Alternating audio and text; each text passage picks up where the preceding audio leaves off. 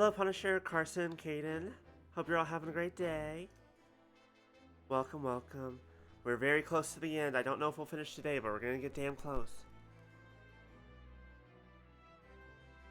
Let me see if I can just remember where we were. I think we just started... where we're at. Surprise, motherfucker! Hi, wristwatch. Welcome, welcome. Thank you. Oh, crap. We're starting with the DDoS attack. Alright, hold on.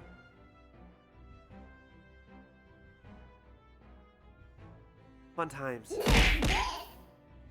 Thank you, Diva, for all of that. And thank you, wristwatch, for the DDoS. I feel like that's not a sentence that anyone ever expects to say. Kazuma's bristling with hostility today. I get the distinct impression we're heading into very dangerous territory. Is that really even Kazuma-sama standing before us? Smack on the head, we'll find— oh right, I forgot that this motherfucker imposed himself as the judge. As an extreme exception to normal practices, I've granted this prosecutor's request. The defense finds this acceptable, I presume? Getting your ass kicked. Yeah, no, that's fair. That's daily life in Hades. Fun times, though. Yes, my lord. In that case, in the name of Her Majesty the Queen, I hereby declare this court to be in session again. We resume the closed hearing of Beric von Zykes. The defense is ready, my lord. The prosecution is more than ready. Very well then, this preamble has taken long enough. Prosecutor Asogi, begin! As you wish, my lord. The prosecution calls the first witness to the stand. Bring Seishiro Jigoku into the courtroom. At last, then. We've reached the final battle, hopefully the final day. He's putting literally everything on the line now in order to get to the truth. Does that hurt? I think that's kind of hurt a little bit. Come on, Ryunosuke. It's time for that steely resolve, because this is going to test it to the limit.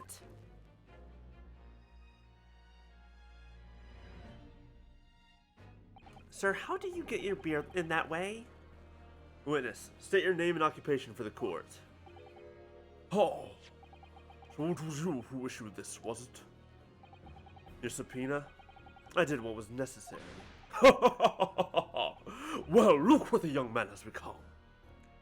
Beer juice? I don't think beer juice is like... the way it's cut so bizarrely, it just has like little holes in it. It's just like, what? How? And so perfectly. I didn't think I'd see the day when you take that tone with me, I must say. The witness will ensure his responses are pertinent to the questions asked. We don't question anime here? Fair enough. Have you seen Yu-Gi-Oh? We don't need to question it, it's fine.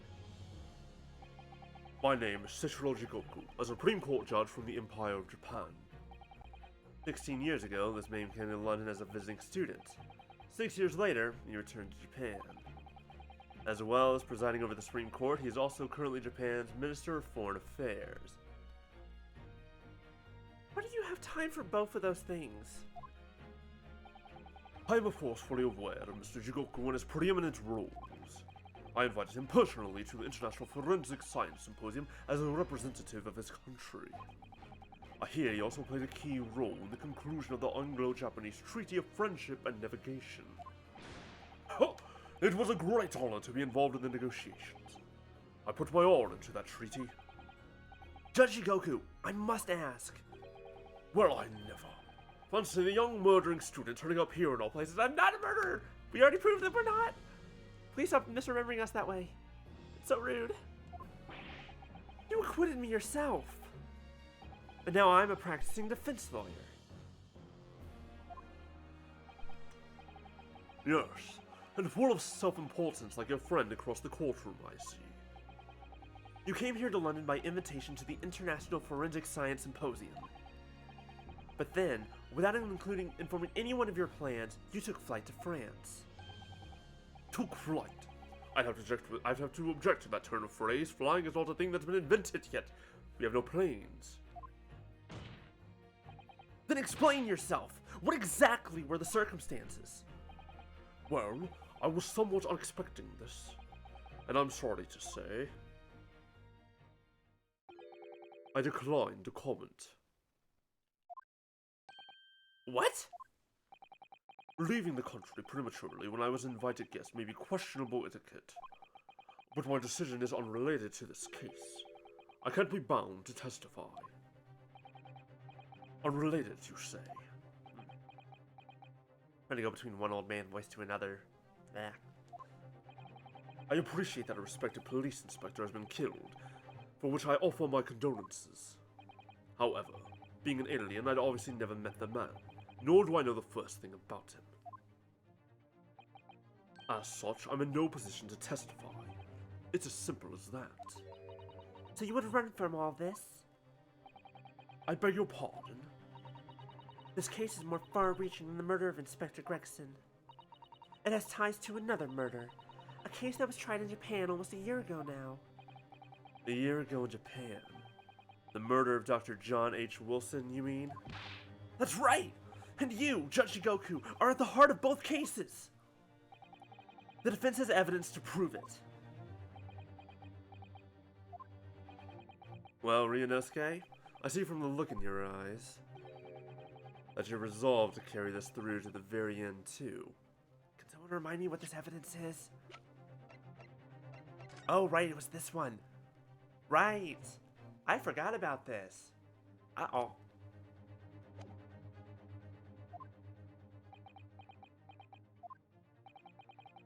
Let's see your evidence, then. What proof do you have that Seishiro Jigoku is involved in this case? Take that! The fact that he literally sent you here to kill this man? This is a telegram detailing communication sent between Britain and Japan approximately 1 year ago. The communication contained 4 names. K. Asogi, A. Shin, T. Gregson, and J. Wilson. You little... Ooh, you got that real fast. Where did you get that? Oh, I'm sorry. Did we break your composure? In Tokyo. From your office, Judge Shigoku. What? How on earth did you... What's this all about? Why is my name on that list? This list of 4 names follows a certain pattern. T. Gregson and J. Wilson are the names of victims. K. Asogi and A. Shin are the names of assassins. No.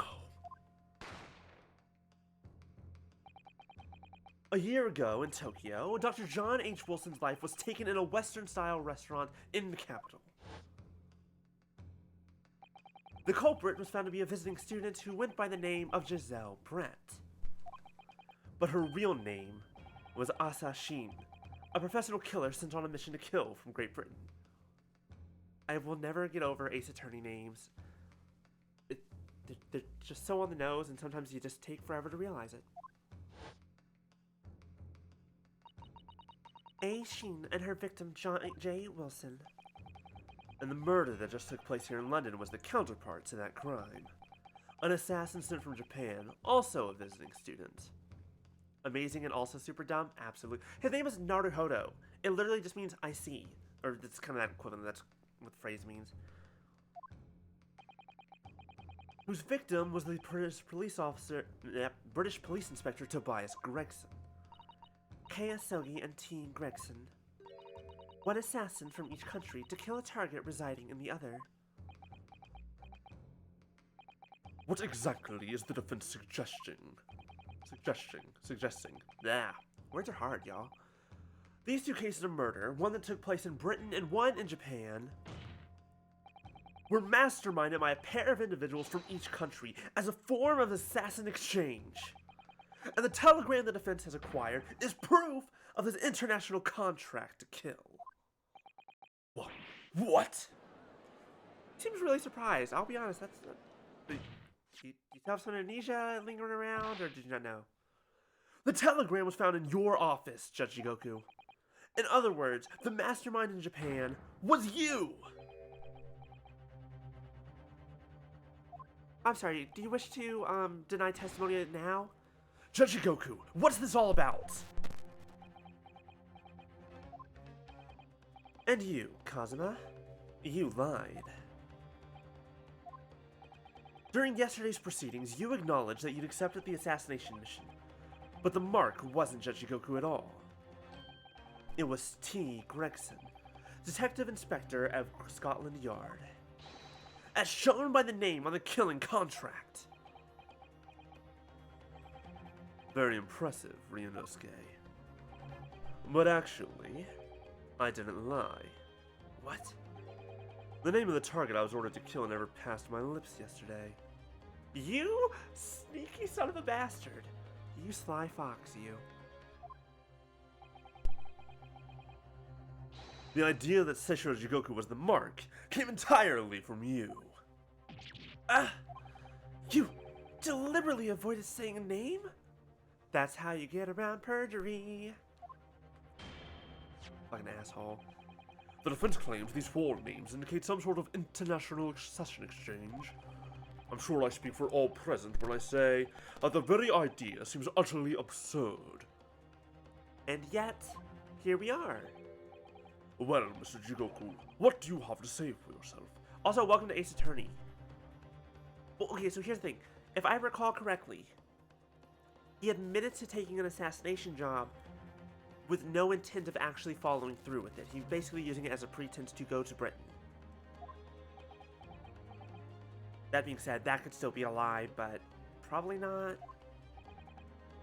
His silence only goes to prove his guilt. There's another very important point that this new development brings to light. Oh, it's incredibly sus. It's 100% sus. It's very sus. There's now a distinct possibility that the scene of Inspector Gregson's actual murder was in the witness cabin aboard the SS Grouse. That's right, because we found the fridge on the... Or we didn't find the fridge, but we know about the fridge that was on the ship. Judge Shigoku, you have to testify now. To refuse will put you in contempt of court. That's right, I learned how to lawyer in the past year.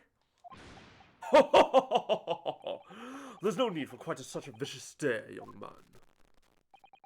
Very well then. As a parting gift to you all, I'll tell you everything I know. Parting gift? What? We also did find the bullet hole, that's true. Almost forgot about that.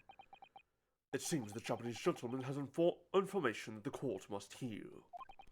About the alleged assassin exchange and the events of the night of the 31st of October. Present your formal testimony now. As you wish, my lord.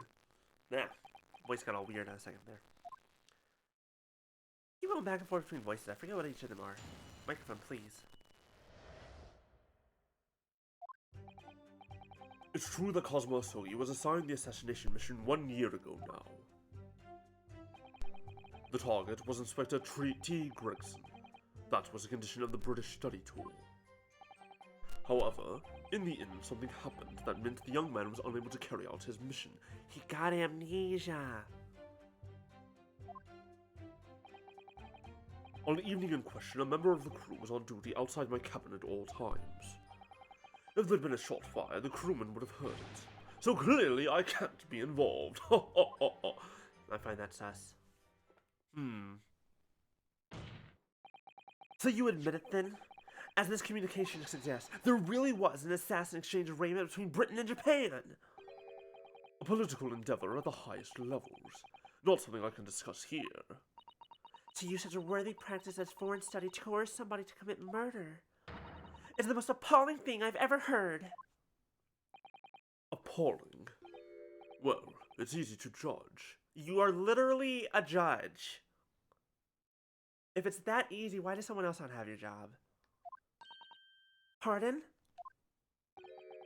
Asogi had a reason for taking his soul to that British inspector, you know. What? Because he's the one who pushed for the autopsy of Clint von Zykes, and the autopsy of Clint von Zykes is what led to Genshin Asogi being arrested, tried, and eventually murdered. Yeah.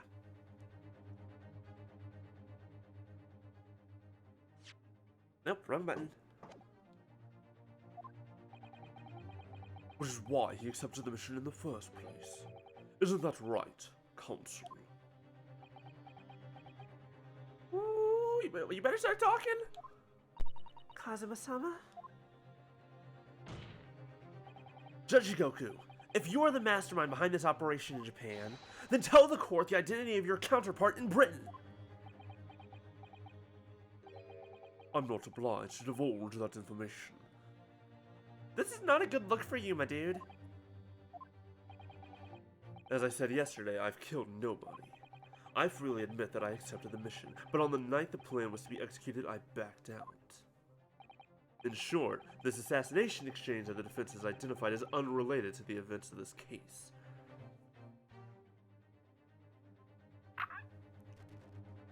You really little bastard. The crucial point is this. Your police inspector can't have perished aboard that steamship in Dunkirk. Because if he had been shot in the cabin, it's inconceivable that a member of the crew wouldn't have heard it. That's right. Gregson was killed after returning to London, in the room on Fresno Street. And the perpetrator of the crime was the Reaper, Barrick von Zykes. The prosecution's accusation remains unchanged. That poor horse and its poor snout. To think that a seemingly innocent foreign exchange program was a facade for such Machiavellian dealings. Do I talk too fast when I'm... whatever. Clearly it's a plot only a government minister and a high-ranking judge such as the witness could hope to execute. Well, I seem to recall that it was someone on the British side who controlled everything. Be that as it may, it is not the place of this court to pursue this villainous assassin exchange plot. Or at least not this court, it's like a different court after he gets arrested. We are concerned only with the tangible events pertaining to the murder of Inspector Gregson. Is the defense clear on that point, Counsel? Oh no, it would not surprise me if it was him. Not at all. Not even a little bit. Yes, my lord. I'll keep that in mind as I cross-examine the witness.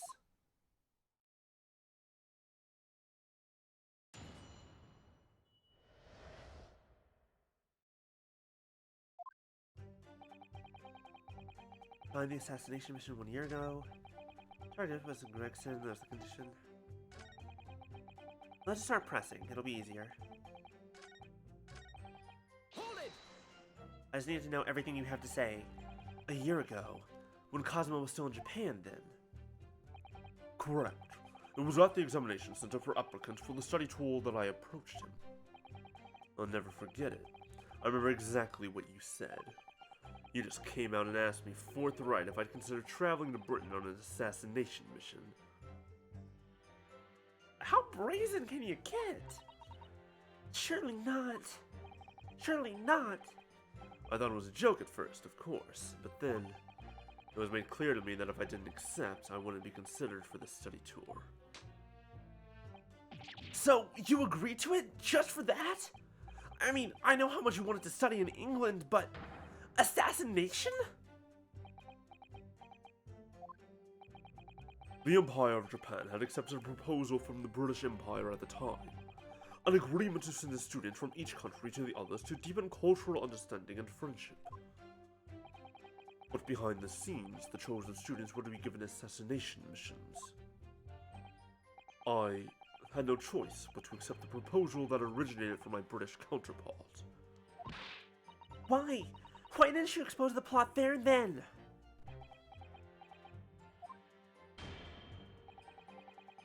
Britain acknowledges no part in these alleged misbegotten dealings. You. First of all, not acknowledging it doesn't mean it didn't fucking happen. Second of all, fuck you, shut the fuck up. I advise you not to make spurious allegations, Foreign Minister Jigoku. As a witness, I am bound to tell the truth, my lord. Oh, he's being cheeky. It's fun when two assholes just like, kinda, just beat the shit out of each other like this. Verbally. Anyway, I picked a Sogi and explained the details of the plan to him.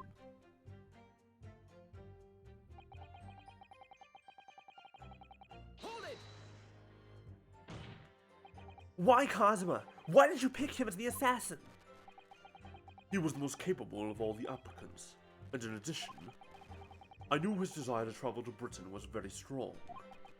In fact, it was almost more than a desire. It was his whole purpose in life.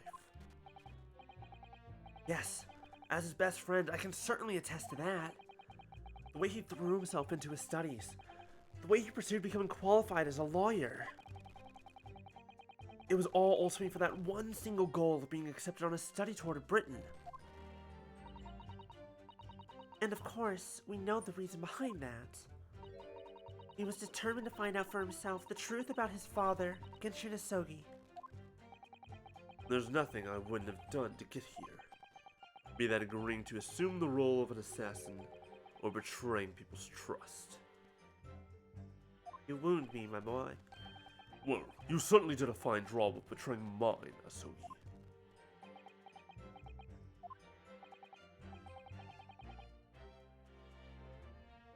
Very subtly threatening strong card? Oh, 100%. Dude, they're like they're just jabbing each other with these subtle, not so subtle, watch your fucking mouth. But why was Inspector Gregson the target? I have no idea. Those were the orders from Britain. I was in no position to question them. You have no idea? Really? I find that hard to believe. Oh, do you? Goku was once a visiting student here in Britain himself, of course. Perhaps he has some connection with Inspector Gregson from that time. Wrong button. This button. Nope.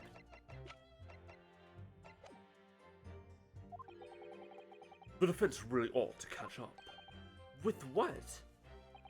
With the fact that the Assassin Exchange has absolutely nothing to do with the case under scrutiny here. Yes, I've already admitted to recruiting Isogi. However, in the end, something happened that meant the young man was unable to carry out his mission.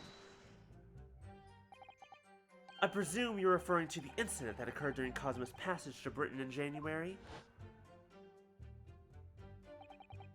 The awful tragedy that took place on the steamship. Word arrived at the Ministry some 2 weeks after the ship's departure from our shores. The visiting student had been killed, but his body had somehow gone missing in Hong Kong. The news was wired to me from a detective I'd placed on the ship to accompany the assassin.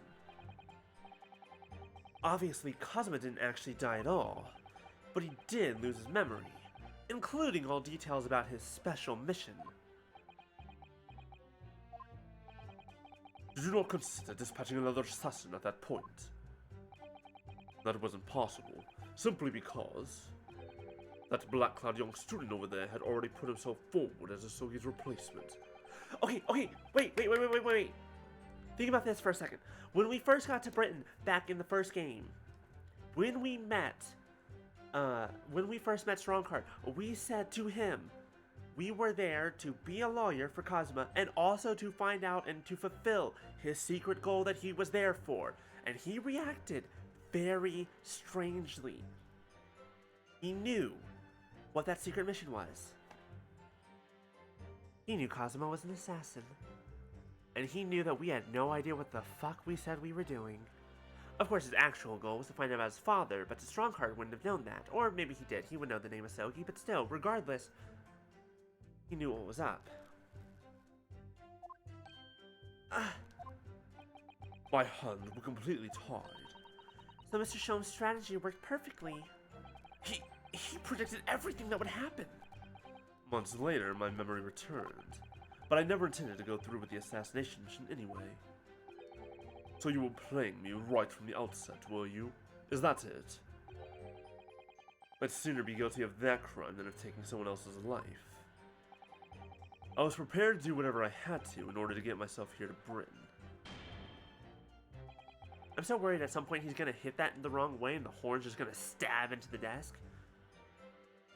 Or it's gonna break off. Or he's gonna take it and he's gonna beat someone with it and stab him in the eye. Any of those could work. This line of questioning has gone on long enough.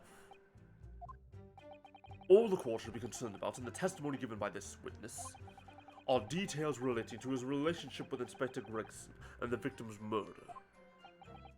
That case, as I've already made perfectly clear, I had no connection to the man or his death. That smirk says otherwise, and it's pissing me off. And you have some means of substantiating this plea. On the evening in question, a member of the crew was on duty outside my cabin. Hold it! Oh yeah, that's right. Oh, that's right. There was no evidence. Well, yeah. We have evidence of stuff happening.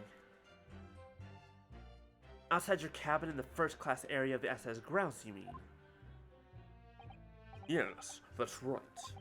Not least because there was a murder of a student passenger early in the year, I imagine.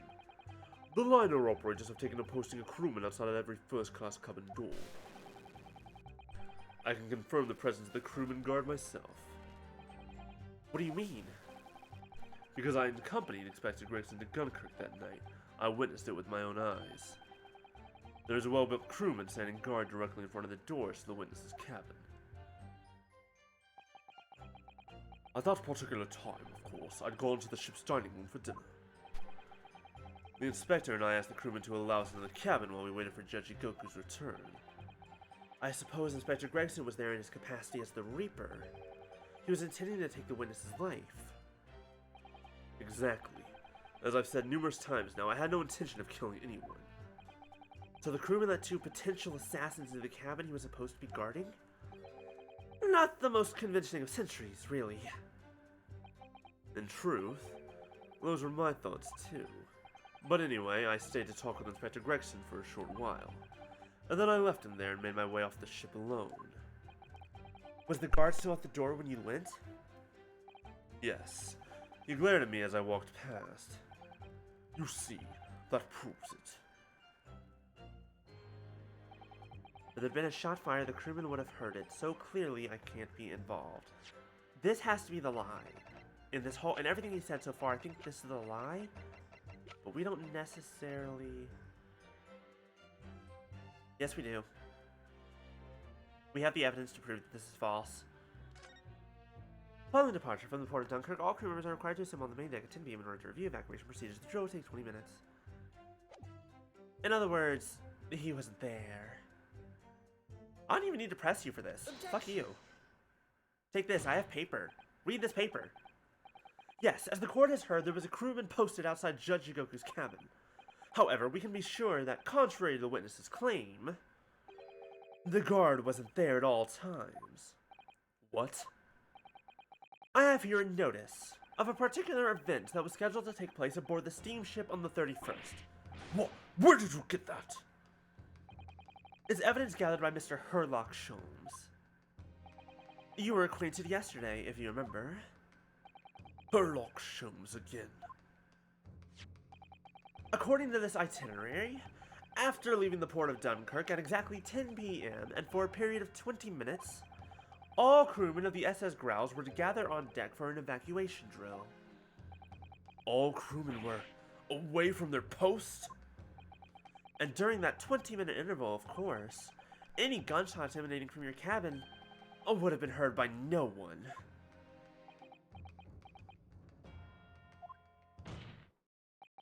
In summary, Judge Jigoku, you had ample opportunity to commit the crime. Welcome back, Wristwatch. We're calling this motherfucker out on his lies. Lies. Objection! Oh, what do you... What? A 20-minute window of opportunity.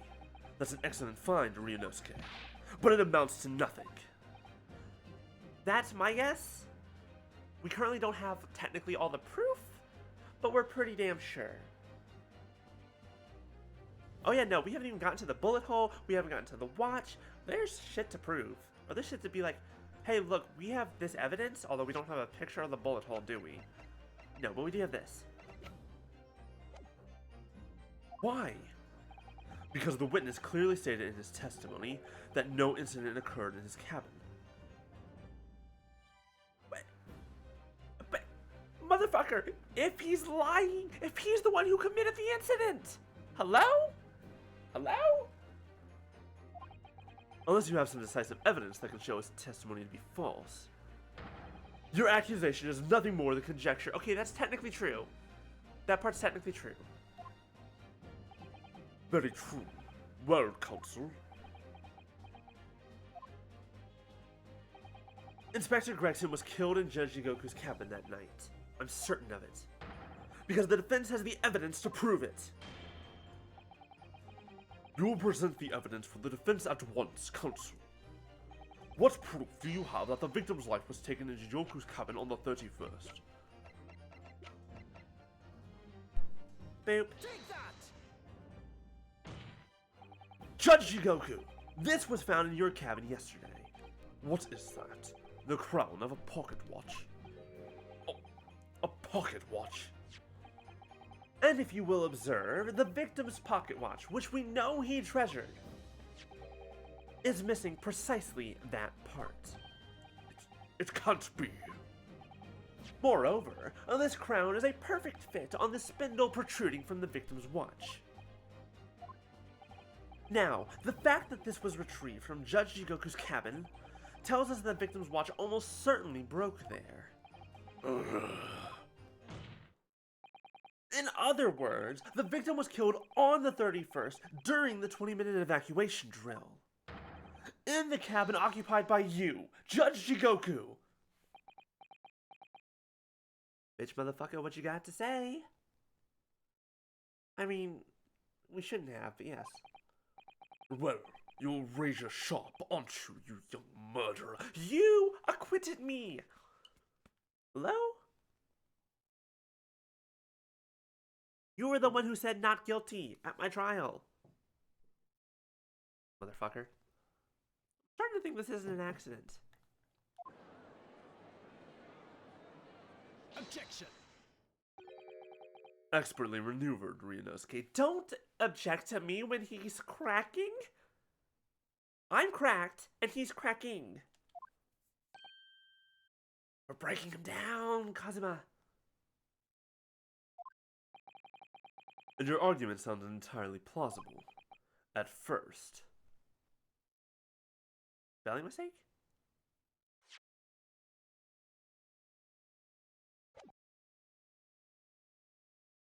Did I miss something? Oh, maneuvered. No, you're right. No, you're absolutely right. Maneuvered. Some older English spellings? Possibly. I don't know enough about Old English. But rather like this pocket watch, it's full of cracks. What? And I believe Judge Jigoku feels the same way. I was wrong to acquit you earlier in the year. Sorry? If I'd known the results in anyone having to listen to this drivel, I would have declared you guilty just to spare the world your ridiculous bombast. I hate you people. You're a piece of shit. That's not what the justice system is for. I think it's clear that the witness will have to give further testimony. When you hear what actually happened in my cabin that night, you'll notice the pitfall into which you stumbled. Exactly. I don't know what Kazuma's doing. Like, I don't know if he actually wants the truth, or if he just wants to kill, or if he really just wants Barrick to be the murderer. I mean, like, he's also technically doing his job, but also, he is leading the witness a bit. Prior to your renewed testimony, I would like to clarify one point.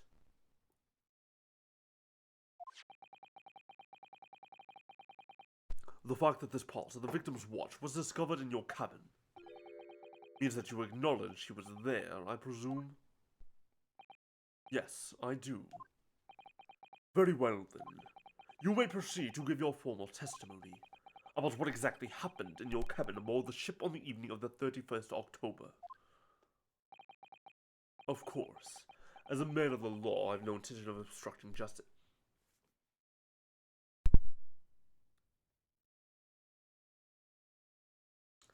I feel like you've already done that a bit.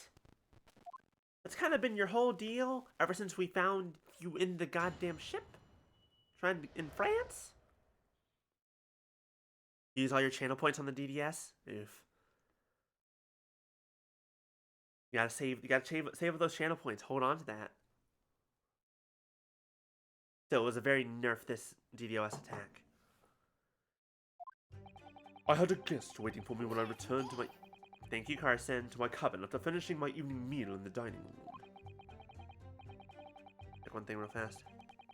We're good.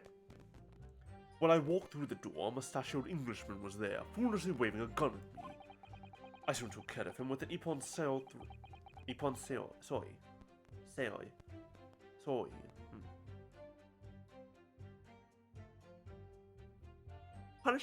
Punisher, I have a question for you. Why is that a sentence that you're saying? He couldn't wait to run away after that. I imagine his watch was broken when I threw him over my shoulder. It has nothing to do with his murder. Why was there a bullet hole that you covered up in your room? The inspector was clearly killed having returned to Britain, because his body was found in London. You're gonna eat a line of lasagna? I should make lasagna. I haven't had lasagna in a while. I haven't actually properly cooked in a while.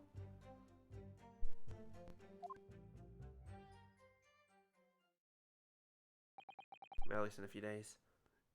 Ippon Soy. A common jujitsu martial art technique in my country. I was careful not to use too much force, but the man obviously landed too heavily for his watch to take.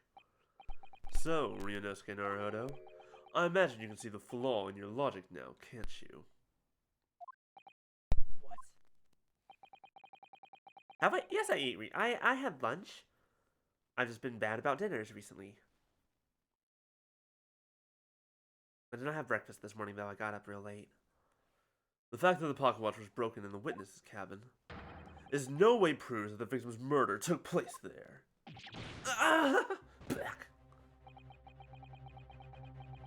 I've no doubt the inspector intended... Oh, I just remembered, though. I can't make lasagna because I need to get certain...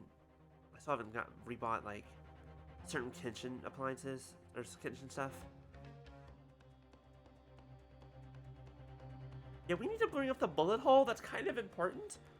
I don't know if we technically have evidence that it was there is the only problem. Because I don't know if Sholmes took a picture like he should have.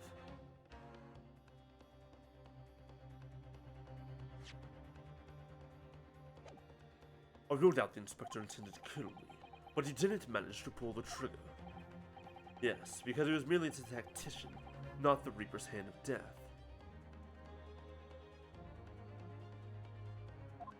Yeah, ever since I moved into my own apartment, there are certain things I haven't gotten. It's like, oh, I don't have a thing to actually bake lasagna in, so I can't make lasagna. Well, the testimony appears to make perfect sense as far as I can tell. Let me express my deep gratitude for your understanding, my lord. But if this testimony holds, Judge Goku will be deemed to have no involvement in the case. Which, technically, we're not here to prove. We're here to prove that Barrick... but the only way to prove that Barrick didn't do it is to say that this guy did do it, so... Well, counsel, I really see no reason for wasting precious court time here on a cross-examination. Excuse me, that's my right? It is my queen-given right? Sorry, my lord. The defense has a right to cross-examine, and I don't intend to squander that. You're an embarrassment to your countrymen, not knowing when you're beaten. Have I lost a court case yet? Have I? The answer is no. Technically, there's one I should have lost, but that's not a different matter. I know what the fuck I'm doing. In that case, proceed, Mr. Naruhodo.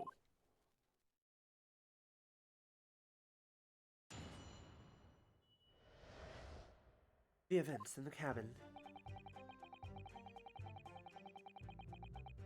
Blah, we don't really need to press on that. We already know it's Tobias. They're foolishly waving... Okay, let's talk about the gun. Obviously, you're talking about Inspector Gregson. Yes, though at the time I didn't know the man's name, and there was no time for introductions. I value my life above manners. By which you mean that the inspector was there to assassinate you, I suppose? That was certainly the impression given by the gun pointing in my direction. This is why if you're gonna assassinate someone, it's... A lot of doors like open inwards.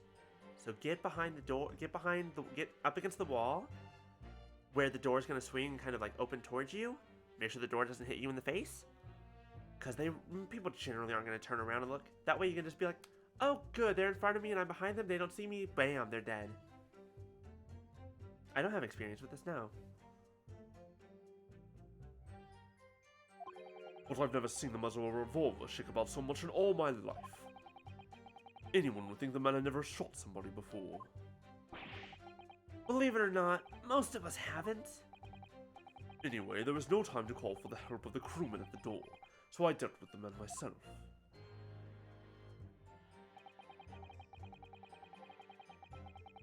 Hold it! Even though the man had a gun? That was a very brave move, wasn't it? Ho ho ho ho ho ho ho! My Ippon-seoi is far faster than a bullet, I can assure you. I find that hard to believe, but okay. But surely all the commotion caused the crewman to come in, didn't it? Hmm? But yes, of course. He burst in immediately without knocking.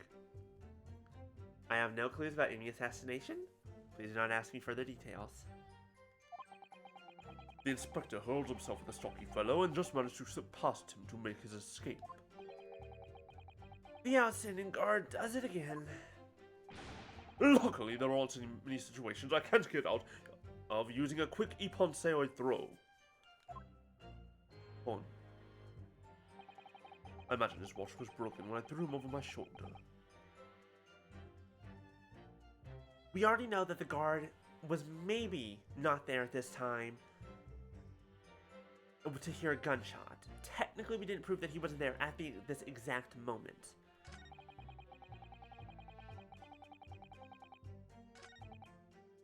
Hold it! The crown snapped off and the glass covering the face of the watch was cracked.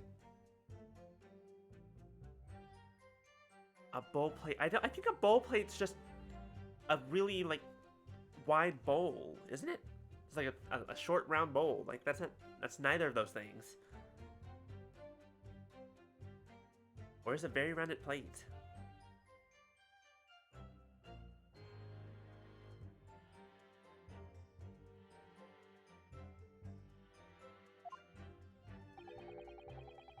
Preferable to the man's head being pulled off for his spine cracking, wouldn't you say? Yeah, I was about to say, yeah, a plate or a pole. Probably a plate. Not that the man was spared for long. A bullet to the chest soon saw that. But the point is, the broken pocket watch doesn't prove that a murder took place. Absolutely not! All the watch proves is the power of my jujutsu throw. Whatever you say, it doesn't quite ring true that no shot was fired in the cabin. Because there was an obvious bullet hole in the wall. Thank you, motherfucker, for bringing this up. Sholmes, did you get a picture? Ho ho ho ho ho ho ho!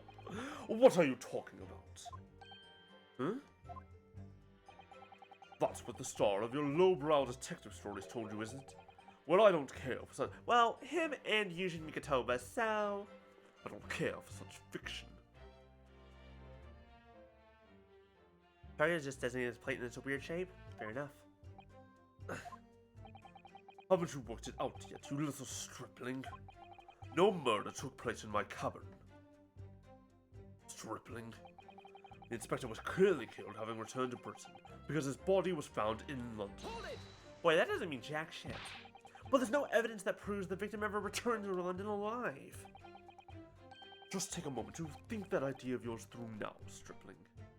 Think that idea of yours through now, stripling. What? If the inspector was killed on the steamship in France, how on earth could he have gotten back to Britain? Okay, if there's a suitcase big enough to hold you, it's big enough to hold him dead. That's just like a rounded plate then. When people die, their bodies remain at that same spot. It's a devil of a thing. This is the dumbest sentence I think I've heard all day. I don't know if you know this, but bodies are movable. They're not fucking Mjolnir over here.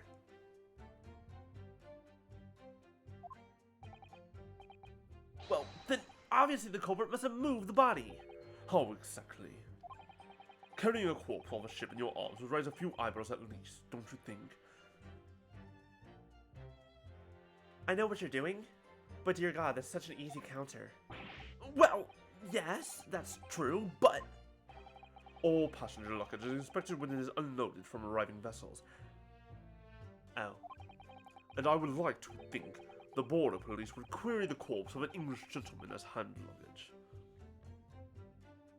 With his power, it's possible he didn't need to? True, Mjolnir is movable. Even that's not an accurate connection. If the murder had taken place aboard the ship, you would imagine the body would have been disposed of at sea. There would be no sense in risking being caught by attempting to transport the body back to Britain. Ugh. That's killed that idea then. Let me read this again. All passenger luggage is inspected when it is unloaded from arriving vessels.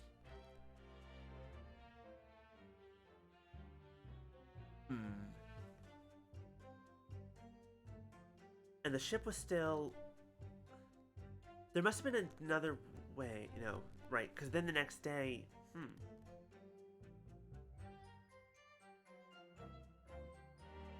Interesting. But perhaps not!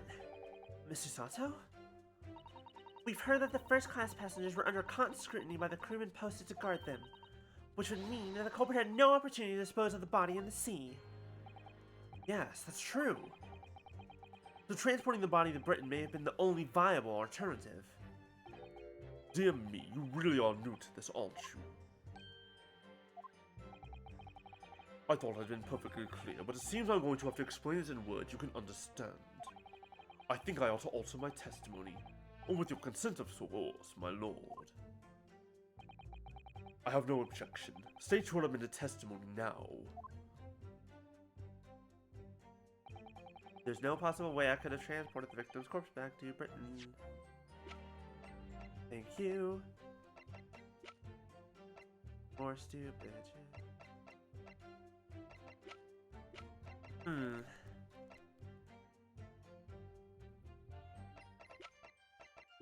We don't necessarily have the trunk that he was hiding in. We don't necessarily have that, so we'll have to press this. See what he says. There's an idea. Think about it, stripling. All passengers and crew disembarked at the same time and passed through the same checks at the border. No, the green trunk is too small. It's a hand trunk. We don't have the big one that Jigoku was hiding in that I think was actually used to move him, and I think that's the one that was used to move him because it's where we found this.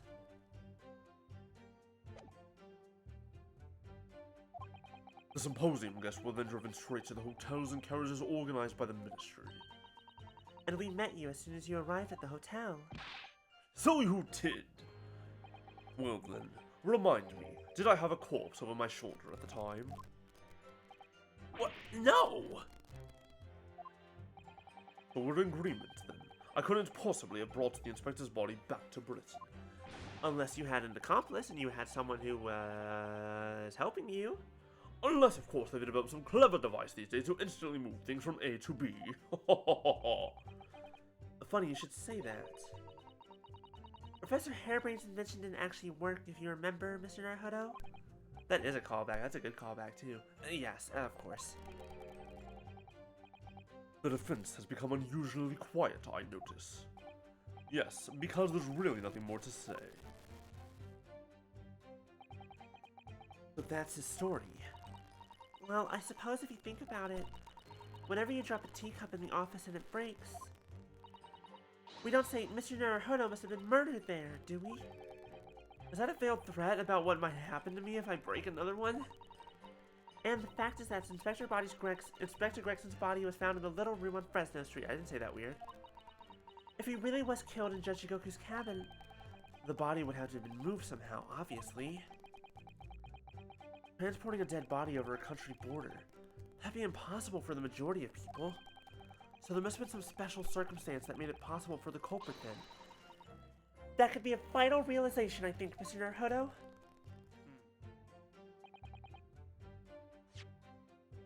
Let me see what we have.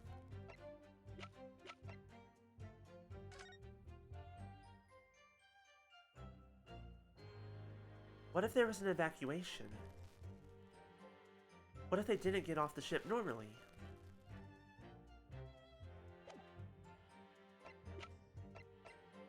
What if an evacuation took place? Then they would get there and no one would notice. What if the guard helped to move it unknowingly? Most likely.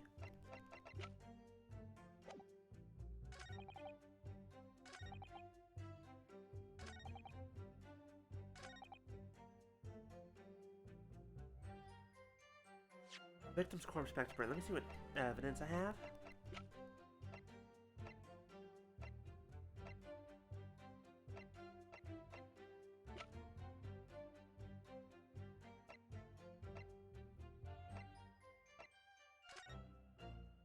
Nope, there it is. Found it.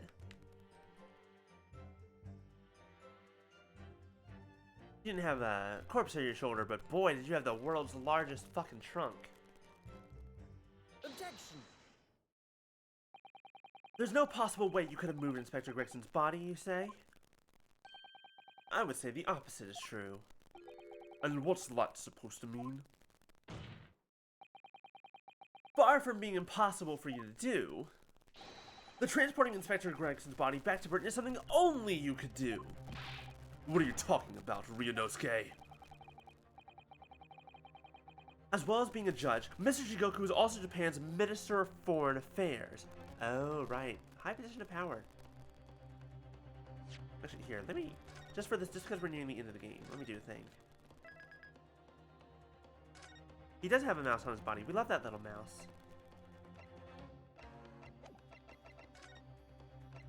Can I do it here? I don't think I can.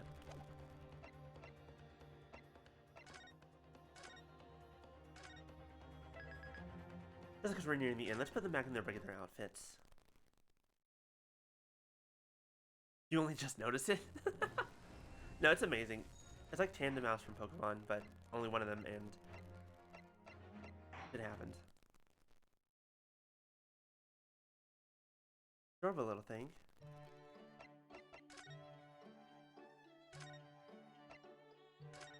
I love her outfit, though. I love this outfit.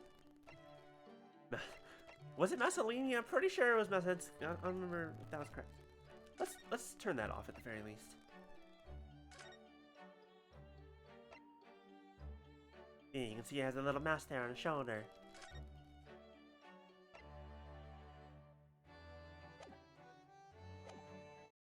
Anyways, now that that's done.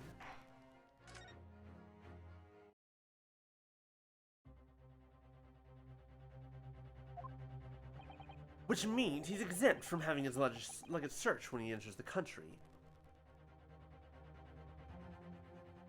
Hi there, Quiz. Well, we're winning. Maybe? It's kind of a back and forth.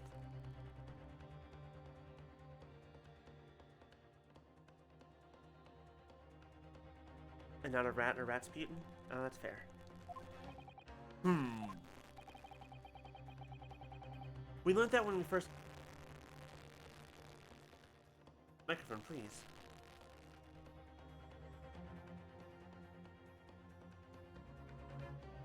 You got it, Caden. Word ban, haven't seen that in a bit. Oh, wait. Alright, 5 minutes on the clock. We learned that when we first met you upon your arrival in London.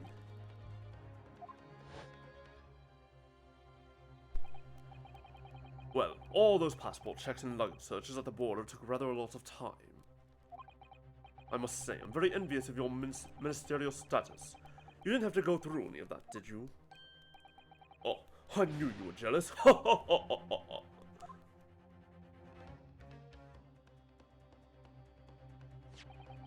I presume you recalled this, Judge Jigoku? It's a photograph we took in the foyer of the hotel to mark the occasion. As the court will note, you have with you your large travel trunk. Large enough, in fact, to have a corpse inside. Mr. Naruhodo! Yeah, Mr. Naruhodo, surely you're not suggesting... I'm afraid I am, yes. 3 days ago, when we were chatting innocently with the new arrivals from Japan in the hotel, the body of Inspector Gregson was just meters away from us, inside Judge Shigoku's trunk. Boy, that is disturbing to think about. That is horrifying. Order! Order in court. I'm skeptical, Counsel, that a grown man's body could fit inside even the largest travel trunk. It could. Because I happen to know that the witness himself, a man of considerable size, fits inside his trunk. And verifying that would be extremely simple, wouldn't it, Judge Jigoku? But inside his trunk, how horrifying. And after we'd spoken with you at the Great Waterloo Hotel, you had the opportunity to visit the apparent scene on Fresno Street, taking your trunk with you in a cab to deposit the inspector's body. I don't have to listen to this nonsense. Dr. Gori, the coroner who examined the body, has confirmed the possibility. She's acknowledged there are signs that steps may have been taken to disguise the true time of death. The onset of the body's decomposition could have been delayed by storing it in a refrigerator. I think that thing is like... That thing's gotta be made of like pure steel. Well, probably pure iron at this point, but still. Counsel, as I remember explaining yesterday, refrigerators of the requisite size are few and far between. Yes, I'm sure they are. But one place they're certainly found is on large ocean liners. Do you see where I'm going with this, motherfucker? I mean, it's probably just painted gold. If it's actual gold, that thing is fucking dented to hell and back. Gold is very malleable. It's very weak. Could be brass indeed. Also kind of weak though, unless it's no, brass is also pretty weak though. Such ships are equipped with electrically refrigerated cold rooms to keep food fresh on their long sea voyages. And the SS Grouse is no exception. Anime gold? Fair enough. Professor Mikatoba told me about it only yesterday. Well, Judge Goku? However much you prolong this debate, you can't eliminate the truth. All the evidence points to you being the killer.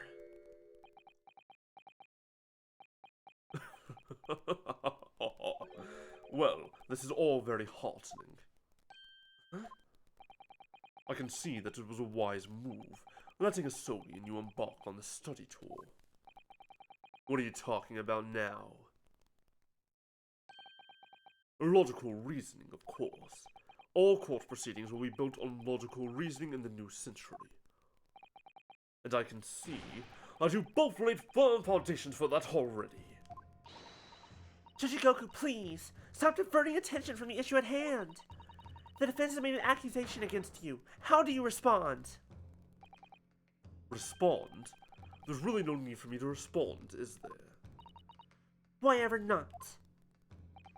Because before you can even begin to answer the question of when the victim was killed, you must first establish one key fact. Where was the victim killed? It's quite logical. The actual scene of the crime. The prosecution stance is unaltered. The killing took place on Fresno Street when the gunshot was heard. Not a gunshot. Firecrackers. These firecrackers.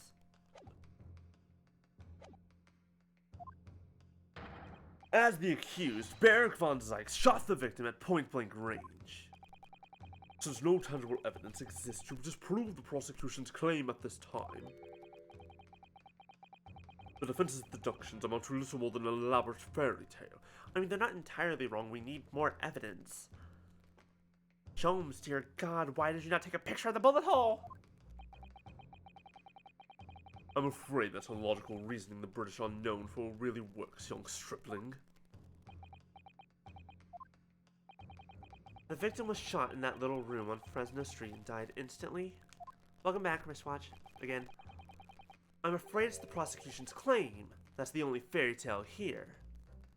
The VPN is down at work? Oof. Rough. How can you say that? Quite simply, I decided to change them back to their regular outfits. Because that claim directly contradicts a certain piece of evidence in our possession.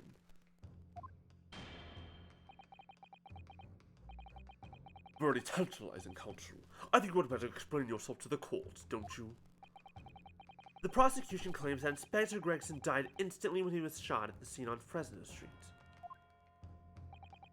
But this evidence clearly contradicts that claim.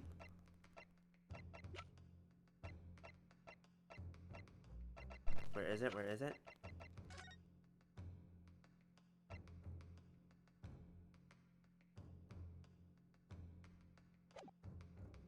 That unicorn has a concussion by now? Absolutely. It just has a broken jaw. It's not hitting its head. Its jaw's just been shattered to pieces. Evidence that he was killed instantly. You have evidence to support that claim that he wasn't?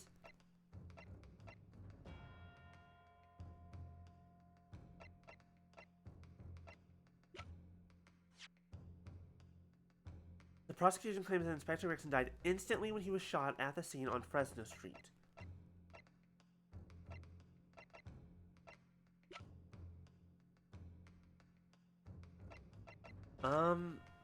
Maybe? Not really sure, actually.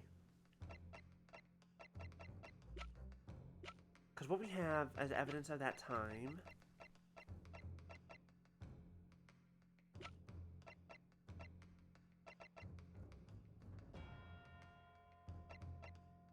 Why was this there? I never thought about that. Why was his key to the pocket watch out?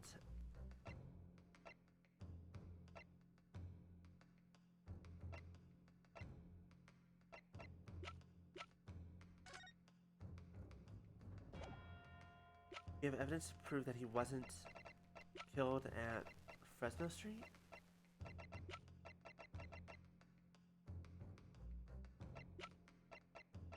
Do we have this evidence?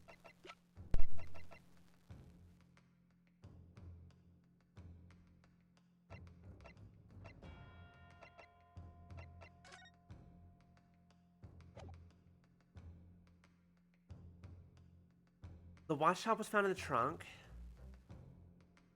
That's true. The watch top was found in the trunk.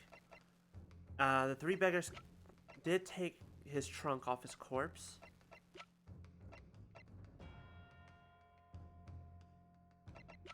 That's a good point. Why would he have... Take that! Why would he... Nope, that was wrong. Really all curious breed. To puff an argument with such conviction only to present such nonsensical evidence. Perhaps my Japanese friend's inexplicable thinking is why people talk of the mystique of the East. In case you hadn't noticed, I'm not the only Japanese around here. Do you even have a mirror? There's like 4 of us in this room. That's fine. Whatever. We got 4 more lives. Killed in the room on Fresno Street? Or was he moved there after his death? Oh, you're right. The one piece of evidence we have that shows the answer. Duh. You are correct. You are correct, Quiz. The evidence is the crown of the pocket watch, because we found it inside the trunk, not just in his room. Take that! Or not. Why must you do this to me? There's the answer to that question surprisingly clearly. Was the victim killed in the room on Desert Street, or was he moved there after his death?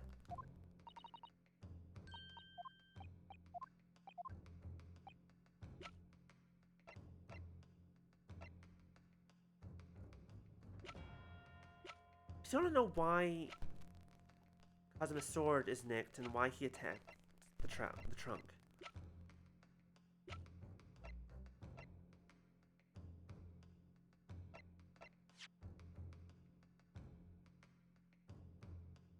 Sword?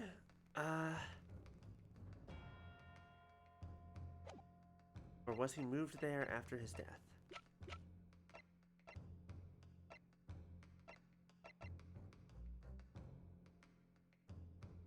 Why was his watch and the key, why were they both off his person?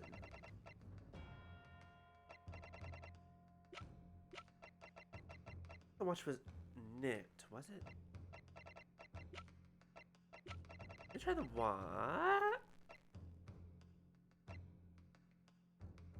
Take that! Stop doing this to me, Strongheart. Damn it.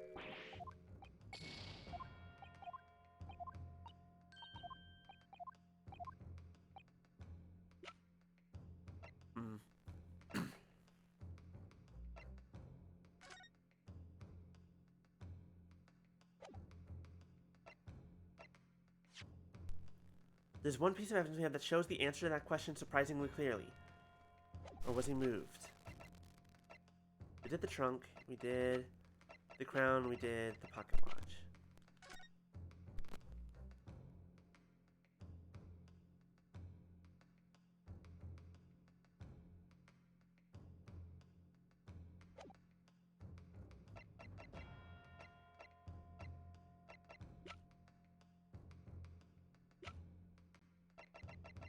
I feel like the hairpiece is definitely not good evidence that he was moved because you would have had to put it on, but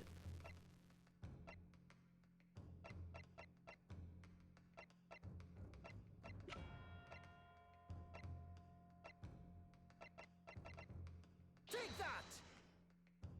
nah, okay, that was a long shot. I saw on the candles that said they had been blown out.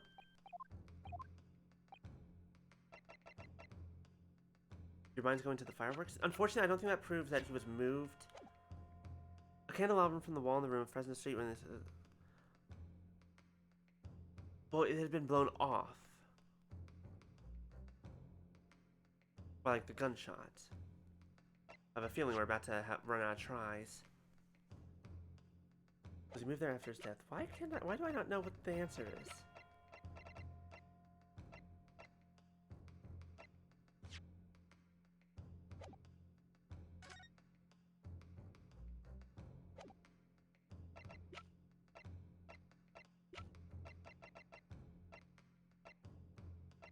The answer is the fact that he was moved there surprisingly simply.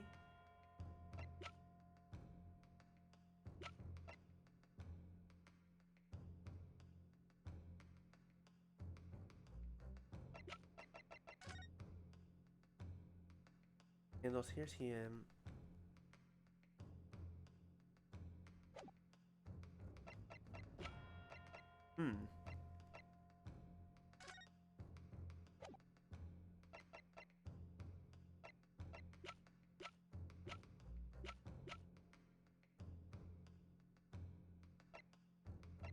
Small components, telegram from Japan. I don't know what it wants me to do. Take that! Nope, we ran out. I don't want to brute force this. I kind of have to, though, at a certain point. It's clear to me that any further discussion in this case will be fruitless. But von Sykes, I would like to think that, however misguided, blah, blah, blah. We've already seen this before, because it's not the first time we've lost on the trial. Oops.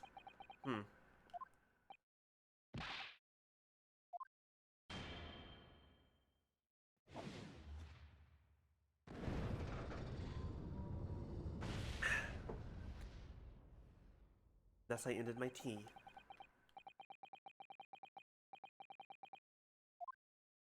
He fucked up somewhere along the line. I'm just like, what am I missing?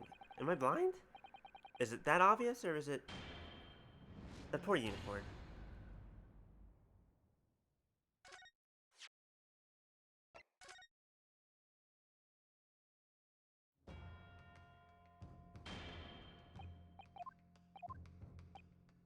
Oh good, we're just literally right back here. Love that for me. Fuck.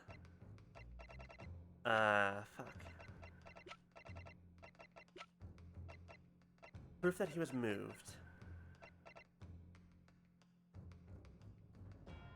They ever mention the distance? No, they did not. So... let's see here.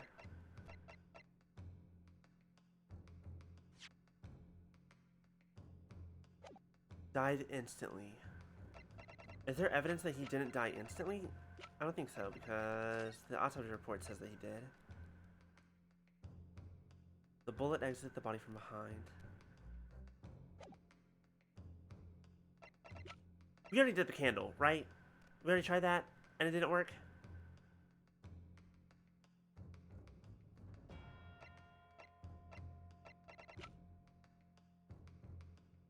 The photograph of Gregson?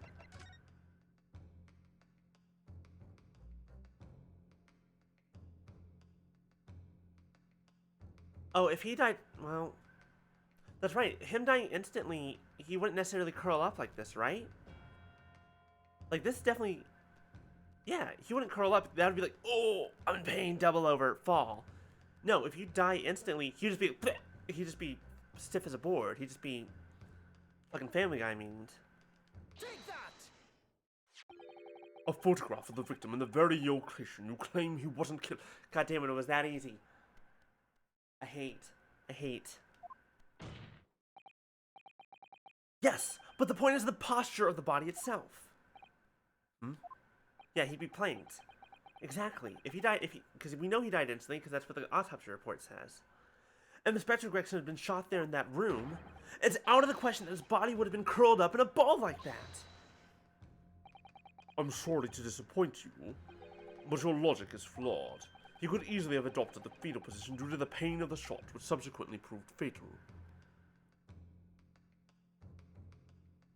Objection! Is it my best friend Plank? God, what a weird-ass commercial that was. It was always funny every time it came on, though. I'm sorry to disappoint you, Judge Goku, but it's your logic that is flawed. What? According to this autopsy report, the victim died instantly. He would have felt no pain, much less have been able to draw himself into that position. Oh! Which begs the question of why the victim's body is curled up in that way. Packed up into a big old trunk, dumped out unceremoniously, you say goodbye, you walk away. End of story.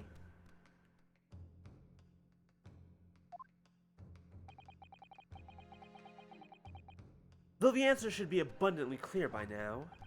You're suggesting...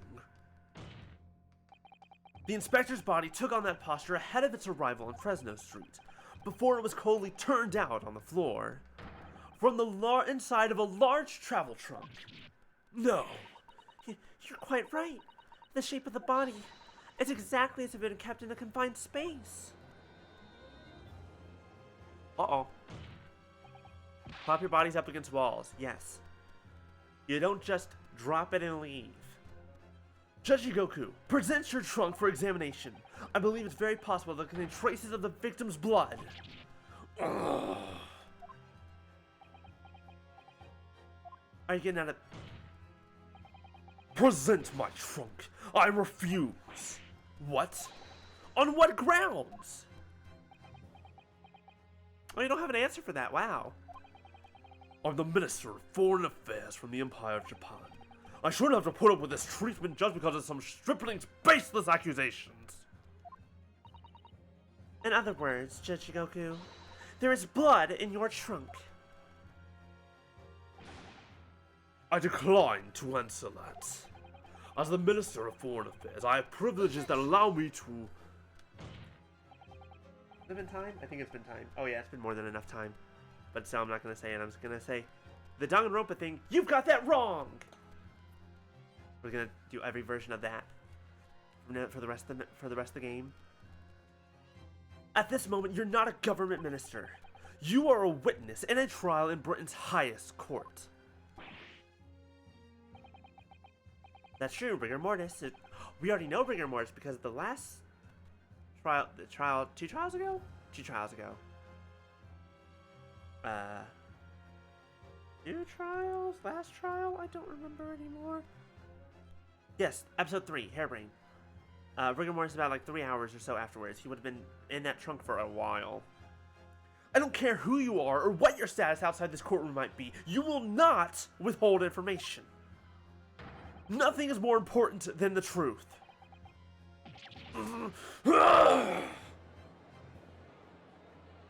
Kick his ass, boy. Order! Order in the court. Well, Mr. Jigoku, what's it to be? You can't be serious. You did it? You did it? Have you no shame at all, Kazuma Sogi? What? Very well. I admit it. I did bring the inspector's body into the country. Oh, I know what he's about to do. I know what he's about to say. He's gonna turn this around on Kazuma. He's gonna say that Kazuma killed Gregson, and Jigoku just helped cover it up. Still a crime, but not as much of a crime. Inside my trunk, exactly as postulated by the defense. This is why people need to stop calling all my accusations baseless. I know what the fuck I'm talking about. Dear God, outrageous. So it was you! You admit to Inspector Gregson's murder. No! I admit to nothing more than what I've said. Of killing the man, I certainly have no recollection.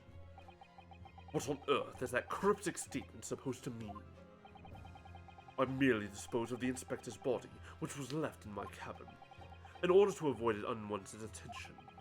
As the judicial assistant over there pointed out, I had no chance to throw it into the ocean. So, I decided my only option was to bring it into Britain with me and dispose of it somewhere else. But why there specifically? You can't still deny it! If you didn't do it, then who on earth did kill the man? As you know, there was one other person in my cabin that night. He had the opportunity. And moreover, he'd already accepted a mission to take the inspector's life. Oh. That's right. Who else could it have been? It was you, Kazuma Asogi. You. Boy, this is a lot of back and forth. Hold on. 5 seconds. Pause the trial for 1 second. Everyone hold your horses. Barrick Von Zeiss did not kill Tobias Gregson. We now have evidence. Can we end this trial? Hello? We can have a different trial for Kazuma and or this asshole afterwards. Zeiss was just proven innocent. Congratulations. We have a great defense. Game over. We win. The trial's gonna keep going, isn't it?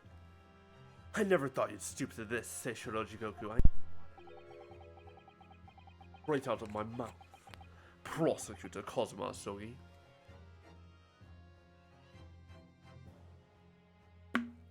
Again, though, he just said Tobias Gregson was already dead on the SS Grouse. Which means, at that same time, we also already know, because Cosmo was being so, insistent about it yesterday, that Barrick Von Zeiss was at the Grouse Gentlemen's Club here in Britain, in London. So, we're done here, right? You thought by leaving the body in my cabin you could pin the crime on me, did you? Well, the prosecution counsel has already admitted to visiting the witness's cabin on the night in question. Yes, on an assassination mission, no less. You wouldn't. So, what do you make of that, young stripling? You've heard my testimony now, and that's all I have to say on the matter. I'll admit to nothing more.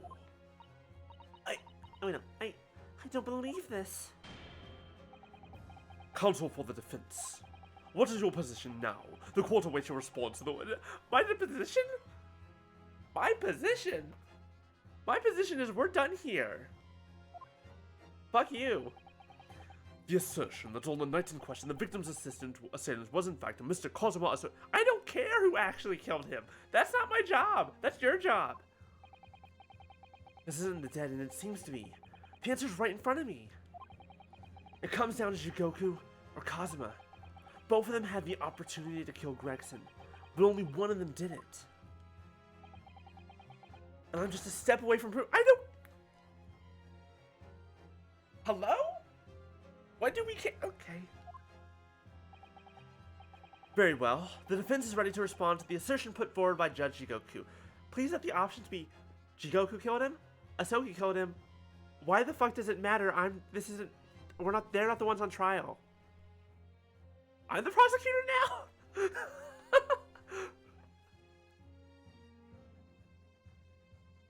now? No, it's not Ryunosuke who forgot. Literally everyone else is the one who's forgotten about that. We're the prosecutor, we're the detective, we're the judge, we're the detective, the defense attorney. We have like 4 or 5 jobs here. We're everything but the jury, essentially.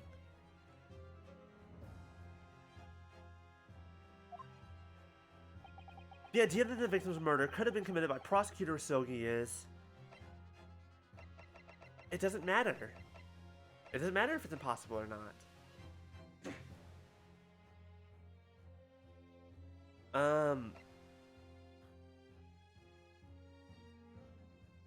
It's not technically impossible.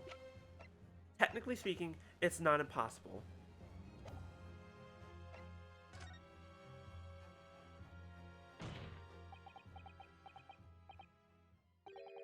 Well, it is possible, my lord. What? How could you? Hello? Do you think I want to believe it? But the fact is, I can't say with complete certainty what actually happened because I wasn't there. You disappoint me, Ryunosuke.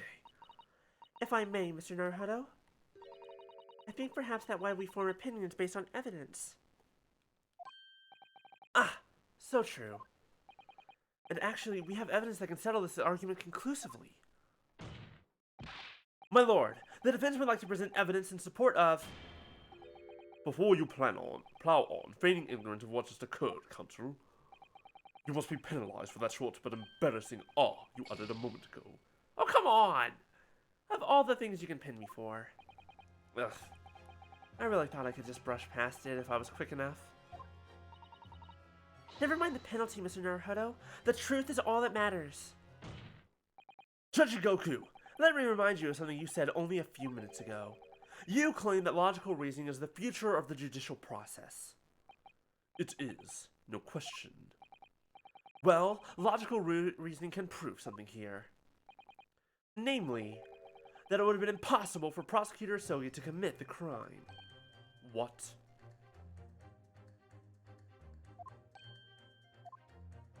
Hold on, what do we have in our list? We have a sword. The court will only accept an argument that is supported by compelling evidence. So present what you have, counsel. What proof is there that allegedly demonstrates the impossibility of Prosecutor Usogi's involvement? I mean, the fact that he doesn't have a revolver, I guess? This one? Isn't it the broken sword? Maybe? Take that! You're making the evidence. Yeah, no, I had a feeling it wasn't the sword, but I had to take a look. Sorry? Every piece of evidence has a role to play in arriving at the truth. They're not playthings you could toss around the courtroom for entertainment.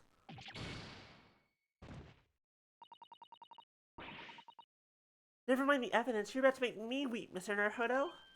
Oh no, I can't just upset Sato-san. Her I'll end up being upset too. When she tosses me on the floor and it hurts a lot.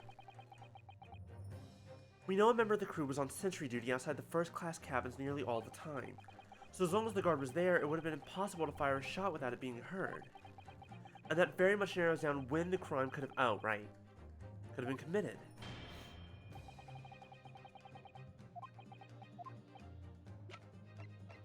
Right, this. Take that! This itinerary for crew members of the SS Grouse, my lord. This is conclusive proof. An itinerary? How does that prove anything? Judge Shigoku, the moment you acknowledge that you found the victim's body in your cabin, this itinerary suddenly became much more significant. And it was significant enough before. What? Why? On the night in question, as always, a crewman sentry was on guard outside your cabin door. As long as he was there, nobody could have fired a shot inside the cabin. Absolutely, because it's inconceivable that the guard wouldn't have heard it and come in to investigate. So that tells us that the crime must have taken place when the guard was elsewhere. And that narrows it down to the 20 minutes just after 10 o'clock, as indicated on the itinerary. Yes, I see no flaw in your reasoning so far. But the crucial point is this. When the evacuation drill took place, the steamship had already put to sea from the port of Dunkirk. Oh, that's right, because it happened after they left. That's right, the evacuation was post-leaving France. Now, clearly the murder could only have been committed by somebody who was aboard the vessel at the time. But Prosecutor Isogi stated in yesterday's proceedings, I didn't come to Great Britain to take anyone's life, so I left Gregson and disembarked the ship. I spent that night at a boarding house in the town and returned to England the following morning. which I'm sure the court will agree is conclusive proof, because that's something we can prove. We can just get those records. That Kazuma Isogi couldn't possibly have carried out the killing. Ugh. Chigao. No, absolutely not. I don't accept that at all. What do you mean? The boy's just saying that to exonerate himself. We can't trust that he really disembarked the vessel. Obviously, after he left my cabin, he hid himself somewhere nearby on the ship. Just waiting for his chance to come back and murder the... You've got that wrong. No, that's out of the question. Isn't it, Kazuma? As the defense rightly recalls, I disembarked the vessel and spent the night in a boarding house in Dunkirk. I kind of forgot about that. And as I said yesterday, I signed my name in the accommodations register book. And all extremely easy to verify, and undeniable proof. No, There's no escape this time. You can forget that you're a judge or a government minister. It's time you gave the court an honest answer, as a common man. No Kane stream today? Wait, where did she say that?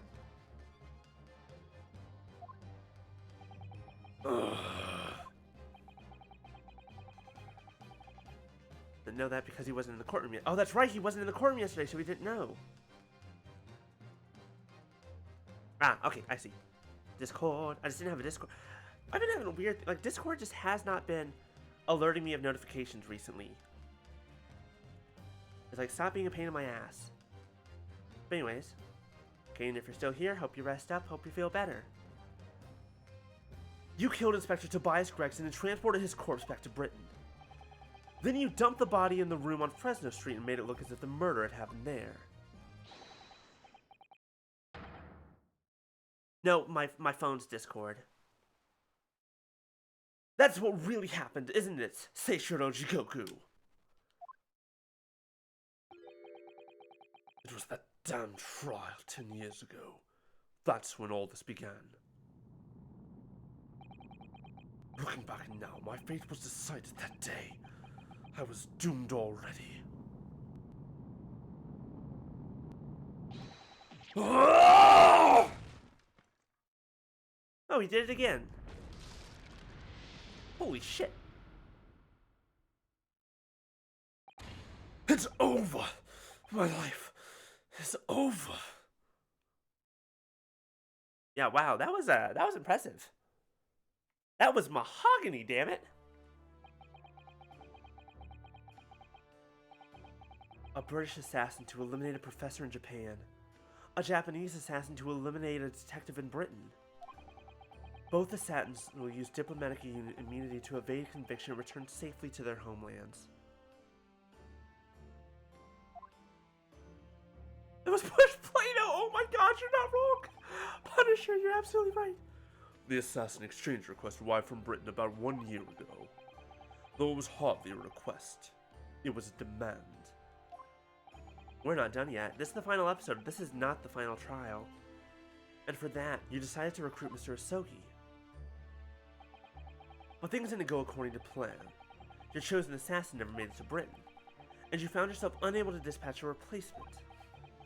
Because I was already on my way to Britain at that time in Kazuma's place. And that left me with only one option for carrying out my obligation. To eliminate the mark myself, personally. Of course, there was but a single opportunity for me to do that. The International Forensic Science Symposium, I presume? Oh, I'm gonna sneeze in a minute, and it's gonna be very loud. That's right. I decided it would be safest to carry out the plan before my arrival in Britain. So I enlisted the help of my British counterpart, and made arrangements for a pretext that would take the inspector to Dunkirk. Give us a name? It's trying to come. So now that I said it, now it's not gonna happen. To lure the man in, he was given a sham mission by the Reaper. What? The Reaper? But there's only one person who could have done that. God. Oh, we're back here again. Pineapple? How does pineapple help? Here's the annoying thing. Congratulations, this trial has not ended. Because of that one sentence, and this one sentence that Cosmo's about to say. The mastermind of the entire operation. The Reaper himself. Ugh. So, that means that the assassination exchange was... It was all planned by the Reaper, which I already knew and I already suspected, and I'm looking at you, Strongheart! You old bastard. Old fascist bastard.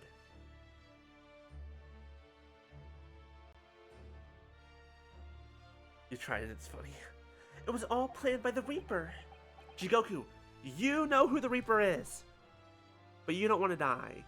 But you're already admitting to murder, so... I don't know. I'm not at liberty to say anything about my British counterpart. Anyway, the inspector accepted the Reaper's mission and dutifully infiltrated my cabin on the steamship. But it was all a trap designed to lead him to France and his own death. Nope, he's not doing it. Oh, how awful. It was past 9 o'clock when I returned to my cabin from the dining hall that evening. I didn't give him time to attack me. I choked him until he lost consciousness. What?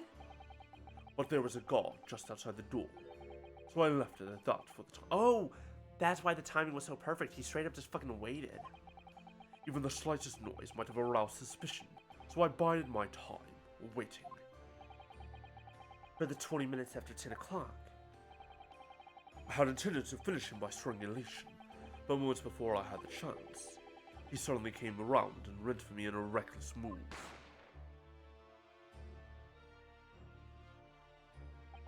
I'd received the British-issued gun 16 years earlier, being a member of the judiciary as a visiting student.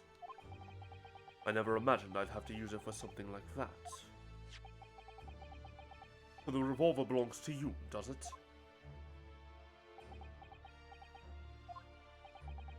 Then the victim was killed inside your cabin on the SS grounds.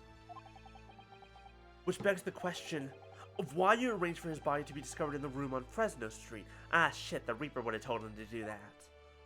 Wait, no, but here's the thing. Here's the thing. With all the planning that went into place with him being in Fresno Street, obviously Baron von Zykes cannot be the Reaper. Otherwise, dear God, he fucking implicated himself like a damn moron? Who would have done that? No one. That's who. Which means it was not him. The young judicial assistant over there has already answered that question. There was no way I could take the body up on deck to throw it over the side. That's precisely where all the crewmen were gathered for the evacuation drill. So before the first-class cabin sentries returned, I took the corpse to the refrigeration room. And then on arriving in Dover, you concealed the body in your trunk in order to smuggle it past the border police. I knew I needed to take steps, so the police would have been convinced when the body was found. Oh, if he had left his trunk in the refrigeration, then his trunk would have been fucking cold too, and it would have been weird. So it was just the body he put away in the fridge. When the body was found in London. In that case, you must have known. You must have had intimate details of Inspector Gregson's intended schedule. Yes, my British counterpart sent me everything I needed to know. The inspector was due at Fresno Street at 5 o'clock that afternoon, in order to meet a man by the name of Hugh Boone, from whom he would take back his police identification. I decided that man would be the perfect person to set up as the culprit. But they accidentally set up Zykes. So I took a hackney carriage over there with the body still in my trunk. That must have been just after we took this photograph with you at the hotel then. Yes, I wasn't expecting a welcome committee. I was more than a little nervous. On Fresno Street, I spotted a young girl selling little firecrackers. Miss Venus, of course. I conceived of the candle trick there and then, so I donned a simple disguise and approached the girl to buy enough firecrackers to replicate a gunshot.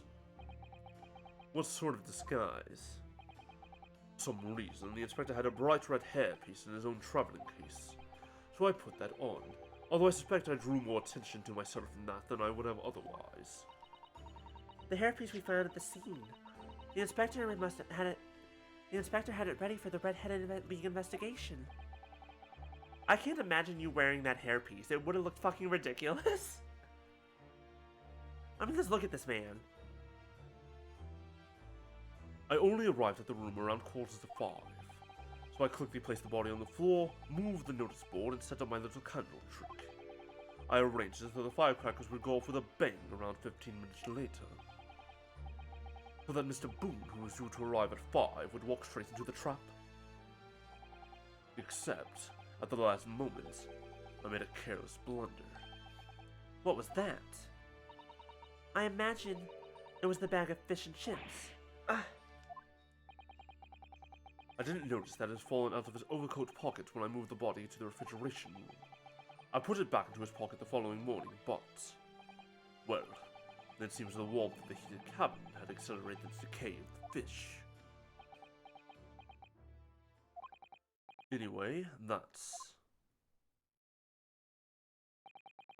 everything. All the sordid details of what I did. You killed a man and you tried to frame another man on the orders of potentially a third man?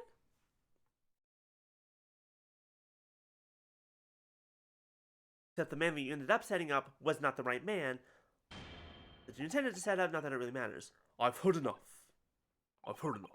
We've arrived at the truth about the murder of one of the country's most capable and respected police inspectors. The witness will be tried in the coming days. For a crime of such a vile nature, you can expect the most severe penalty. Diplomatic immunity? Theoretically? An exchange of assassins. What a foolhardy idea. Mr. Jigoku, one last detail. Who was your counterpart in Britain? Who was the mastermind behind the assassin exchange? Nothing you say now can make matters worse for any... Nothing you say now can make matters any worse for you. Just tell us. Enough! I've already told you that I cannot say. Even though as things stand, you may very well never set foot in your homeland again. What are you waiting for? Can't we get this over with now? It's finished. All of it. I'm finished.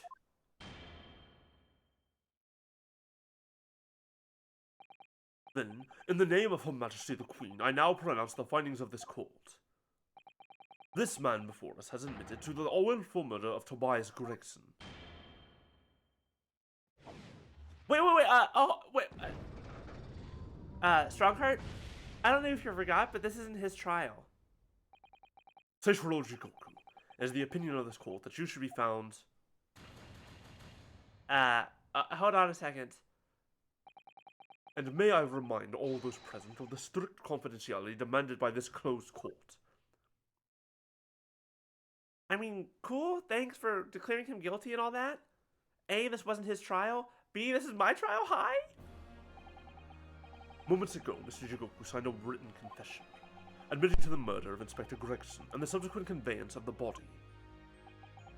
Court, the defendant's innocence has therefore been established beyond doubt. Which is, you're supposed to do it the other way around. It's supposed to be proven guilty beyond all doubt, not proven innocent beyond all doubt. Fuck you. I know that's an American thing, but still. Wonderful. Well done, Mr. Naruhodo. Yes, thank you. Is something wrong? I have a feeling this is about to not be over. I'm just a little troubled. by his silence. The true identity of the Reaper of the Bailey and this extraordinary assassin exchange. We do remain in the dark about these mysteries. However, insofar as the indictment brought against the defendant in this trial, we have reached a conclusion. It is specifically, I mean, I knew it was, but still. Here's the thing. Barrick von Sykes is about to be declared not guilty. And 2 seconds later, Cosmo's gonna say, let's start the next trial. And they're gonna go, you mean Jigoku's trial? And he's gonna go, no, the trial of the one who planned all this shit is Barrick von Sykes, the true Reaper of the Bailey. And I'm gonna be like, what the fuck are you talking about? What idiot would accidentally get himself fucking set up as the fall guy for his own crime? And then it's gonna be a whole rigmarole. I have every intention of pursuing both mysteries. As a prosecutor. As you wish. Now, for the formal adjudication. I hereby declare the defendant, Barrick von Sykes. Objection. Yep, there it is. I was hoping this would happen after the not guilty, but unfortunately... The prosecution calls for adjudication to be deferred. This is exactly what I said would happen just 5 seconds earlier. Counsel? The accused's innocence hasn't been fully established at all. And therefore, it would be wrong to deliver a verdict at this time. That is the prosecution's unwavering position. Where's the flaw in my logic about the fact that what fucking dumbass would walk into a trap that he basically planned? What? But Shichigoku has already confessed. Nevertheless, Barrick von Sykes has committed crimes for which he must be punished. Then have a different trial. Well, it would appear you have information that the court needs to hear, Prosecutor Asogi. Certainly, the murder of Inspector Gregson was actually carried out by Seishiro Jigoku. But it's clear from the witness's testimony that he was coerced into complying with the plot, into the sick, merciless assassin exchange.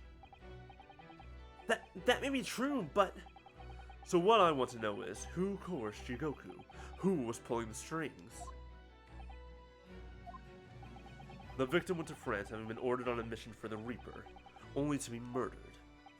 In other words, the mastermind behind the assassin exchange is someone in a position to give such an order. As we've already established, the Reaper himself. Well, certainly, that would appear to follow. The prosecution hereby formally accuses the man in the dock, Barrick von Sykes, of being the Reaper of the Bailey. And furthermore, I'm going to prove his guilt beyond all reasonable doubt.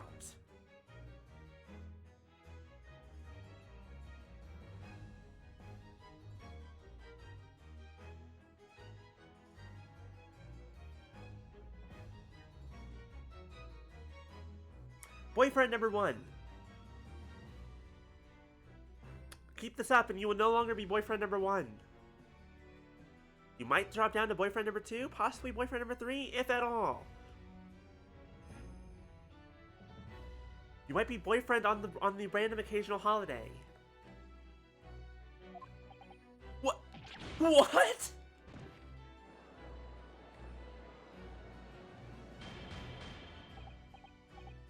Order! Order! Order!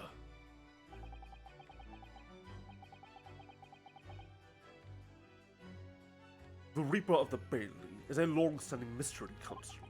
Are you suggesting you have some new information with which to build a case? Scotland Yard has already investigated Lord von Sykes very thoroughly in that regard, and they found no evidence whatsoever to substantiate the claim that he is the Reaper. Tertiary color? To go with the red and black?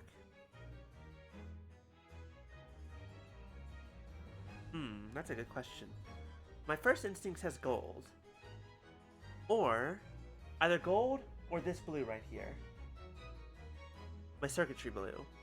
But if it's for chain links... Yeah, either of those work. Maybe the blue. I mean, silver is always good. That's also just a good a good basic color. Perhaps, but circumstances have now changed. What do you mean? It's already been established that the assassin exchange was negotiated with Jigoku by the Reaper himself. Okay, wasn't sure if we lost Mike for a second. Which means we now have a new line of questioning by which to identify definitively the man's identity. That's fair. Then maybe the blue. Kind of just to match this whole thing going on. That is the prosecution's intention here. I must say I'm surprised by quite how tenaciously you appear to want to besmirch my name. You are guilty of an unforgivable crime, Lord Van Zykes. And I will bring you to justice for it, whatever it takes. That explains Kazuma's silence before. He'll stop at nothing to finish what Lord Van Zykes unwittingly started 10 years ago. By the way, if Caden's not going to stream, well, that means we're probably going to go later today. See how much we can get done. Very well. Whilst extremely irregular, I will on this occasion grant the prosecution further opportunity for witness testimony. The defendant will disclose any and all involvement he has had with the Reaper and the Assassin exchange. I thank you, my lord, for guiding the court so wisely. You son of a bitch. I hereby declare this court to be in session for a supplementary hearing. Excuse me. Persis. We were so close. If only we got the innocent plea early. Stop with the leg thing. We don't want to see your cooch in the middle of court. Pray, turn a blind eye to the discourtesy as I verify that this vile and unremitting accusation hasn't soured the contents of my hallowed chalice. Lord Van Zykes! I first had to suffer the pseudonym of the Reaper 10 years ago now, and ever since that time I've endured the weight of implied guilt that's gone with it. So I welcome the chance to testify now and crush those allegations once and for all. Good. Then let justice decide, Lord Van Zykes. The prosecution seeks to begin building its case by calling the accused to the stand as the primary witness, in order that he may answer the accusation brought by the prosecution that he is the Reaper of the Bailey. And what says the defense? Putting the defendant in the witness stand can be extremely dangerous, and Kazuma-sama is so emotional at the moment, he's not thinking logically. You're right that he's not himself, but I knew it would be like this, and I came here today determined to face him through whatever might arise. As a lawyer, and as his friend. Then that's what we must do. The defense has no objection, my lord. I think I finally said objection. The wine fruit. Need to summon more of them.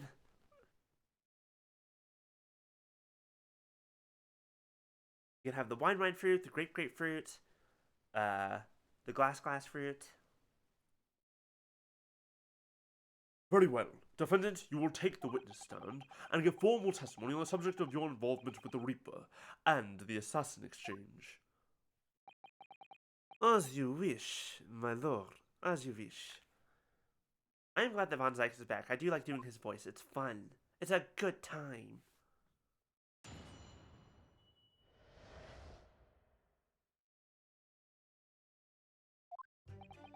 I've never taken the life of another, nor have I instructed another to kill. I've been investigating the truth behind the Reaper for years, and I was aware of Greggson's involvement.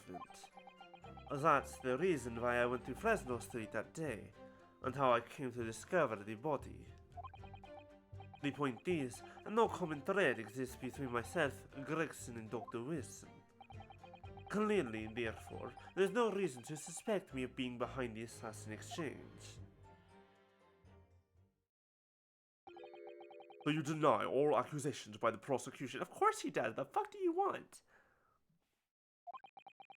Both that you are the Reaper of the Bailey, and that you masterminded the Assassin exchange.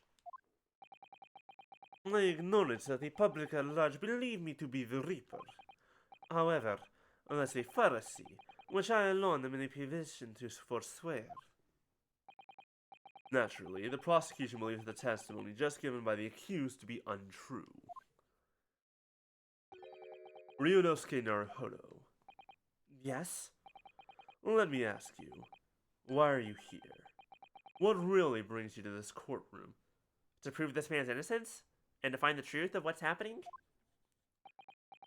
Mainly that second one, but also the first? A desire to uncover the truth. Even if the truth proves your client to be guilty. From all my experiences in this courtroom, I've come to realize something. The truth can't be hidden. Sooner or later, it will come out. So it's always my intention to work with my client in pursuit of the truth. I want you to remember what you just said. Enough dilatory chatter. Counsel for the defense, proceed to cross-examine. I have no further questions, Your Honor. He's my client. I have no further questions. Prosecutor Sogi, you cross-examine the bitch. Yes, my lord. I know exactly what you're thinking, Kazuma. I know you're just waiting to point it out. The contradiction you're convinced lies somewhere within the man's testimony. Why do I have to cross-examine him? He's my witness. I don't want to have to prove any of his lies. I feel like this goes against some sort of lawyer-client code.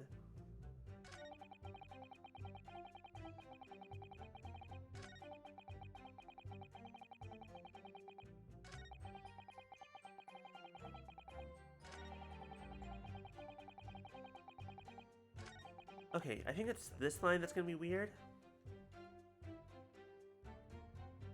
You better be paying us more. This is extra work. Hold it! So you're not what the general public referred to as the infamous Reaper of the Bailey? Exactly. Don't imagine for a moment that the court will be satisfied with a one-word answer on this. What the fuck else do you want him to say? No, I am not the Reaper. There's 6 words. That better? It's 6 times the power. I realize that. If you're intending to comment on every sentence, this could take a while, Kazuma. Didn't you find it disturbing, though? That one by one, defendants who'd been acquitted after your unsuccessful prosecution were killed? Let me answer that question by posing another. If, one by one, defendants who've been acquitted after a successful defense were killed, would you find that disturbing? Disturbing? I couldn't possibly say how that would make me feel with a one-word answer like that. Exactly. Well, that told me, But even though I'm not the Reaper, that doesn't mean I ignored all the hearsay. Because that spell, absolutely. That spell was fucking wild.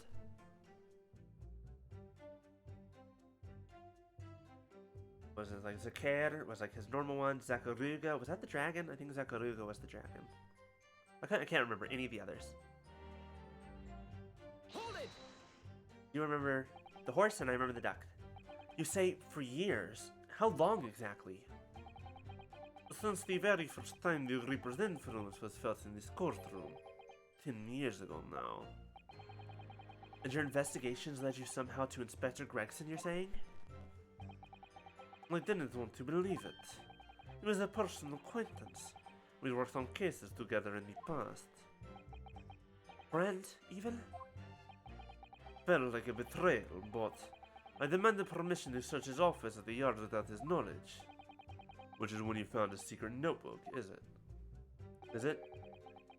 It's when I first learned of the location he dumped Tonia's grouse and the appointment at 5 PM on the 31st. Though I didn't know the significance of those details at the time. Well, I know what the spells were. I'm trying to remember the trigger words. Because yes, there was the basic lightning. There wasn't the shield. It was the magnetizing, the dragon, and then more powerful versions of some of them. But those are the 3 that I mainly remember. And now we're at the nub of the matter. So now we're at the nub of the matter. As it turns out, the significance for me personally was very unfortunate. That's the reason why I went to Fresno State and how I came to discover the body. But why did you go to that specific location? I thought that it was the Reaper's headquarters, and by turning up there at 5 o'clock, I would catch whoever was involved red-handed. But sadly, all that was awaiting me was the inspector's corpse. Again, how is this not evidence that why the fuck would he go there knowing that Gregson would be dead and already knowing that he would get trapped? Yes, even though it wasn't designed for you, you walked straight into the trap set by Jigoku. Exactly. Jigoku had intended to implicate Hugh Boone, but unhappily for me, I arrived at the scene first. How ridiculous and careless blunder. Do you really think the man who's been systematically and very carefully killing up like 16 different people in the past 10 years would be that careless? Kazuma, your grudge runs too deep. You are not seeing logic. You're a fucking moron. Sholmes is the himbo of the polycule. This is not your area. Moved on to just throwing insults around, I see then, Kazuma. Think what you will. It doesn't change the truth. The point is, no common thread exists between myself, Gregson, and Dr. Wilson. There does, though. There is a link between you and Gregson, though. Of course. We're close acquaintances. We'd worked on numerous cases together. I consider the man to be a mentor of sorts. He taught me a number of important lessons. He did? Such as what? Where to buy good fish and chips, and such like. Okay, that's fair. Well, that was convincing. Dr. Wilson was a coroner, of course, but that was some time in the past. And in any case, I understand it was several years ago now that he was invited to work at the Japanese university. That's right.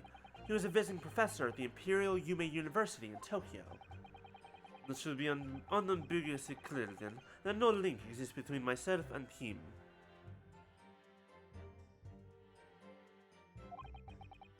In other words, I had no motive for sending some assassin across the oceans to kill the man. It sounds plausible enough, and I want to believe it, but something about this just doesn't quite sit right with me. Yeah, unfortunately, I know the answer, and I hate that I have to be the one to give up this contradiction. Objection!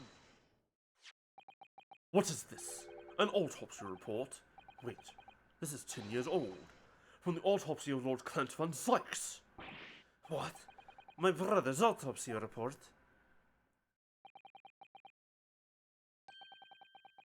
I'm pleased to see the defense doesn't intend to run from the undeniable truth.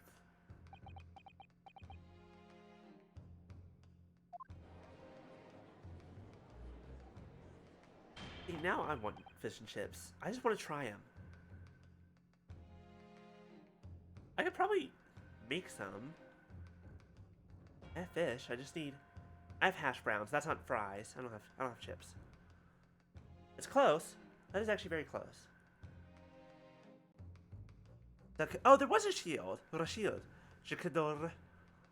Bao Zakaruga. Right, Bao Zakaruga. Zakaruga was stronger lightning. Razaruk was the rainbow lightning power. Oh! 9 to 10 other spells. I don't think we need to go through all the spells. We're good. I need a battle fish. I mean, like, okay, look. If I want it to be, like, super authentic, I would get fish and batter it myself. Or I can just buy frozen battered fish, which I already have. I already have fish fillet that's been battered and breaded. Oh, you know what I could do? I could just, like, I could cook the fish and the hash browns, and then have it, like, as a bed, and then eat them together. That'd be the closest I can do, personally, with what I have on hand at the moment, and now I want to do that, despite the fact that I have pizza waiting for me. I like fish. Fish is good. Sorry, I'm thinking about this food now. Order in court. What reason do you have for presenting a 10-year-old autopsy report here, Counselor?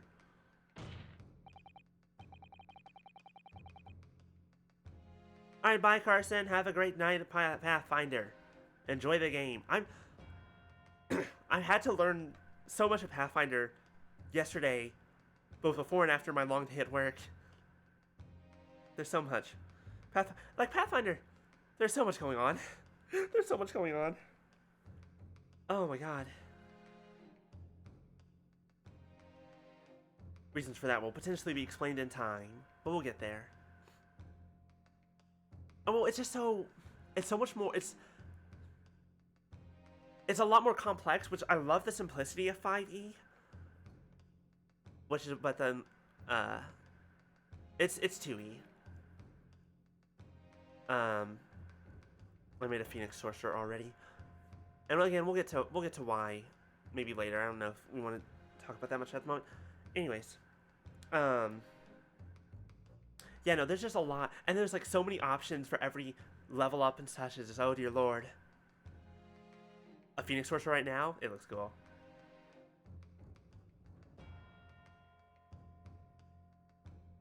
It does use more math because it's a lot more circumstantial, like bonuses and penalties, where D&D is like you have advantage or disadvantage or both or neither. But also like, dear lord, every level is every level your proficiency bonus is increasing. You're gonna end the game with plus 40 stuff on untrained skills. Like, holy shit. Okay. Dear God, there's a lot. Anyways, moving on. Sorry. Like, other than that, it's largely the same system, but there's a lot of things that are different, and so it's just a lot to take in, especially when I didn't have... Like, yesterday I worked from, like, 11 to 10, so I only had the brief time before work and about 2 hours after work when I should have gone to bed, but I didn't. Still, learned a lot, though. The autopsy report of the professor's final victim is an indelible link between Inspector Gregson, Dr. Wilson, and the defendant. Anyways, back to the trial.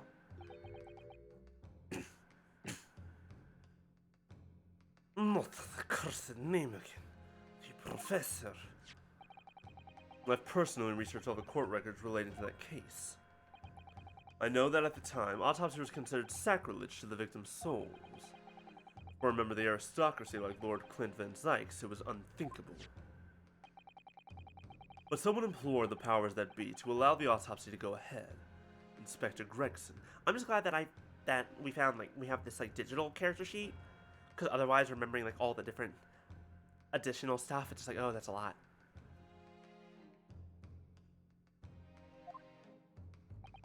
He declared that he was certain he would obtain conclusive proof from the procedure.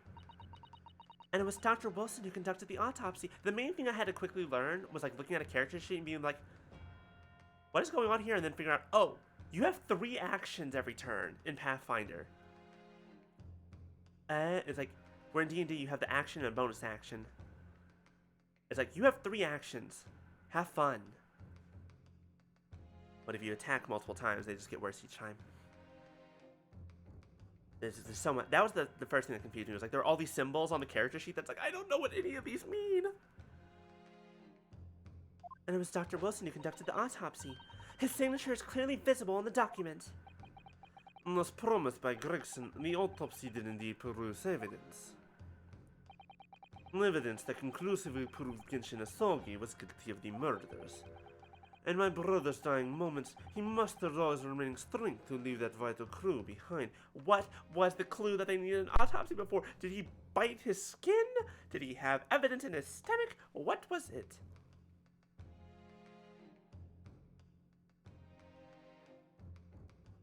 Yeah, I compared to D&D, I mean, maybe, but D&D is also very specific. Like, these are actions, these are bonus actions, and that's it for the most part. But it does allow, like, a little bit more clarity in being like, this is very specifically a move action, where in D&D it's up to the DM sometimes to be like, okay, you did this movement, but also your action was part of doing that movement because you did a thing in the middle of it. It's whatever. Regardless, Indeed. That was the key to indicting the professor for his crimes and conclusive evidence that What was the evidence? Please just tell me this information. I need to know. I could talk D&D and Pathfinder apparently forever. But we have a trial. it enabled Lord von Zyxia to avenge his brother's senseless death with a marvelous victory in court. A marvelous victory, was it? I wonder if that's really true. What?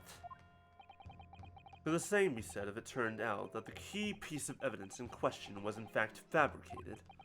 If the inspector, the coroner, and the prosecutor all colluded together to cast an innocent Japanese man as a mass murderer and send him to his death? Which is exactly what happened, except that von Sykes was not in on it.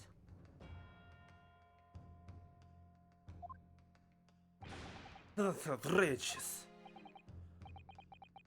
I guess the other thing that is interesting about Pathfinder is, like, because every level, it's like, there are the class feats and the ancestry feats and the general feats. It's like, two people could make a character with the same ancestry, the same class, and even the same subclass, and still end up with wildly different characters. Like, just in terms of pure features and abilities. And now, 10 years later, for some reason, the secret has been threatened and needs protecting. Which is why the inspector and the coroner had to be silenced, isn't it?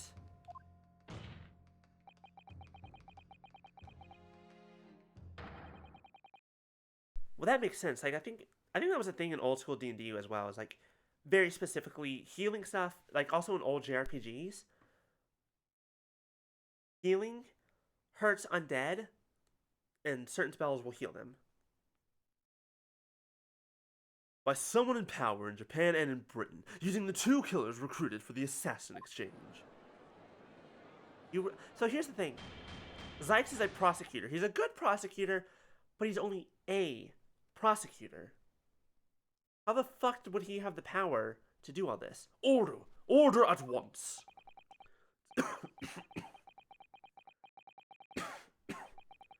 10 years ago, my father was convicted in this very courtroom as a mass murderer, to be sentenced to death. But it was all a sham, and I swore to myself that I'd prove it. Which is why I had to come to Britain, whatever the cost.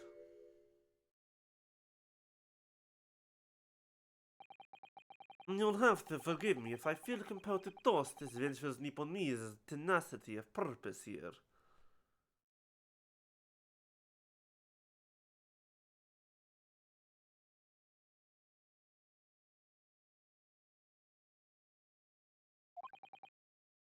Your hands are green now? Rest in peace, Punisher. However, he who fails to quash his emotions in the courtroom has failed as a lawyer. Come on, Kazuma! You know this won't wash! You're claiming your father was misrepresented in a trial that took place a whole decade ago! You must see that without evidence. That's nothing more than a wild accusation. Wow, for once we're the ones saying that. My thief green eyes. Oh, thank you, Punisher. Wait, how did you get it all over your hands? Okay. as it happens, I have evidence. What? As the court has heard, I crossed the channel to France with Gregson on the 31st. I went with him on the pretext of being the assassin recruited to kill Jiseichiro Jigoku, but my true intentions were to make the inspector tell me the truth. What truth? The truth about the evidence, and he acknowledged what I've already deduced. There's a closely guarded secret about what went on in the autopsy 10 years ago.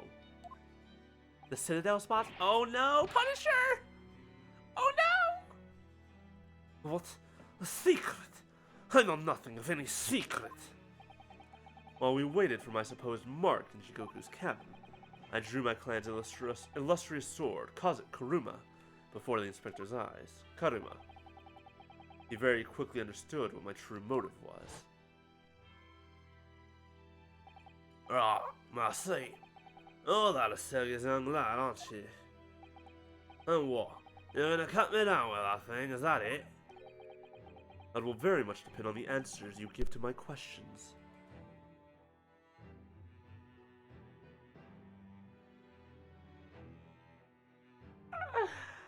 Smasher?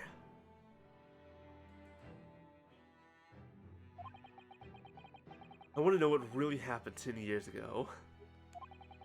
The truth. That's all. Before I get into it, let me make one thing clear. I still believe you'll follow as a professor. There's no doubt in my mind. But unfortunately back then...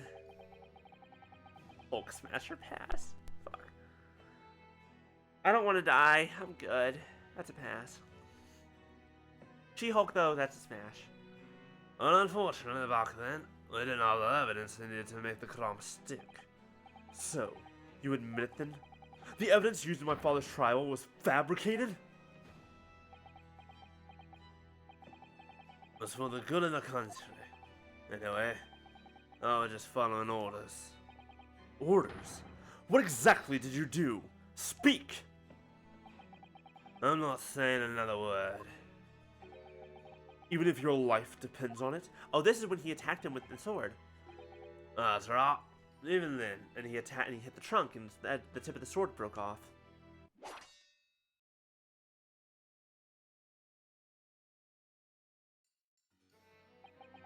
So that's when the tip of the sword broke. You almost intended to kill... You intended to kill... Motherfucking... Okay. You were almost Gregson's killer. Okay. Oh, Kazuma-sama. And the results of Clint Van Zyke's autopsy were fabricated. Then the investigating officer, Gregson, and the lead coroner, Wilson, must have known about it. And they can only have been ordered to pervert the course of justice in that way by one man. The man leading the case for the prosecution, Barrick Von Zyke, Or... the head prosecutor, the man in charge of all of them, Lord Strongheart. You fucking dickbag. He's not the only option. In other words, the defendant did have cause to organize this exchange of assassins. Exactly. And as was established earlier, it has to have been the Reaper himself who liaised with the Jigoku in Japan to arrange the exchange. So it follows that the Reaper's true identity can only be that of the man who stands accused in this courtroom today, Barrick Von Zyke. What about his boss? Hello? There are other people that he reported to? He's not top of the food chain here. Never was. Objection! To go! Cosimo Sogi. What? What you've just told the court. Are you absolutely certain of your facts? The Gregson really fabricated trial evidence for that trial 10 years ago. I heard it with my own ears. His shameful admission.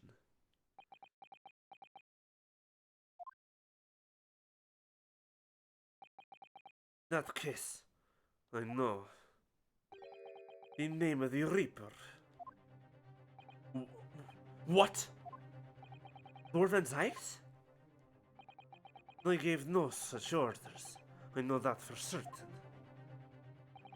Which narrows down the remaining possibilities to one. Oh, here we fucking go! Call him out! Call him out! Call him out! Let's go! If Lord Von Zyke isn't the one behind all this, then yes, there's only one other person who could have done something like that. I believe I know who it is, too. You. I just had a feeling this name was going to come up. The true identity of the infamous Reaper of the Bailey is... Take that!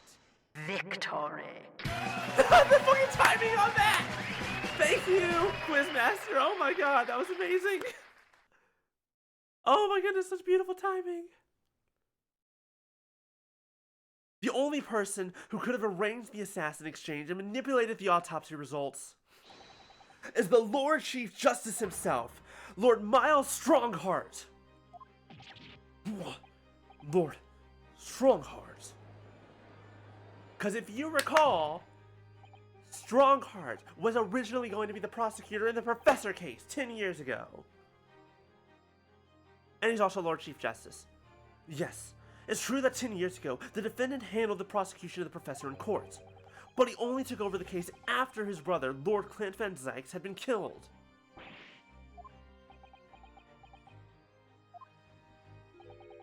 I can only assume that this is the most inappropriate choke in British judicial history. Mile. I don't know how to pronounce Mael? M-A-E-L? Mael? Mael? Mael? I don't know. It's not Miles, it's... Well, Lord Van Zykes? 10 years ago, I was very new to my profession.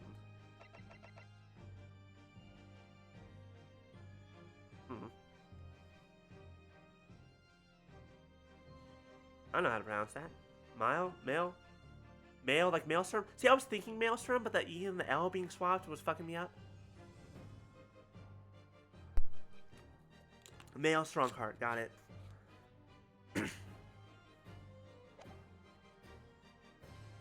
10 years ago, I was very new to my profession, but I had a burning desire to avenge my brother's death, so I pleaded for the control of the case. Names are hard. The investigation to that point, the supplication of the Lord to allow my brother's corpse to be examined, all the evidence I was given, the autopsy reports, it all came from you. A strong-hearted male. God damn it. Yep. I spent my life since then believing I was in your debt for the way you stood aside and let me handle the trial. But I see now. I was very much mistaken. It was a hugely influential force that caused the inspector and the coroner to break the law 10 years ago. And that same force was still felt a decade later on the other side of the world. There it is. Excuse me. Apologies. Remember that sneeze I told you guys about like an hour ago? Found it. It's back. By Seishiro Jigoku. Lord Strongheart, everything falls in place when we recognize that you are the Reaper of the Bailey.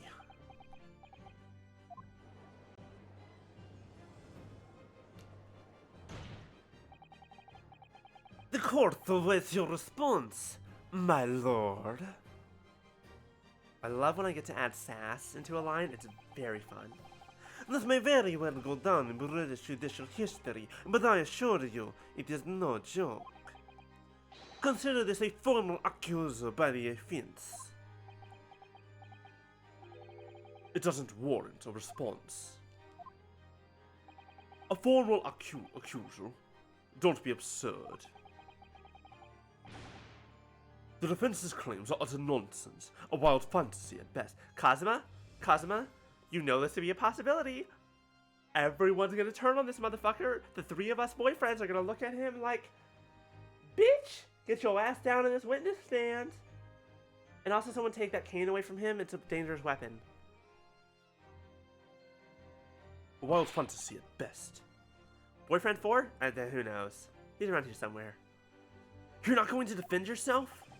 You claim that there was some wrongdoing with Lord Clint Van Zykes' autopsy. That's utterly untrue. Objection. Chicago! But I heard it from Gregson's own lips. He admitted to it. And where is your evidence?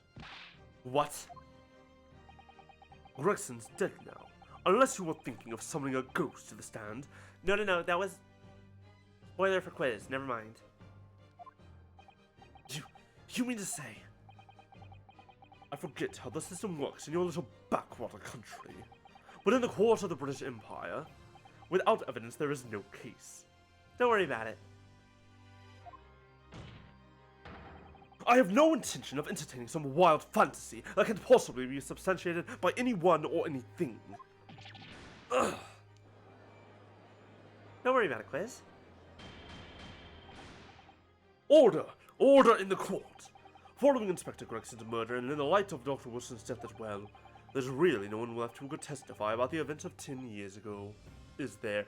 You son of a bitch!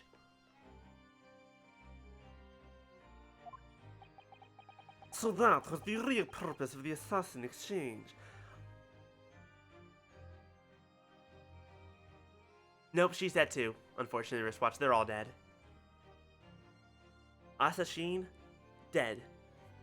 John H. Wilson, dead. Motherfucking Tobias Gregson, dead. Drunkheart, untouchable. But what we do have, by the way, Miss Scythe is still alive. She might be able to help. Because she helped him escape. So that was the real purpose of the assassin exchange. This court has no business raking over the coals of a case that was concluded a decade ago. The accusal brought by the prosecution and the defense is categorically denied. I don't think the one who is being accused is allowed to deny the accusation. Right? That seems like a conflict of interest, and that seems illegal. I take it there are no objections. Yes. Fuck you? That's my objection? Absolutely fuck you? Someone turn on the internet now. Post the rage. Kazuma, he's more or less waited his whole life for this moment. Is there really nothing else we can do now? Is there no other avenue we can go down in pursuit of the truth about what happened all those years ago?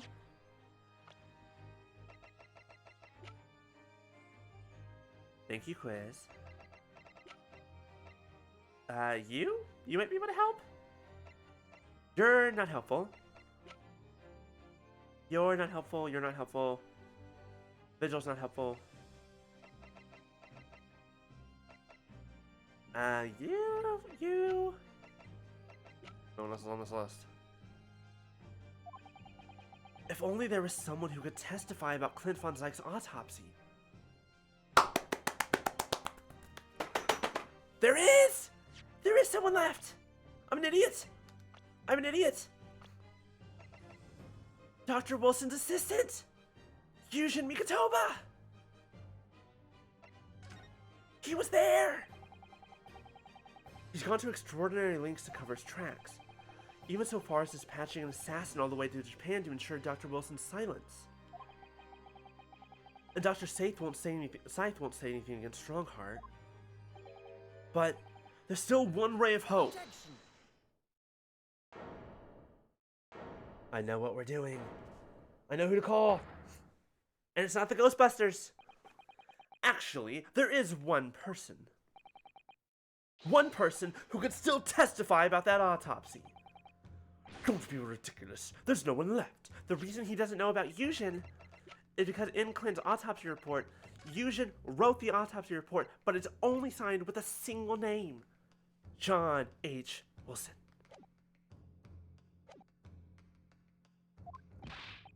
Who, Ryunosuke? Who? Tell me. Kazuma, Please. This trial can't end. Not yet. Oh, this is gonna hurt him. This is gonna hurt him a lot. I'm not doing this for you. I'm doing it for the truth. The person the defense would like to call to the stand to testify about the autopsy of Lord Clint Van Zyke is... Take that! Heaven help us. Another Japanese. An expert in forensics medicine, my lord. Professor Yujin Mikotoba. 16 years ago, he came to London with Seishiro Jigoku and Genshin Isogi as a visiting student. And what could his testimony possibly tell us? Professor Mikotoba was the primary assistant during the autopsy in question. He was also the person who actually penned the report. Incorrect. The autopsy was carried out by the coroner, Dr. Wilson. The report carries his signature. You don't know how your own fucking department works, you dumb motherfucker! Oh, I love it when you're fucking stupid. It was the primary assistant's duty to keep a written record of the co-worker's work during the procedure. I mean, yes, also that.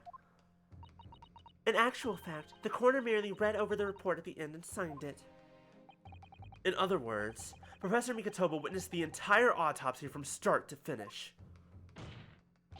The defense demands that Professor Mikotoba be summoned as a witness as a matter of urgency. Whatever really happened in that autopsy laboratory 10 years ago is something only he can tell us. I hope I'm not too loud. The defense's demand is denied. What? Professor Mikotoba is in London at this very moment. We could summon him to the stand in minutes. No, Of course he's not going to agree to it. Strongheart has no intention of summoning anyone who knows. He's too concerned about protecting himself. Prosecutor Asogi, let me refresh your memory, as you seem to have forgotten the prosecution's stance. Only minutes ago, you accused the defendant of being the Reaper and of masterminding the assassin exchange. I did, yes. So present your evidence for those claims and make your case complete.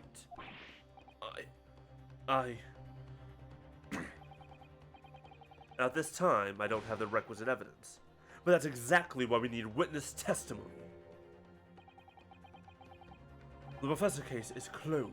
There are no clues in the distant past that will bolster your argument today. I'm afraid to say, Prosecutor Asogi, that you would appear to be possessed by the spirit of your late homicidal father. Oh no. Oh no.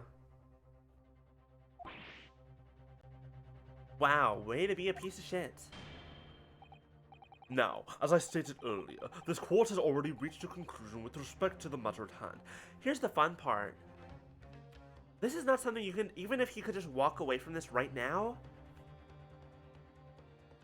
this entire room, everyone in this courtroom, is full of people, of members of the judiciary. Now, to be fair, most of them work for him. But they all saw what the fuck just happened here. They know what's going on. And I'm sure they're all clever enough to kind of have an idea. Inspector Gregson was murdered by Japanese Supreme Court Judge Seishiro Jigoku. As for any hidden circumstances that may exist, they will be investigated in due course by the proper authorities. But we all know what will happen. That'll just give the mastermind of the whole venture time to cover his tracks again. By which you mean me? Stare dead into his eyes and say fucking yes, bitch. 100% you. Your punishment for this contemptible behavior will be decided at a later date.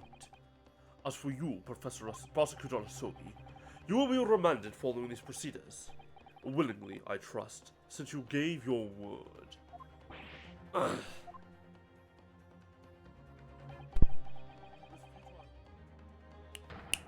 This futile game of revenge is over, young Master Asogi. Hydrate, thank you, quiz. Quick stretch. No. No, Han. I don't want to scream that loudly. It would come up, Han. That was a bad scream. That was a terrible scream. Drop my... There it is. Hold it! Wait, who said that? That was a good scream. It would have been better, but my brain... Hey, there's boyfriend number... Technically boyfriend number 2.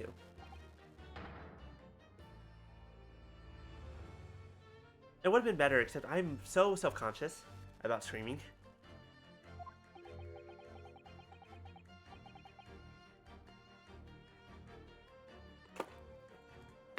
I need to hydrate real good after that. So here's the thing. Here's the thing about this, though. This man, for those of you who weren't here last week, this motherfucker, he did a deduction dance with Mikotoba because Mikotoba's his assistant.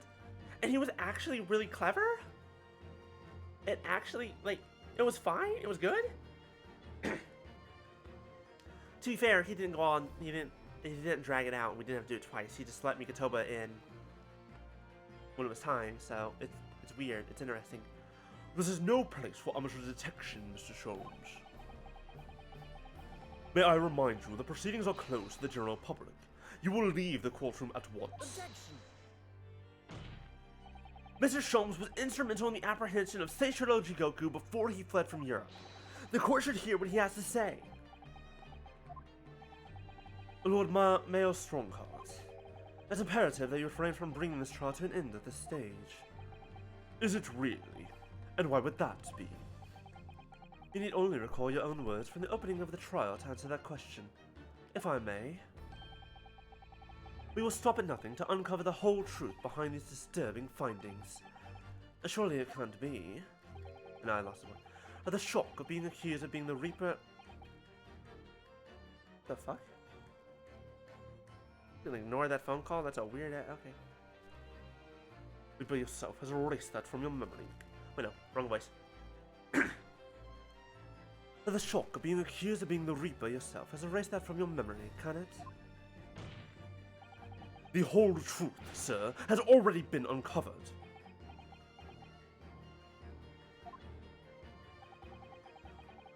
It would seem that we have a great many important members of the judiciary present here today. I put it to you, my dear fellows, should the trial end at this juncture? After all, why have you been invited to attend? To nod along to the prevarications? To nod along to the prevarications of your superiors? Thank you for appealing to these motherfuckers. Order! Order in the court! It seems to me that we stand before a door that leads to a new era of legal practices. A door that is ajar. Let us emerge from the shadows of the Reaper's decade-long ascendancy. For you and you alone, my dear fellows, have the power to push this door open now. The auditors in the gallery have no right to express an opinion on court proceedings. Silence! He's right. The judge has absolute authority here. Yes, if he calls the trial to an end, it must end. But will that really do? I sense dark things occurring behind the scenes. Dark things indeed. Is there a single person here present who wouldn't have done the same? What? The trial should go on. Summon the witness. That's right. We need to clear this up before the young Japanese fellow is remanded in custody.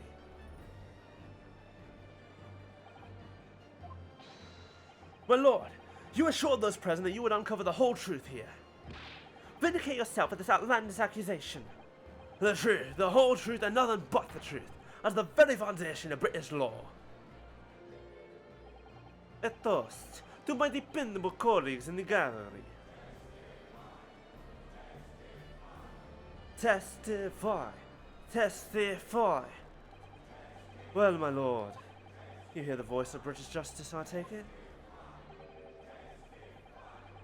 I think you'll find it be rather awkward to silence. Then stealing ancient relics, yeah, I mean that's just England in general, that's not necessarily just the law. I think you'll find it will be a rather awkward silence. This is exactly what I was talking about earlier though, all these fucking motherfuckers. The court will recess briefly. I have no intention of shrinking from these allegations. Except the fact that you did. I mean, we have a normal judge that we can just fucking summon back in. Bailiff, arrange for the subpoena of the witness at once. As soon as the gentleman arrives at the courthouse, we shall reconvene. A recess won't be necessary, my lord. He's already here! Sholmes, I love you. You're great. This is why you're boyfriend number 2. You're very quickly becoming boyfriend number 1. Cosmo is dropping fast. Pardon? Mikatoba is a close friend of mine. He accompanied me today and is awaiting in the antechamber as we speak. I do believe he's been enjoying a little trip down memory lane, in fact. What? Professor Mikatoba is here in the courthouse? The only reason you couldn't take the pyramid is because it was too heavy. Oh my god. I mean, you're not wrong. Mr. Sholmes, you didn't know this would happen, did you? My dear fellow, no one is in a better position to answer that question than you, surely. It wasn't just asking for the fun of it, you know. Well, I must thank you for your assistance in this matter. Wait, hold on. I want to say this line differently. Well, I must thank you for your assistance in this matter, Mr. Sholmes. Put a little bit more venom and hatred in this, like, concealed hatred. Through gritted teeth, essentially, yes, that's exactly it. However, you are of no further use here. Kindly leave the courtroom at once. But of course, in truth, I find myself rather busy now as a result of these developments. Mr. Naruhodo. Yes? I trust you have Iris's little lucky charm with you. Absolutely. It's still in my pocket. She sent her regards and a reminder. If you find yourself at a dead end, the ears are at your disposal. Just one tug, if you please. Oh, of course! In that case, the trial will continue without delay. Bailiff, show the witness to the stand. The stand. Stand. So it's Lord Strongheart. He's the Reaper of the Bailey. Where exactly is trial going to take me, I wonder? Just how deep am I about to be plunged into the blackness of the abyss? Talk about it, yeah. Don't say it like that, Punisher. It sounds naughty. Yeah, no, I hope so. I'm ready to head into the heart of this maelstrom and confront whatever horrors it tries to drown me under. That was a play on his fucking name, you motherfucker. Heart of this maelstrom. Mother, god damn it. It is male. Male, strong heart in the heart of the maelstrom. Fine. Fair. Let's keep this train rolling.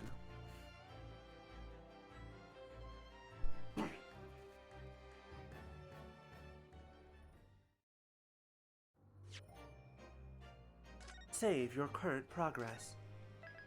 Tug the ear, not the tail. Alright, wristwatch, see you soon. Oh, it's Mariah Gorey. Hello, Miss Gorey, what do you do here?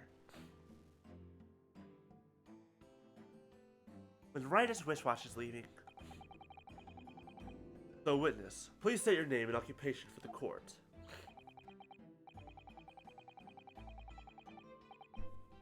Yujin Mikatoba, lecturer in forensic medicine at the Imperial Yume University in Tokyo, Japan. No, this is not Goth Mommy. This is Goth Daughter. Oh, this is... Goth Mommy is Scythe. This is Goth Mommy's daughter. I guess she could still be Goth Mommy if she wants. That's fine.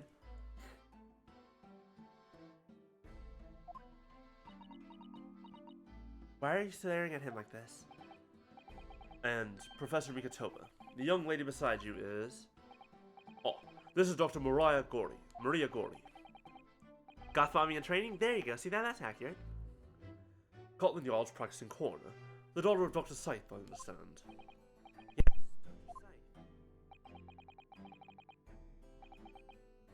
Oh my god. I'm afraid I can't tell you why she's here. She's just appeared. Ma'am? Ma'am, you are staring with daggers. You summon this strange Japanese man as a witness to that autopsy. But you don't summon Mama. That makes no sense. She was there too. She was there. No, hold on. She's a lot more monotone in my mind. That makes no sense. She was there too. That's about the size of it. Oh my god, wristwatch! I've had her eyes boring into the side of my cheek constantly, whilst I was in the antechamber too. Poor man. The idea of it's making me shudder. The revelations about Dr. Scythe that came to light some days ago defiled the reputation of the entire judiciary. He was therefore deemed unfit to appear as a witness in today's proceedings. The Ministry of Justice's decision on that is final.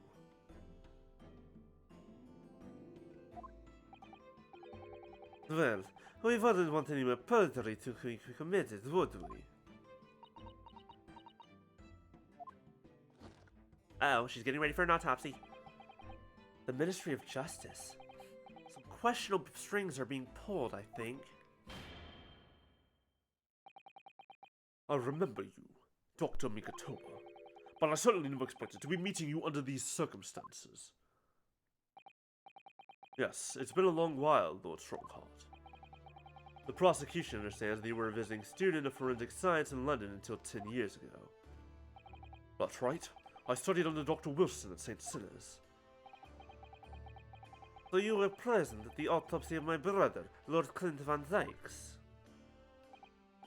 I was, yes. I assisted Dr. Wilson with the entire procedure. A 16-0 match in Overwatch 2? Wow. Wait, 16-0? I think it's 16-0, Brain. I need to play more Overwatch. I need to get that Mercy skin. Mama is far more skilled than any Japanese man. Well, Dr. Wilson asked me to be his primary assistant on that occasion. And this autopsy report was actually penned by you, I believe? Yes. I noted all of the doctor's findings, and when we were done, he read through the document and signed it. Poor Mama. As secondary assistant, she wouldn't have had such a good view of all the innards. Lasted less than 4... Oh, 16-0. My brain didn't work. I was thinking like full teams, but no, you went 16-0. Good job. Congratulations. So, Professor, do you remember Inspector Gregson? Yes, of course. If it wasn't for his insistence, Lord Van Zyg's autopsy would never have happened. But he was absolutely convinced that it would reveal decisive evidence against Genshin, you see. Lord Strongheart had to entreat the nobility to allow it to take place. Do correct me if I'm wrong, my lord. It was a result of that autopsy that a mass murderer was apprehended and justice was done. And by justice was done, I mean justice was fabricated. But Gregson admitted it before he was killed. He admitted the results of the autopsy were fabricated. You were there at the time, so you must testify. You have an obligation to tell the truth about what really went on. Absolutely. That's precisely why I'm here. And that's why I'm here too. Very well then. You will give your formal testimony now, witness. But before you begin, a word of warning. Don't threaten the witness before he starts talking. Oh? You will state truthfully and accurately what you saw and what you heard at the time. I wouldn't dream of doing otherwise, my lord. The moment your testimony verges on superstition, I will expel you from my courtroom. How are you still allowed to sit in that chair? Get the fuck out of that chair. You don't deserve it. Remember that.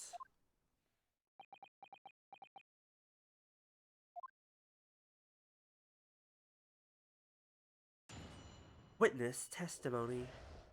The autopsy of Clint Van Zyg's. From my own observations, I couldn't say there was any indication of the autopsy results having been fabricated. Death resulted from a wound made by a Western-style sword, transfixing the heart. That I found a little strange. There were no other signs of internal injury. Nothing questionable at all. It was just that beautiful but dangerous piece of evidence removed from the man's stomach. Please don't tell me I was right and that there was a piece of... Please don't tell me he actually like bit a finger off or something. Presumed to have been swallowed by the victim as the way of posthumously identifying his assailant.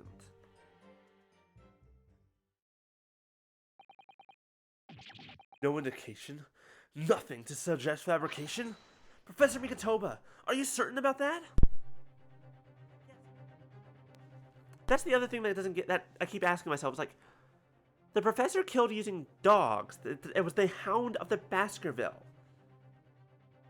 But if Genshin killed Clint with a sword, what the fuck? Why would they connect that to the professor? Are you certain about that? Well, nothing that I could positively identify as such, much less swear to in testimony.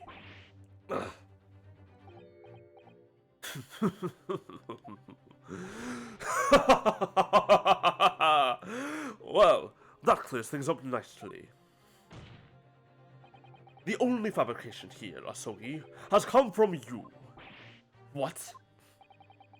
You claim the inspector confessed just before his death, but that is the fabrication. No, he freely acknowledged it. I swear he did. Freely, with the tip of a sword at his throat. The man was clearly at his wit's end. The court will give no credence to this confession that was uttered in obvious desperation. Quite simply, there is nothing questionable about the investigation of Lord Clint Van Zyg's death. And with this testimony we have, without question, uncovered the whole truth of the matter.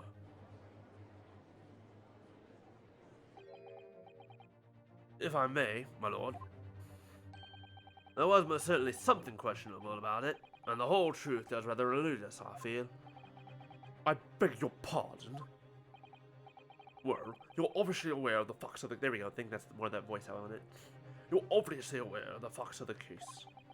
All four of the professor's previous victims died with an enormous beast was set upon them with ripped out. Thank you, Mikatoba, for being the smartest motherfucker in this room. Dear God, thank you. Oh, such horrifying crimes. But curiously, the killer's last victim, Lord Clint Van Zyke, suffered a different fate. Yes, you're right. He was stabbed through the heart with a sword. Yeah, no, it's like I had a voice and then I just forget it and it's like, oh shit. That's enough. I believe I warned you about this witness. I promised to tell your testimony as soon as it entered the realms of supposition or speculation.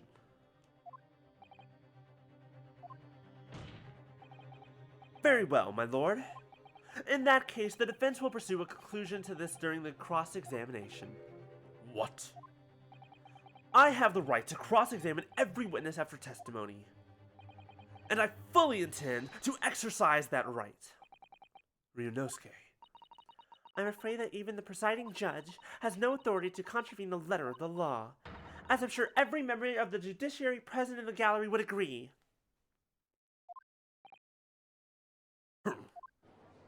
Well, because I was trying to do, like, deeper but older for Mikatoba, but not British, even though despite the fact that technically all of them are speaking British accents.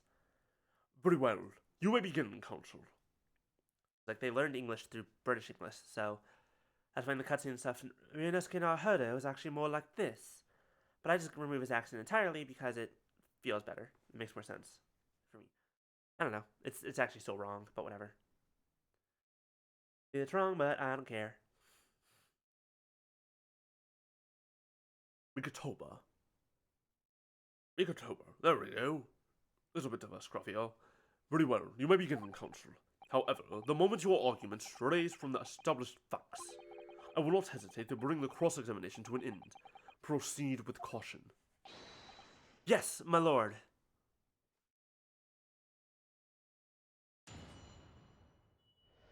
The problem is I've also been partially trying to learn like a southern like country accent recently, and the British keep seeping in because there are so many similarities. My own observations, that could say there was any indication of the autopsy report having been fabricated. Hold it! You couldn't say? No, surely not. But then you couldn't say there wasn't an indication either, was there? Could you? No. True, I couldn't. I was at Dr. Wilson's side as he performed the procedure, recording what he did. But at times, of course, he instructed me to fetch implements and such like. Whilst I was away from the operating table, obviously I could have missed something. And at those times, what was the secondary assistant doing? Following this Japanese man's orders to adjust the lighting or pass him implements. But that doesn't mean Mama wasn't a vital part of the team. Quite, yes. So would you kindly refrain from staring at my cheek like that? Professor Mikatoba, think! Was there nothing at all that seemed out of place to you? Well, yes, there was, as a matter of fact. Also from a wound made by a Western-style sword, despite the fact that I found a little strange. In all the previous 4 killings attributed to the professor, the victims were killed by an enormous dog, I believe. Their throats were, well, mauled? Correct. And yet Lord Van Zyke was stabbed. Do you mean to say, you think Lord Clint Van Zyke may not have in fact been one of the professor's victims? There is no basis on which to doubt the findings of the investigations carried out at the time. Hi, I have a question. Yes, here at the defense stand. Can we fucking see this shit? How did they come to that conclusion? But Genshin Asogi confessed to all of his crimes upon his arrest. He admitted to having taken the lives of all 5 members of the aristocracy. Now, the beast that was used to carry out the killings was never identified. No evidence was found to suggest that Genshin had ever kept a dog. A true hound of hell.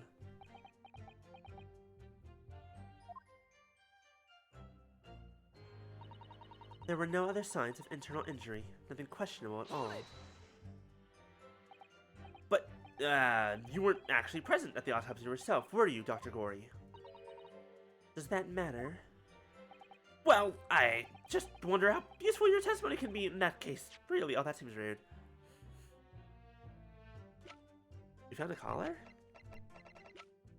Did we find a collar? I don't remember finding a collar.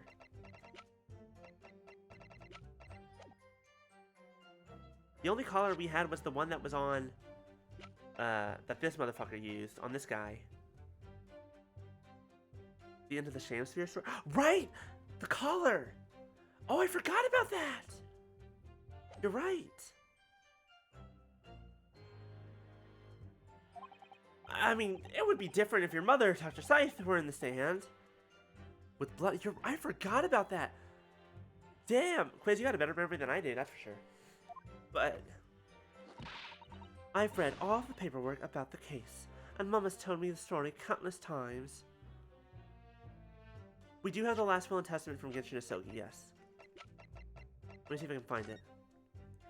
I, Genshin Isogi, hereby request that upon my death any no materials such as a wealth belonging to me in London be delivered to my son called Isogi in the Empire of Japan. It was deep sadness that I set my fate in this foreign land, and in order to never see my home and family again, but I regret nothing about my chosen path.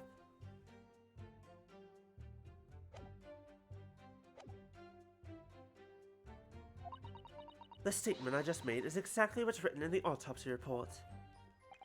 I did confirm that myself at the time, it's true. Besides the stab wound, there were no other signs of internal trauma. I see. Mama told me all about it. Oh? She said there was nothing of note internally.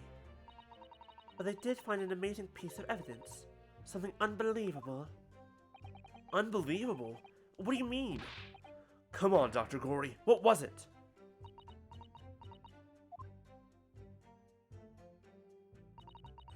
Just that beautiful but dangerous piece of evidence removed from the man's... Hold it! What exactly was it, though? What does beautiful but dangerous mean? Well, it was sparkly and round, with a hole, as if it might slip over a finger, perhaps. A ring? Genshin Isogi's ring? It was a ring, belonging to Genshin Isogi. My father's ring was inside the victim's stomach. At the time, Genshin wore a large ring on his digitimus quartus on his left hand, the fourth or ring finger. Or wedding ring? I understood it was some sort of keepsake. My father left Japan for London 16 years ago. I was 8 years old, but I remember that ring. You do? My father's possessions were sent to our family home in Japan after his death, but the ring wasn't among them. Obviously not. It was a key piece of evidence. It remains under lock and key in the stores at Scotland Yard to this day.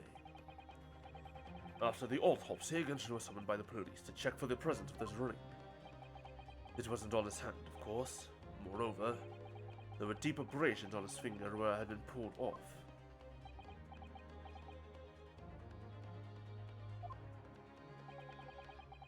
They arrested the man then and then, right before my eyes. Could they? I brought the ring along with me today. What? Hello? Hello? Hello? Is anyone else seeing this ring? What the fuck? Here it is, a bit dusty from years in the stores. Good gracious, yes, that's it. I haven't seen that in 10 long years. And that was found inside the victim's stomach. Yes, I'm afraid so. You hesitated there, Professor Mikatoba. Should we read something into that? Oh, well, it's just that thinking back now. I didn't actually witness the moment it was extracted from the victim's body. That's what I was hoping for! It's a small enough item that it would be super easy for Wilson to just be like, whoop, sleight of hand. Oh, look, we found a ring in the body. Wow, amazing. Oh my, really? At that precise moment, Dr. Wilson had asked me to fetch him a new scalpel, you see.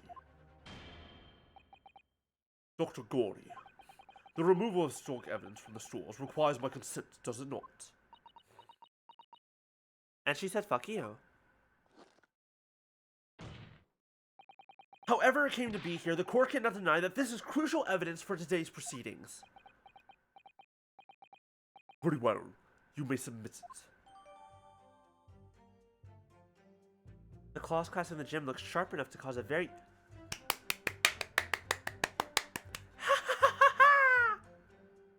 Oh, I already know what to use this for! No, we're gonna examine it, quiz. But also, read that. The claws clasping the gem look sharp enough to cause a very nasty scratch. But remember what Dr. Gory said. There were no other internal injuries. If he really swallowed that ring, his throat would be in ribbons. If it was in his stomach, everything would have been torn to shreds. In the brief time before he died, at least his mouth and his throat would have been bloody as hell. It's not the sort of ring normally seen in Japan. They almost look like claws protecting that jewel. But we are going to go ahead and examine it.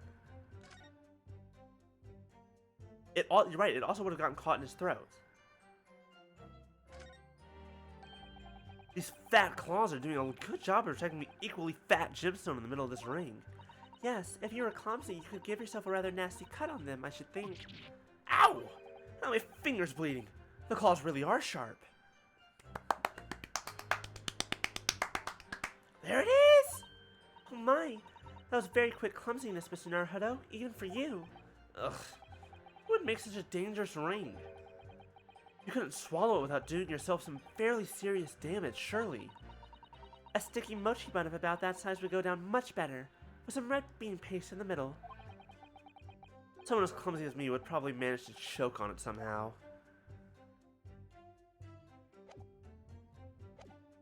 Let's fucking go. It's a thick gem. Extra thick. We must examine it very carefully, Mr. Naruhodo. Very carefully indeed. Already did. We're done. Good job. Presumed to have been swallowed by the victim as a way for blah blah blah. There were no other signs of internal injury. Blah blah blah. Excuse me, I have a question. The court has heard that the ring was extracted from the victim's stomach, but you didn't actually see it being removed, did you, Professor Mikotoba? That's right. As I said in my testimony before, at that moment I was fetching a replacement scalpel that Dr. Wilson had requested. In other words, you can neither confirm nor deny whether this ring in fact really came from the victim's stomach or not. What are you suggesting, Counsel? Now, the ring was never in the victim's stomach to begin with. It's entirely feasible that Dr. Wilson fabricated the detail about the autopsy. What are you saying? That Dr. Wilson was in possession of the ring in advance, after it was somehow stolen from Mr. Isogi. And he produced it during the procedure, pretending to have found it there and then in the victim's stomach. Objection. Supposition at best. And with possible evidence that you have to support such a rash claim. Literally the sentence that we objected to. The thing that Gory just said. This evidence, right here, that's the autopsy report. It's explicit in that report, Counsel. Other than the ring, nothing unusual was noted internally. So I'm very not sure how you intend to prove your point. Exactly! Nothing was noted. You idiot. You've already done it for me, my lord. The lack of internal injury says it all. What? To swallow a ring of this size would require considerable effort and determination. And in addition to its size, these are the sharp claws around the gemstone. There are the sharp claws around the gemstone to contend with. It only took me 3 tries. My brother was a determined man, and on the brink of death even more so, I'm sure. He would have stopped at nothing to ensure that the evil killer was brought to justice. But if you really had swallowed that enormous ring, it's inconceivable but no traces of its passage down his throat would have remained as internal trauma. No. Mikotoba? And there you've arrived at the sticking point. And there you've arrived. That's precisely why I had my doubts about the findings myself 10 years ago.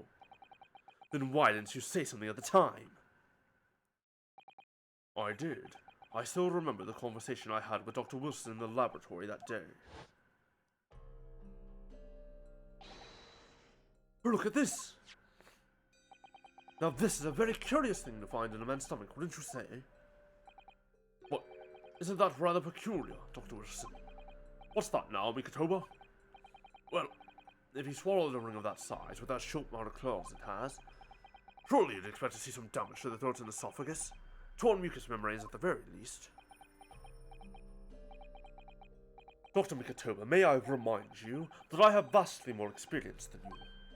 Well, no, this when he was a teenager. I'm terribly sorry. I can think of plenty of ways to explain why no injuries would be seen. No, let's say this. The victim would appear to have ingested the item as evidence to identify his assailant. Go ahead, write it down.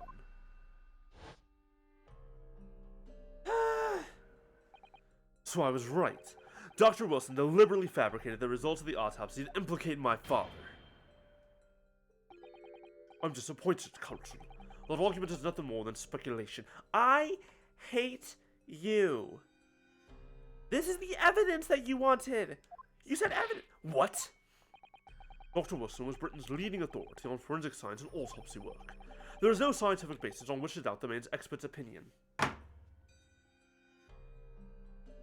I'm gonna do a murder. I'm gonna do a murder. Of this man. I mean, I'm gonna fail, because he's definitely gonna kill me. He has the... especially with that stupid unicorn cane. Pardon the interruption, my lord, but... Thank you, wristwatch. Damage to the mucous membranes of the throat is easily identified even in living suspects. Using a device called an endoscope, recently demonstrated in practical use in France. I want one. The government can pay. I don't think so. And Dr. Gory, rest assured that your removal of evidence from the stores without... Sorry, excuse me, should have warned you beforehand. I apologize for my loud sneezing. Will not go unpunished.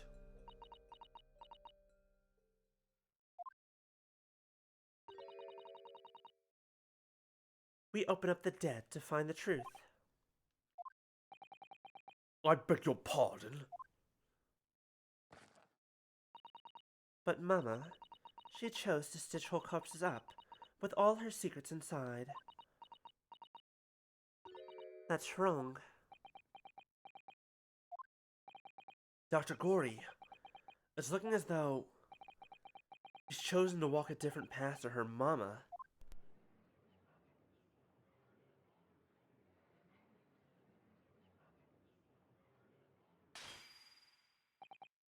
Yes, the ring. What about the ring? I just remembered something. An earlier incident. What incident? The one I recounted to you before, about the memory I have.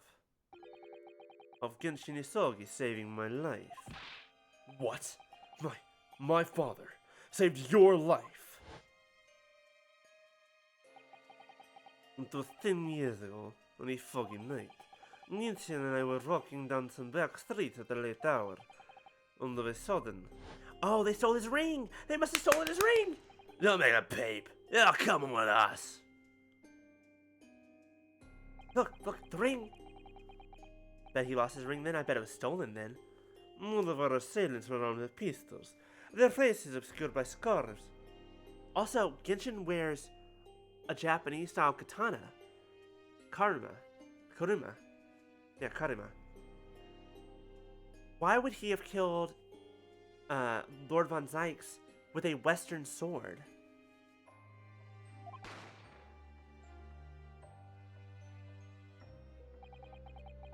The next thing I knew, there was silence all around. Genshin lay on the cobbled street, blood was seeping from his left hand. He shielded me.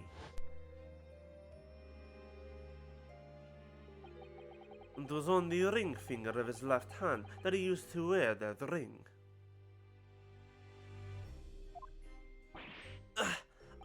Are you saying...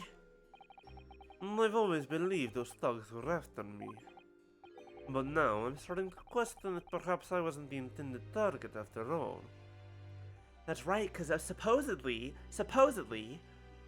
that incident that Zykus is recounting took place after Clint died. If Genshin still had his ring after Clint died, everything goes up in smoke. Wait, but... Genshin was arrested 2 days after that attack, and in that short interval, the decisive evidence needed to indict him was miraculously found. You mean the ring was stolen from him? You think that's what those thugs were after that night? Objection! Don't object, this is... You pathetic coward. You expect me to believe that you weren't involved? What do you mean by that? It was you, wasn't it? You're the one who took it. You stole my father's ring. You set the whole thing up so you could paint him as a mass murderer and have him arrested. Objection! Kazuma, open your eyes. Ryunosuke, You must know deep down. The truth can be completely obscured even when your judgment is only slightly clouded. But at the moment, you seem to be floundering through a dense fog. Is that why you were so insistent I should be present in this trial? To see you like this?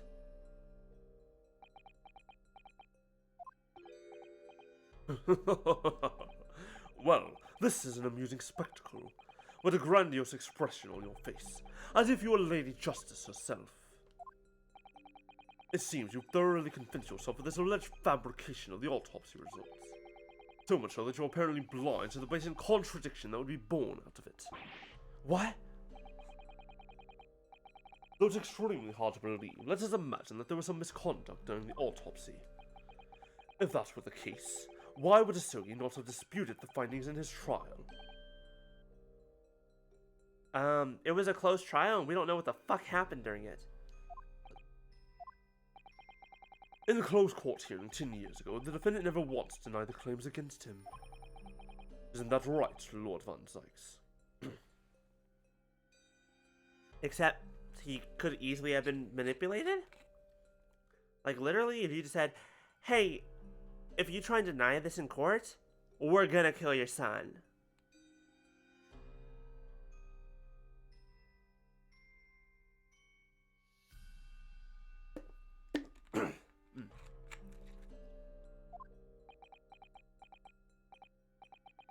Yes, that is indeed correct.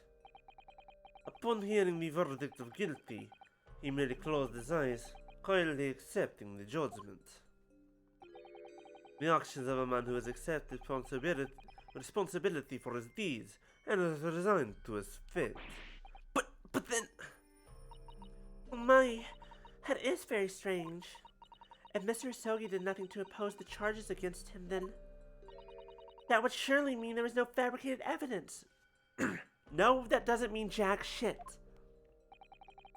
An obvious conclusion at which you should have arrived many minutes ago, Prosecutor Asogi. Your twisted loyalty and clouded judgment are hampering your ability for logical thought. Ugh.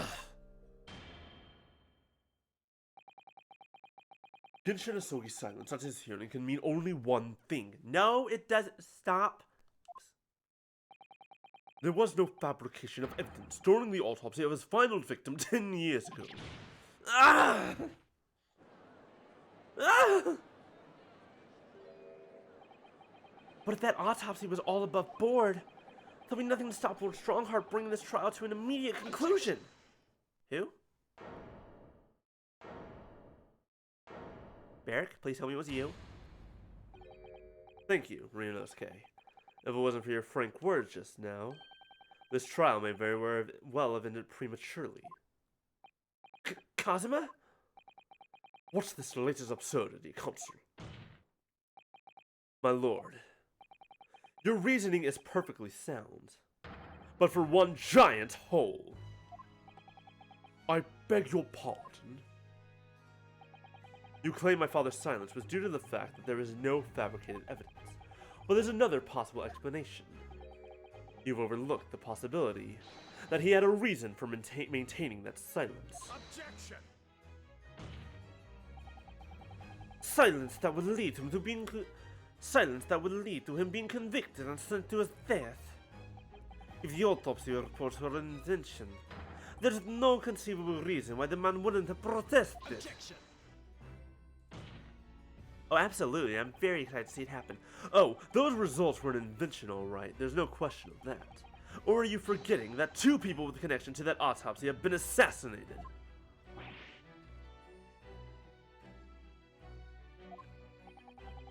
When I forced the grievances I feel from my mind, I started to see you in a very different light. I think perhaps it's you who's been living a delusion these 10 years. Me? Kazuma-sama has created one last chance for us here, Mr. Naruhodo. Yeah, because Zykes always blamed Genshin for killing his brother. And Kazuma's always blamed Barrack for killing his father. So, you know, cycle of hatred and all that. Kazuma-sama, yeah. If we can only show that there was a reason for his father's silence on his trial. A reason why the man would have said nothing even though he was innocent. Could it have been part of some negotiation, perhaps? Enough rhetoric. The court must be shown evidence. What proof do you have that could possibly explain Dasogi's silence in court? Take that! This is the defense's answer to that. Damn you. I was really hoping. At least accompany that opinion with an explanation of why that answer was wrong. If Kazuma-sama's father knew that the evidence being used to convict him was fabricated. Oh, duh, the last weapon. It's the sword. For me, I've protested my innocence until I was blue in the face. So if we're right about the autopsy results, there must have been a strong reason.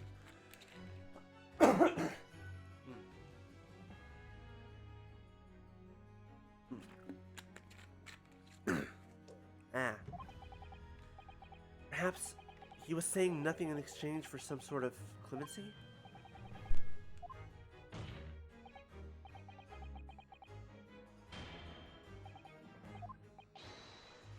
And I think it's the sword. Because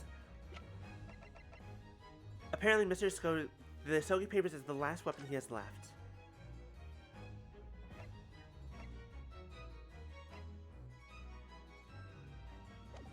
I regret nothing about my chosen path. Take that! I think we've messed up again. Yep. That's fair. That's fine. If it were me, I'd have, in exchange for some sort of clemency. Oh, wait. I know what it is.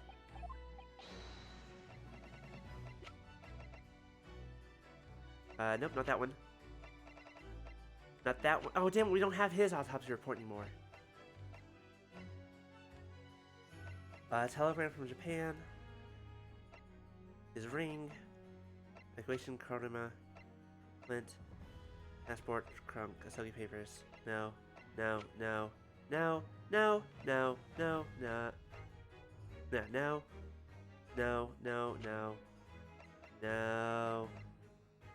This one. Take that! It's true that Genshin Asogi's silence during his trial resulted in his conviction, but that didn't actually lead to his execution. On the contrary, it led to his escape. An escape that was only possible because he'd been sentenced to death. Although I find it hard to believe my father would have negotiated in that way, the defense is correct. A fake execution, falsification of a death certificate, and a jailbreak inside a coffin. Clearly such an elaborate plan couldn't have been carried out by my father alone. He must have had the help of a corroborator from the judiciary. I have here the dismissal notice of the chief warder who was working in the prison at the time. The notes read, there are indications that the jailbreak was in planning prior to the roommate's incarceration. In other words, there were suggestions of some sort of negotiation between Mr. Asogi and the British government. In exchange for his silence in court, he was given an assurance that he would be broken out of prison. Yes, with that sort of clandestine agreement in place, I can imagine he would have kept very quiet. I would go further than that, in fact. I would say that the elaborate jailbreak of Mr. Asogi can be explained in no other way. Order! Order!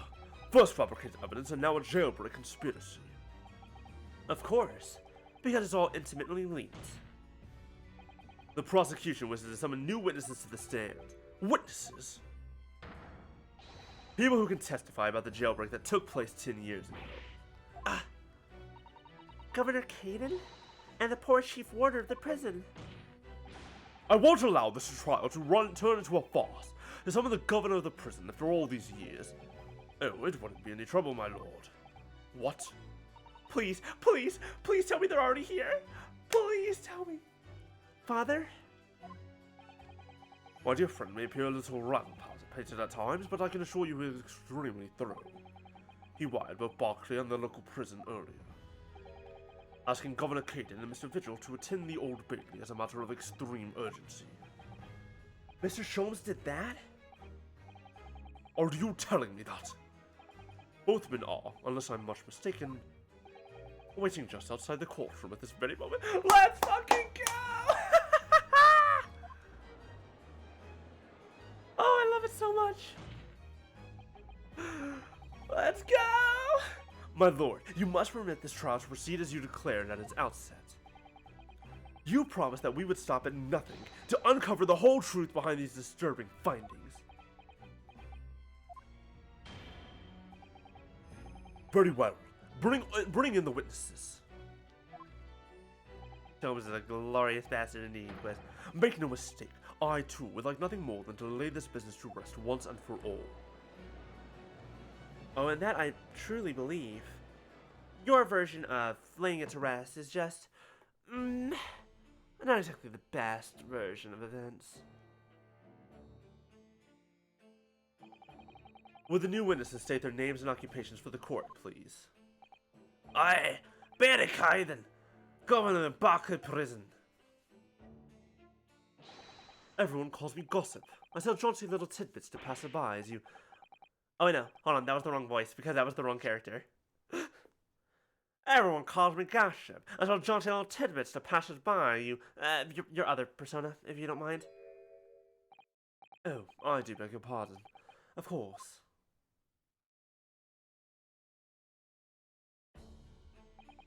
My name is Daily Vigil. I used to be the chief warder at Barclay Prison.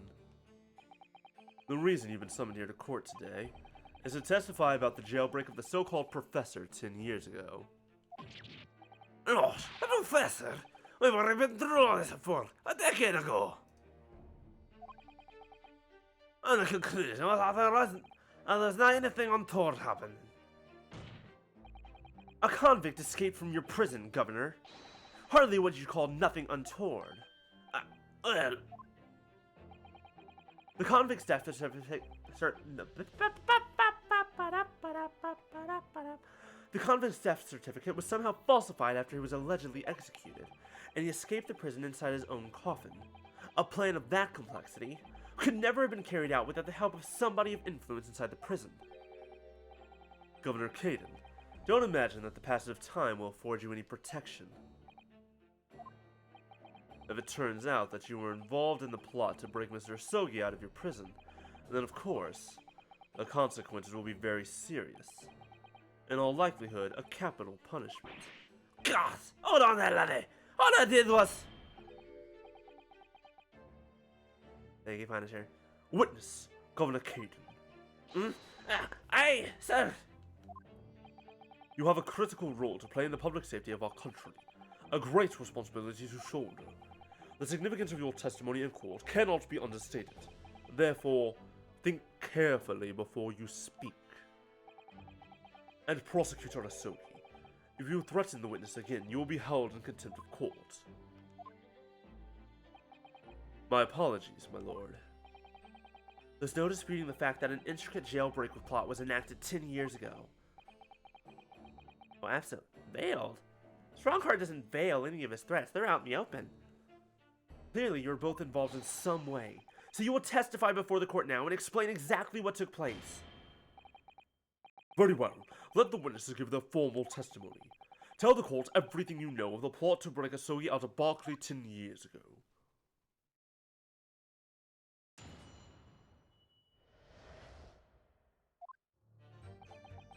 Alright. Let me do some water before his voice, which will scratch me up a bit.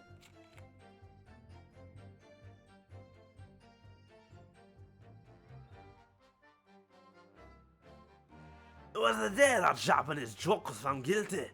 The directive came out of the prosecutor's office. I assigned the convict to the chief warder vigil here and put the plan into action behind the scenes. I was responsible for Asogi right up until the night of his execution, but I knew nothing of any plot. On the Kena, there was some negotiation between the convict and the prosecutor's office. On there was carry out my duty for Her Majesty's Great British Empire. Fun voice. Good fun. A directive from the prosecutor's office? Are you saying that was the jailbreak plot? Aye, that's right. Who sent it? Who authorized that plan? I don't ken that. You're saying you don't know? Listen, there was nothing about the Professor case that was not unusual in some way. I don't ask any questions. I just did what I was told to do. More than that, I cannot tell you. I see.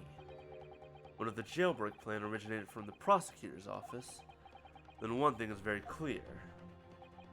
As suspected, there were clandestine dealings going on between Mr. Asogi and that office. The jailbreak was promised in exchange for Mr. Asogi admitting to crimes he didn't commit.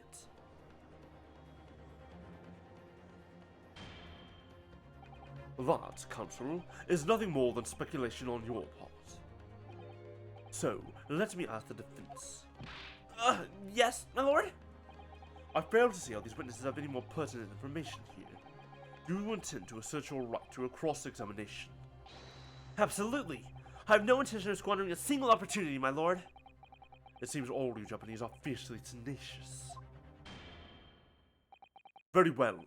Proceed, Counsel.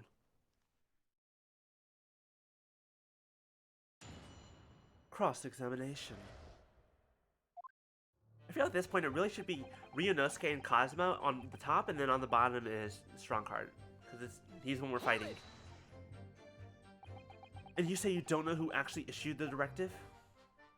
Aye, that's right. All I can be sure of is that it was official.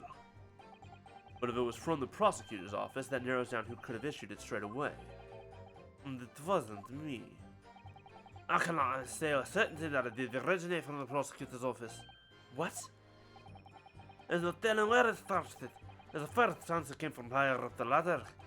Basically, I cannot give you an indication of who's behind it. You can't be serious! All we can say for sure is that the order must have come from somebody in authority, I suppose. The lack of us on the ground, as it were, did not bother with the speculation. I just get the job done. Am I even remotely understandable to anyone besides maybe Quiz? Or Wisp, if he was here, I'd be breaking his brain. Fun though. Sign the convict and... Hold it! So, Mr. Vigil, you didn't know anything about it at all? You understand? I'm trying not to make it Cockney, I'm trying to be more Scottish. What is a little bit of Cockney? It's a bit of both, I guess? I don't know. I'm terrible at this. Okay, this is Scottish. Thank you, Quiz. I was like, wait, am I doing Cockney when I thought I was doing Scottish? That's right. My only role in the scheme was as a scapegoat. That's right, isn't it, Governor?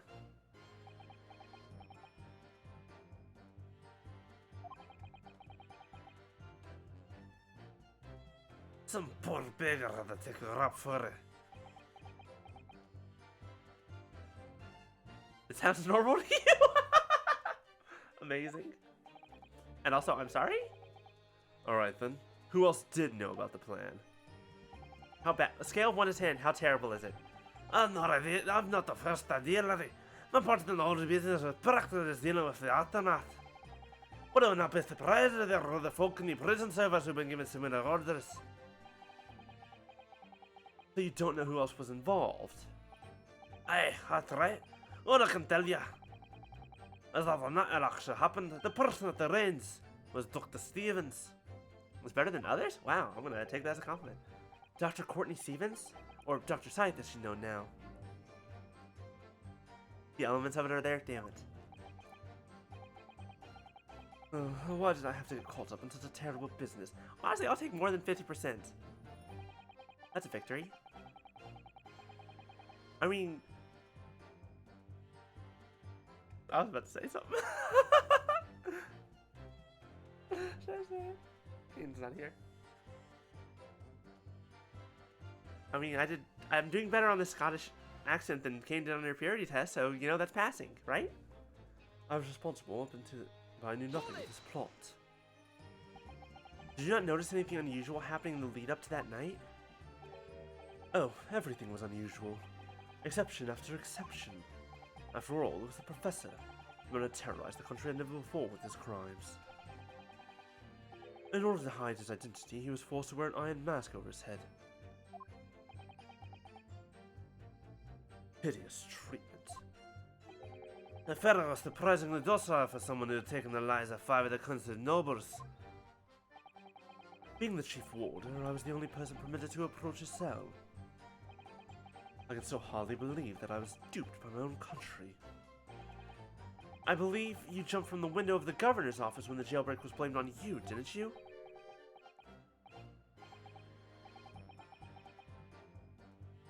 Glaswegian? That helps me, not at all. Lost Fisher, I cannot apologize enough. No, Governor, I don't believe you can. It won't change what's happened.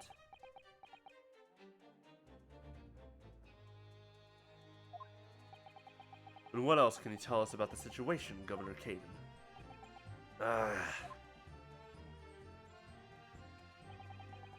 Then I can there are some negotiations in the convict and the prosecutor's office. But you've already acknowledged that orders came from the prosecutor's office to arrange for the man's escape. There must have been some sort of negotiation. It's the only explanation. Aye, well, be that as it may, I do not care anything about that. Someone from Glaswegian? That's... I understand there's no place for telling what you don't know for sure. I cannot much a day. Then I presume you also know this. Not telling what you do know is a criminal offense. So you were just following orders, is that it? I'm afraid that won't absolve you of guilt here. A man was still killed illegally, even if he was a condemned criminal. You may very well be found complicit in murder, Governor. So that's what it's to be, is it? Even with a threat of conviction, you won't break your silence.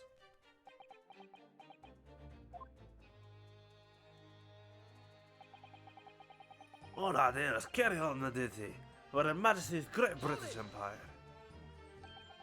Did you carry out the plan in its entirety? Aye, I did everything I could at the time. As you know, Genshin Isogi was shot dead. Well, as you know, Genshin Isogi was shot dead in Lowgate Cemetery after the escape. Tell me, was that part of the plan too? My instructions were to do getting a jock out of the jail and nothing more. I cannot tell you anything about what happened after that. Only, personally, I believe it's just the last part of the plan. I'm sorry, sir. Do you have words? Mr. Vigil, is something wrong?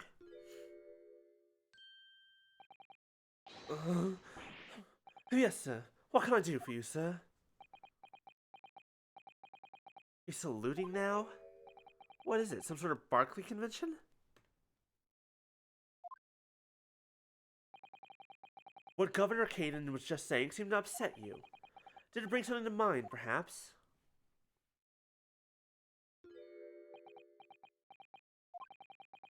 For the last 10 years, I've completely blotted out the memories of that time from my mind. I was betrayed by my superiors in the name of my country. Just as my father was betrayed, it seems. But you see, thinking back now, I really can't imagine that the shooting of Mr. Sogi in the cemetery was ever part of the plan. What makes you think that? Well, it just doesn't make sense, does it?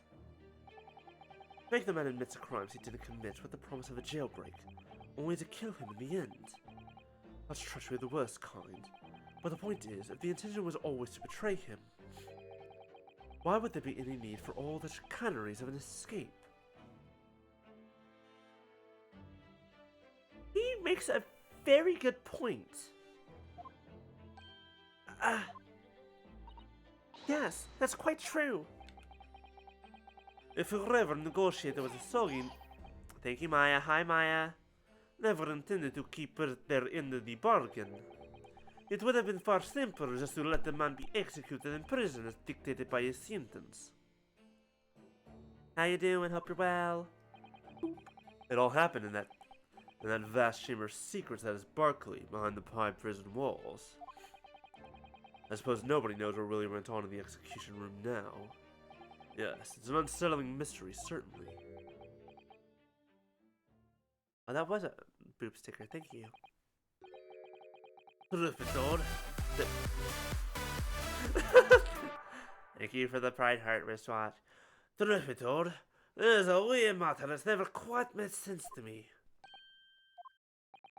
If you believe there is some kind of negotiation between the jailbreak, between the Sogi and the body at the top, it did not quite add up, does it? Nope, hydrant posture check, thank you. Governor Caden, I must insist that you explain these doubts that you have. By amending your formal testimony. Gods! Aye, go on then. Oh, he is fucking pissed. I love seeing you upset, Strongheart. It makes me realize that I've really got your fucking balls on a leash.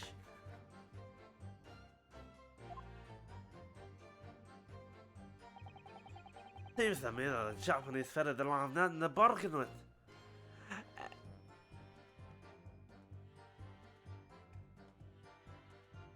That's a good point. What do you... Admitting to the crimes. That was what he had to bargain with, surely. He took the fall. I cannot say that myself. After all, any prosecution will have conclusive evidence against the Carrier. Absolutely not, Punisher. This, you mean, discovered during the final victim's autopsy. There's every possibility this conclusive evidence was fabricated by Scotland Yard and the prosecutor's office. I don't know why I said that. I knew that I was going to be activating. Possibilities are all very well, but nothing has been proven. You can horror about misconduct in the trial 10 years ago all you like. But if you can't establish that it happened with hard evidence, no one's going to listen. Where's your on bonking duty? Grab the mallet. Aye, that's right.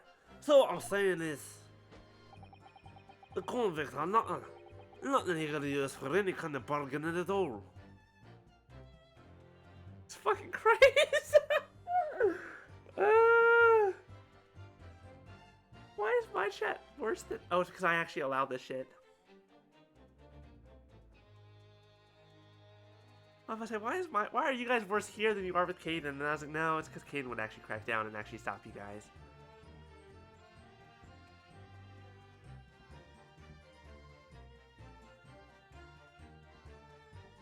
Why do I not stop you? I don't know. There's a question I ask myself constantly. Thank you, Quiz. No, you could use any kind of bargain at all. Thank you, Quiz. Maybe because it's just funny to me is what it is. And I know that you're all messing around. That's all jokes and we're all just having a laugh. And also because I know Lexus and she's much worse. The witness makes an astute point. Logically, it would seem no negotiation could have taken place.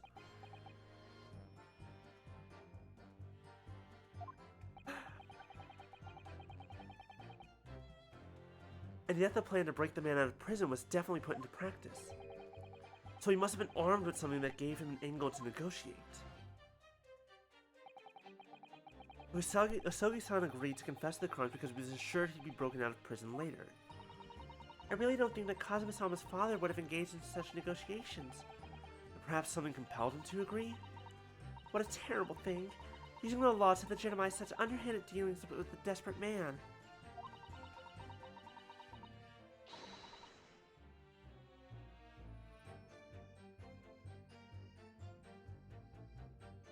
Only to double-cross him in the end. It's quite the opposite of justice.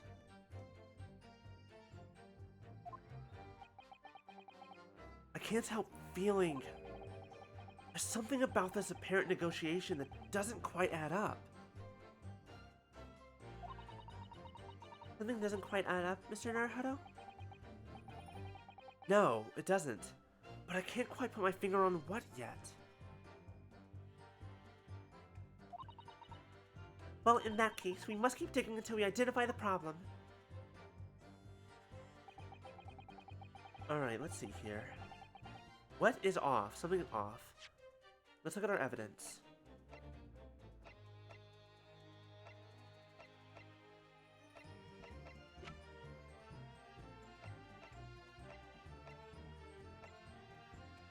We're all gremlins, yeah.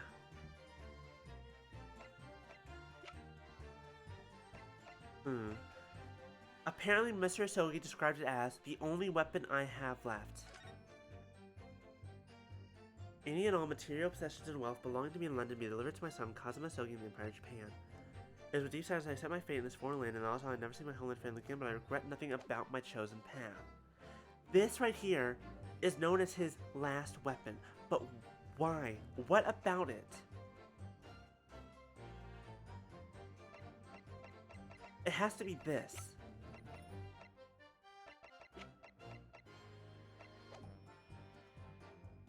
Look, let's be real.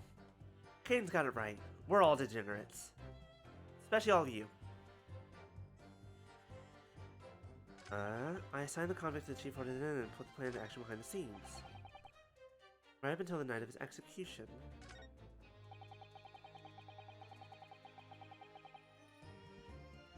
And there were some negotiations.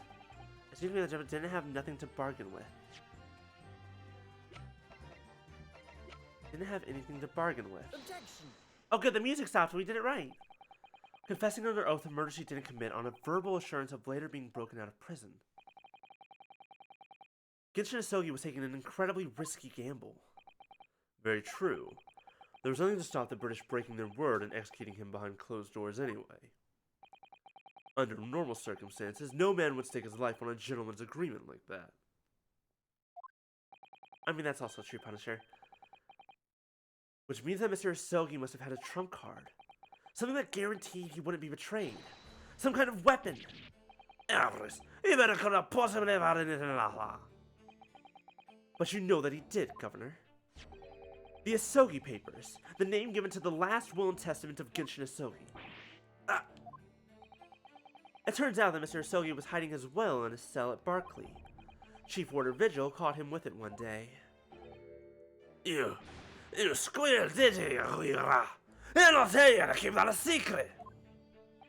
You can't touch me now! Ah! When Mr. Vigil caught sight of that will through the bars of the convict's cell, Mr. Isogi pleaded with the warder. Alright then, but what's on that paper? The last will and testament. This will is the only weapon I have left now. A weapon? And after the convict had been killed following the elaborate pretense of the jailbreak, that document mysteriously disappeared, didn't it? Well, yes. All the prison wanted to search through the belongings of a cell, but that will was just nowhere to be found. As I understand it, an exhaustive search was made for the document, which became known as the Isogi Papers. Governor Kaden, I believe you ordered your prison staff to find it at all costs, didn't you? Would I be right in saying that you knew You knew that the so-called Asogi papers had the potential to make great waves somehow. Tch, what the blaze are you bothering about?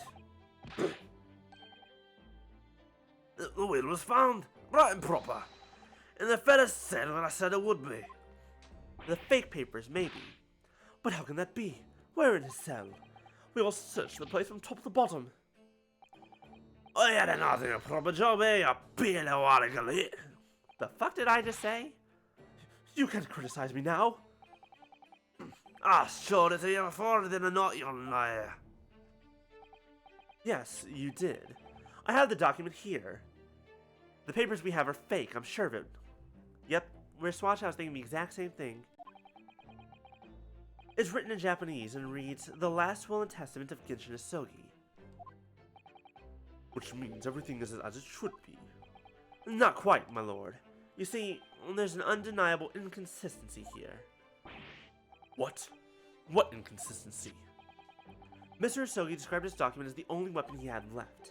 And yet, this will contains nothing of significance at all.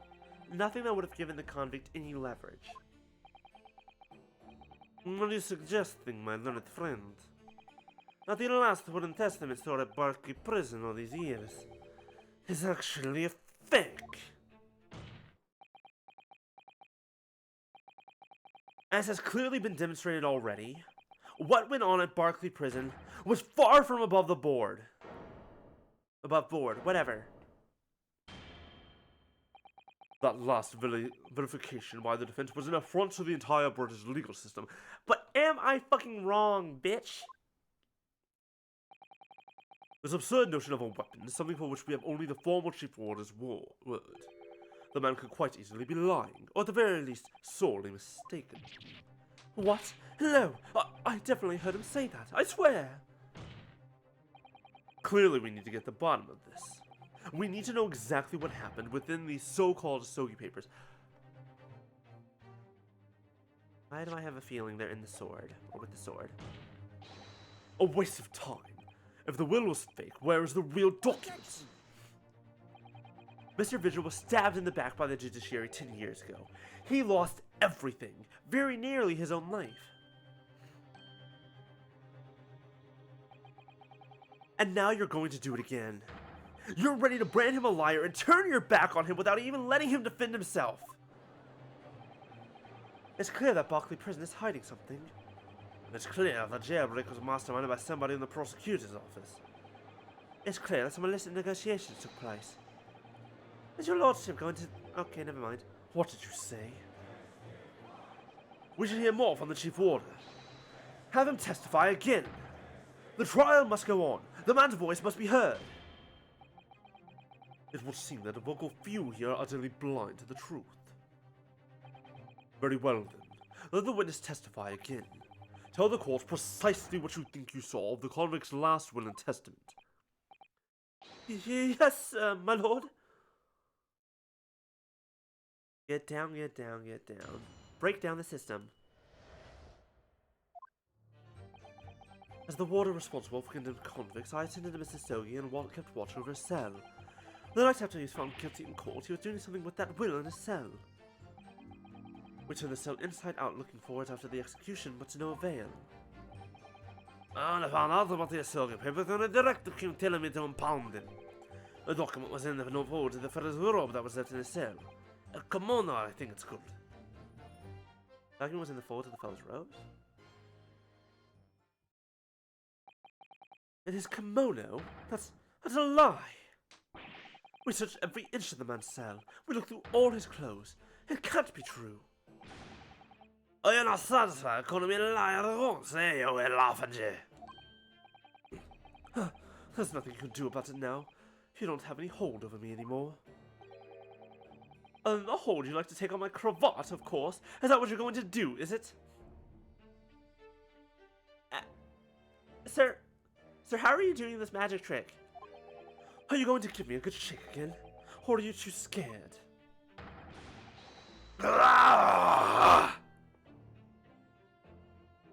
That's rough on the throat. Little and large. What a double act.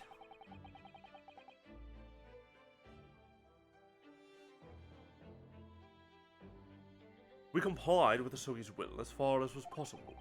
All of his personal effects were delivered to his family home in Japan. As a courtesy to the homeland of the most notorious killer our country has ever seen.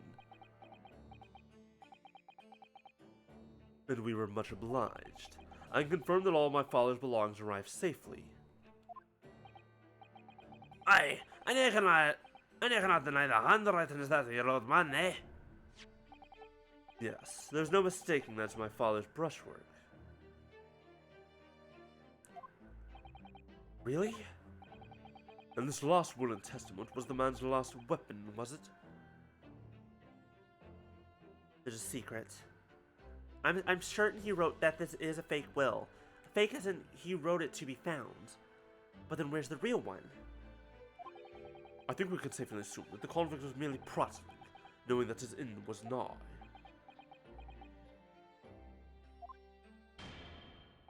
Unless invisible ink exists at this time. So, counsel for the defense, your cross-examination, please. Yes, my lord.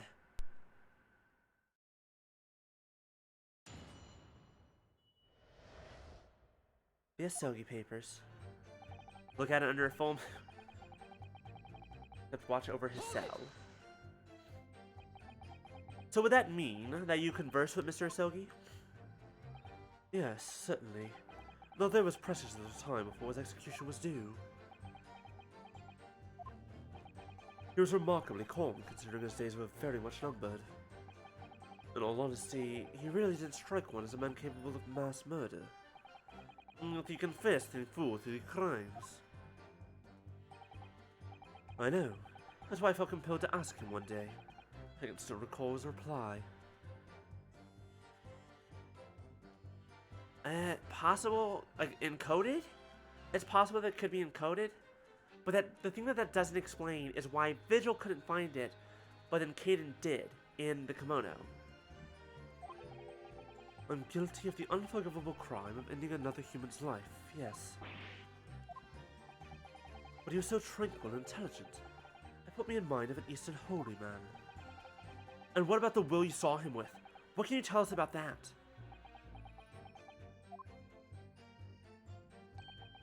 It was the beginning of all the drama. I remember it very well. Fold it into a crane and then read it? The night after he was found guilty in court, he was doing something with the... He was... Wait. This is important. He wasn't writing. He was doing something with it. He wasn't reading it. He was doing something with it. And he pleaded with you not to report him, didn't he? Yes, that's right. Another bump you did not tell me. A brain bunch of trust walls. I could see that the man had a noble spirit. I found myself wanting to treat him accordingly. But according to what you told us 2 days ago, the convict had been strictly forbidden from having any writing materials whatsoever. Yes, you're quite right. So when exactly was the will pinned?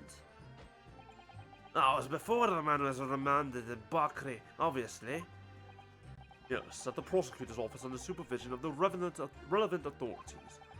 I personally instructed Asogi to make a will for the benefit of his family and his homeland. In that case, why was it found in his cell? What do you mean by that? Well, if it was pinned at the prosecutor's office, you would have expected that it would remain there for safekeeping, surely. It's curious. There doesn't seem to be any obvious explanation for why it was subsequently found in the convict's cell. Well, the defense makes an astute point. Well, Governor? a prison governor cannot be expected to kill me in the workings of the prosecutor's office. In that case, Lord Strongheart, perhaps you can shed some light on the matter? I'm unable to offer an explanation here and now. I would have to consult with the notary responsible for the will at the time.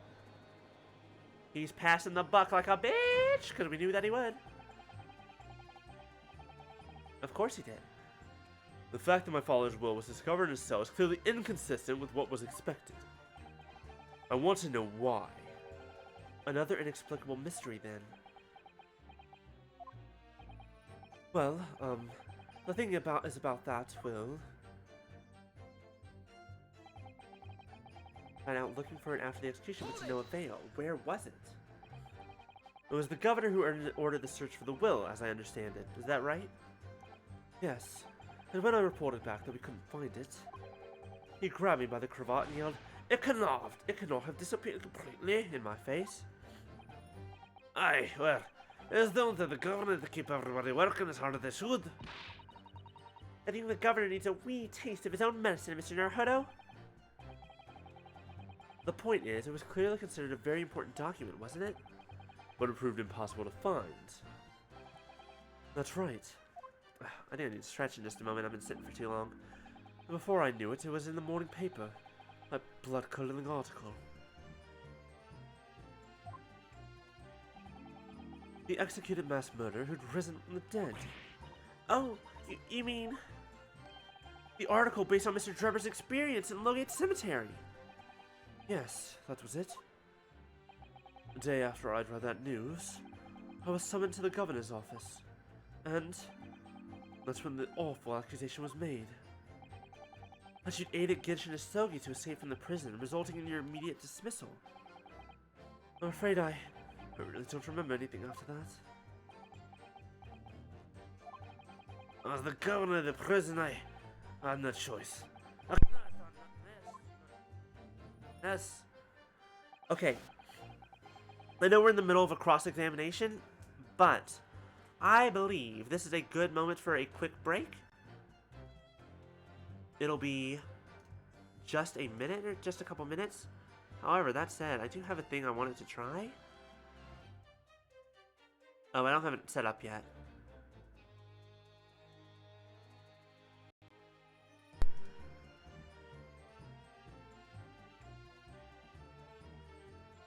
Might only take a moment. But yeah, we're gonna take a quick break. Yeah, see you in a bit, Maya. Yeah, we're gonna take a break. I'm gonna try and get this set up and get this working.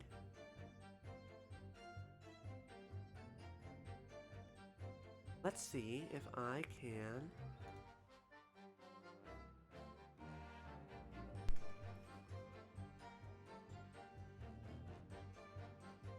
set up before we go. I meant to do this before, but I kept forgetting.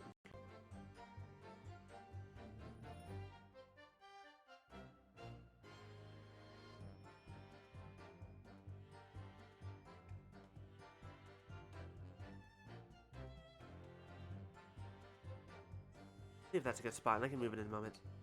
Theoretically, this should work. Alright. I'll see y'all in just a few minutes.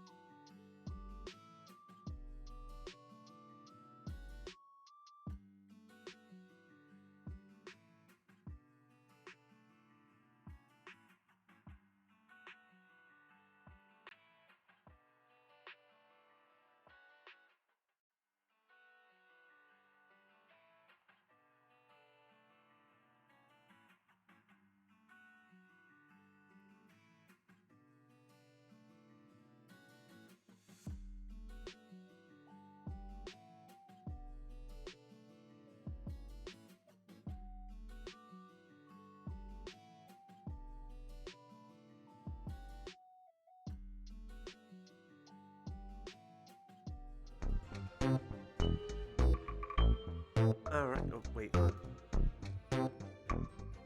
we go. We're still playing the music. But we're back. Got some more. Refilled one of my 2 water bottles. Got a little bit of small snack. Got up and stretch and all that. Now then, where were we? Found out about the Asogi papers when the directive king told me to impound them. And that directive came from the same source, the one instructing you about the jailbreak? Aye, from the top levels of the prosecutor's office. What name was on it? I didn't ken afore and I do not ken now. What I can tell you is I'm orders to do everything in my power to find that document. The director said it had to be somewhere inside the first cell. Document. Was that the wording? Document, not will? Aye, that's what it said. Am I clutching at straws here? I just wonder if it was really Genshin Asogi's last will and testament that the sender of that directive was after. Continue with your testimony then, witness. The document was in the folds of the fellow's robes that was left in a kimono. And Mr. Asogi's kimono? Aye, oh, and he'd brought it when he was locked up. Yes, he was permitted to have his personal effects with him during his incarceration, I understand. After that, he was granted as free as possible during the few days before his execution. Indeed, he had a number of items of personal significance, I remember. He was very reluctant to part with them. Some books, a kimono, his sword. First, okay, also, question. Who? Foreign dignitary or not, why would he be allowed his sword? His sword? Karuma, the famous sword of the Asogi clan. It bears the soul of my family. The sword is the clue. The sword is the key. It's in the sword. I don't doubt it, but I wasn't really getting at that. Forget it being the soul of the clan. Could the man have had a more obvious weapon? Have some respect to Ryunosuke. Respectful silence? Or just carry firearms at all times, and then might have shackles around their ankles. Yep, it's most likely in the hilt, like in the grip. Yeah, it's most likely in the grip. That's probably the easiest place. He cannot have hurt anybody with that thing. Still, he was allowed a sword, but no writing materials? Aye. He wrote that with it before he came to stay with us in Berkeley, you see. Dr. Mikatomo was asked to bring the necessary Japanese writing implements to the prosecutor's office. A Suzeri inkstone, black sumi ink, and some Hanshi rice paper, no doubt. I was present when he wrote it. When I'm sorry to say, the letters just look like a squirming mass of jet black earthworms to me. Excuse me. Are you feeling faint, Mr. Vigil? Mr. Vigil! Sir? It was Scarlet, sir. What? Oh, I'm terribly sorry. I didn't mean to blurt it out like that. The document that you saw was red and not black. Less swaying and more explaining would be helpful. Is it something about the testimony we just heard? Have you recalled something of importance? As in his blood. Incredibly possible. Something of importance. Possibly, or possibly not. Unable to tell which way he's leaning, I'm afraid. Yeah, I don't think he can either. He's kind of going all over the place. My lord, the defense asked that Mr. Vigil be permitted to supplement his testimony with this possibly or possibly not important detail. Permission granted. Reluctantly. Go ahead, Mr. Vigil. Yes, it was Scarlet. As I remembered it, the document was written in scarlet ink, but perhaps I'm mistaken. Hold it! Scarlet, you say? Well, yes. I mean, I only caught sight of it for a brief moment, of course. But even by the dim light of the cell, I remember thinking that it was an unusual color. At the very least, I'm quite sure it wasn't black. Yes, Strongheart? Do you have something you would like to say?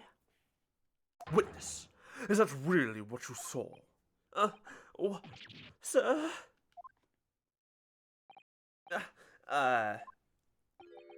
Is something wrong, Lord Strongheart? I apologize. Continue. Continue. What do you think of that, Make of that, Mr. Naruto? For Lord Strongheart to be so visibly shaken in that way. Ugh, then I have it. You can plainly see the writing here. And it's as black as the other hair's waistcoat. Well, yes, you're right. Mr. Vigil, I'd like to confirm one point with you. Did you actually see the content of the document that Mr. Usogi was holding that night? Oh, well, no. I mean, there was no time. As soon as he noticed me there, he hid it behind his back. But it was definitely a will, was it? Yes, it was. Well, that's what Mr. Usogi told me. The court need waste no further time on this matter. We have the will in question in our possession. There is nothing more to add. A will written in scarlet ink. What did Mr. Vigil really see Kazuma's father holding, I wonder?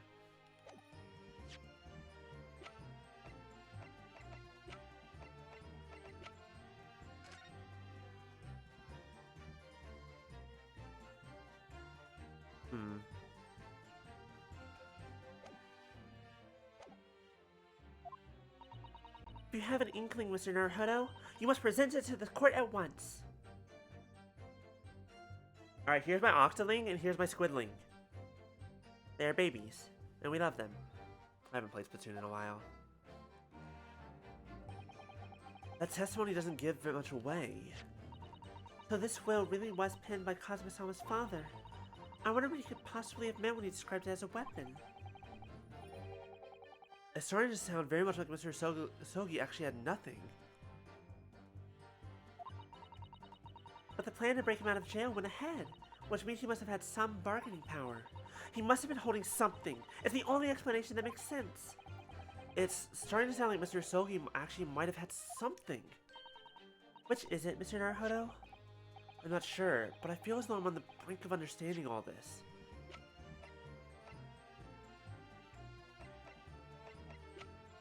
His greatest weapon. But it wasn't this. It must have been something else. Let's listen to all the information again and see what more we can learn. We can't overlook even the smallest details. Absolutely.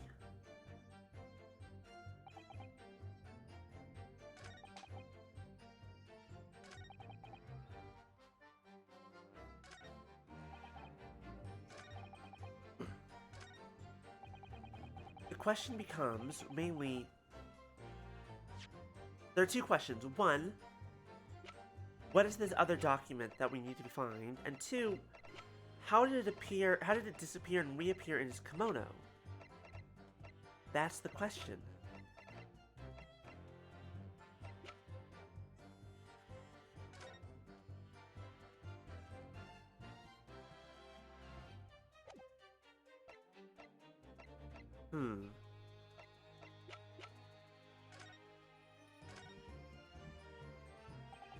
Karuma, the Great Blade. It's such a thing of beauty, I want to gaze on it for hours.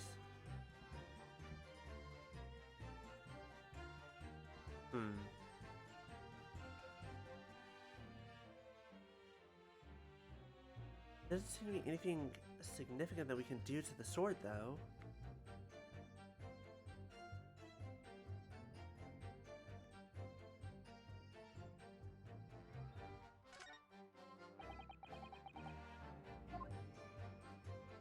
Harumph. Harumph indeed.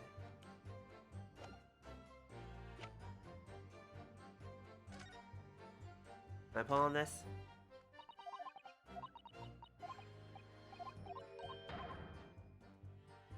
Curse you.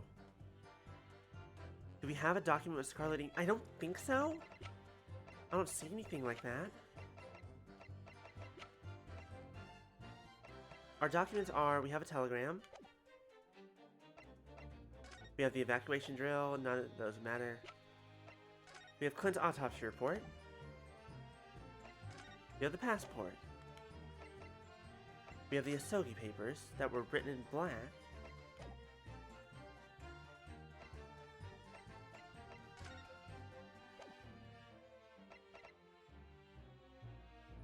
What, Clint's autopsy? This is also written in black.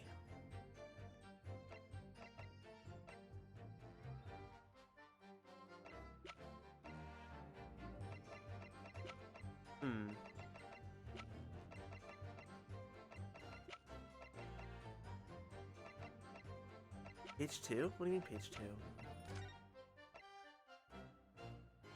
Death from a single stab wound to the heart, other superficial wounds, indicative of a duel. Recent scarlet... Oh. Recent scarlet ink stains visible on the little and ring fingers of the right hand, but no document and corresponding ink was found. Wristwatch? You're a genius.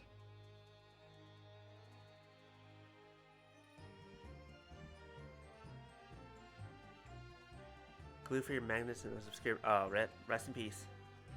Recent scarlet ink stains visible on the little and ring fingers on the right hand, but no document and corresponding ink was found. Visible on the little and... yeah. But no document and corresponding ink was found. So there's... Objection! Scarlet-colored writing is what you said you thought you saw, Mr. Vigil. And I believe that's exactly what you did see. You're right, Clint knew something was up. He wasn't one of the Reapers. He wanted to stop them and he was killed for it. What? Oh, but again, there's no evidence to say that. Have a look at this report.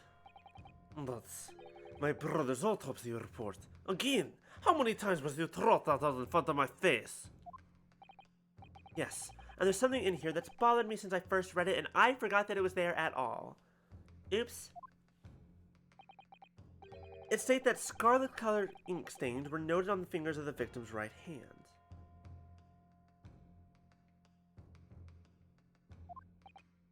Yes, so it does.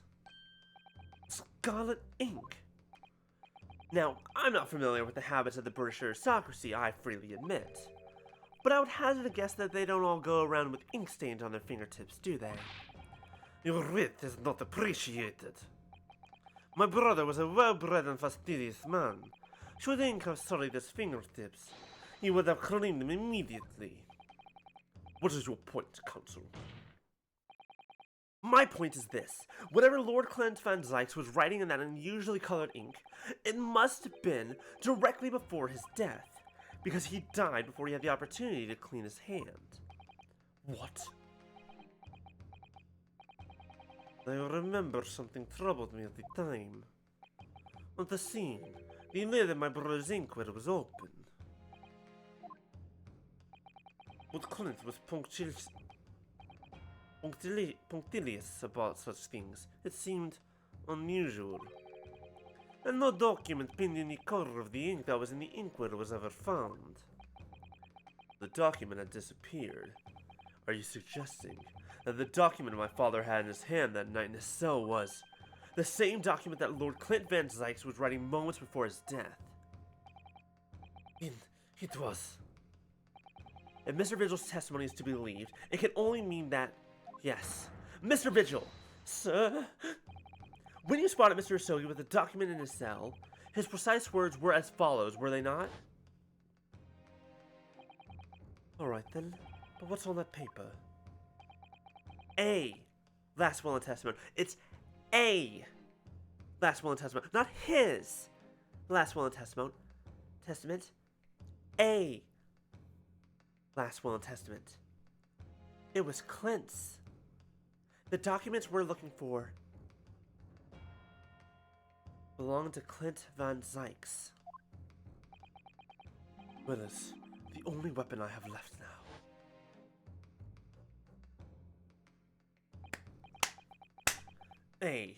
A last will and testament. If the conversation really did go as Mr. Vigil says, then what we now know completely changes the meaning of what Mr. Asogi said. You really think Mr. Vigil did indeed see the convict with a will, but it wasn't that of Genshin Asogi. It was the last will and testament of Lord Clint von Sykes. No. What? Objection! This is madness. My brother's last will and testament. That would mean that he had chosen to die. That is what it would mean, yes. Suicide? He killed himself because he didn't like what he was becoming part of. No, impossible. That is utterly out of the question. Lord Van Sykes. Clint was pursuing the professor. He consumed him day and night. Whatever happened, he would never have abandoned his investigation before its conclusion. Never! He wouldn't rest until the job was done, until the killer was caught. The idea he would willingly accept his own death, it's obscene. Objection! And yes, we can be sure that he was writing his will moments before his death. And that Genshin Asogi came to be in possession of that document. So what could the will possibly have contained? Clearly something that couldn't be made public under any circumstances whatsoever. Because armed with that document, my father was able to negotiate with the judiciary for his life. It was something so damning that it prompted the powers that be to enact that daring jailbreak plot.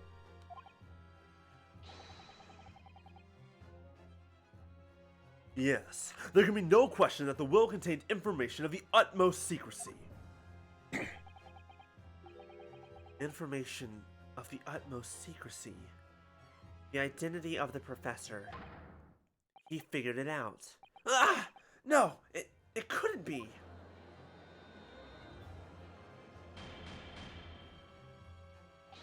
I've heard more than enough.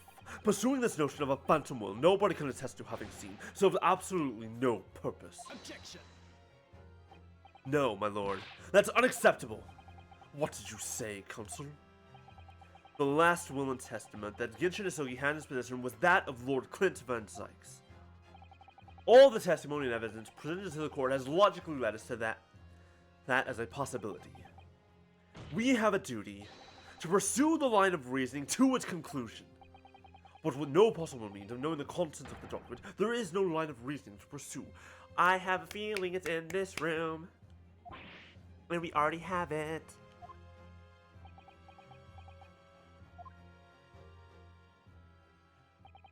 A reason why Lord Clint Van Sykes, a man of high noble standing, would have chosen death.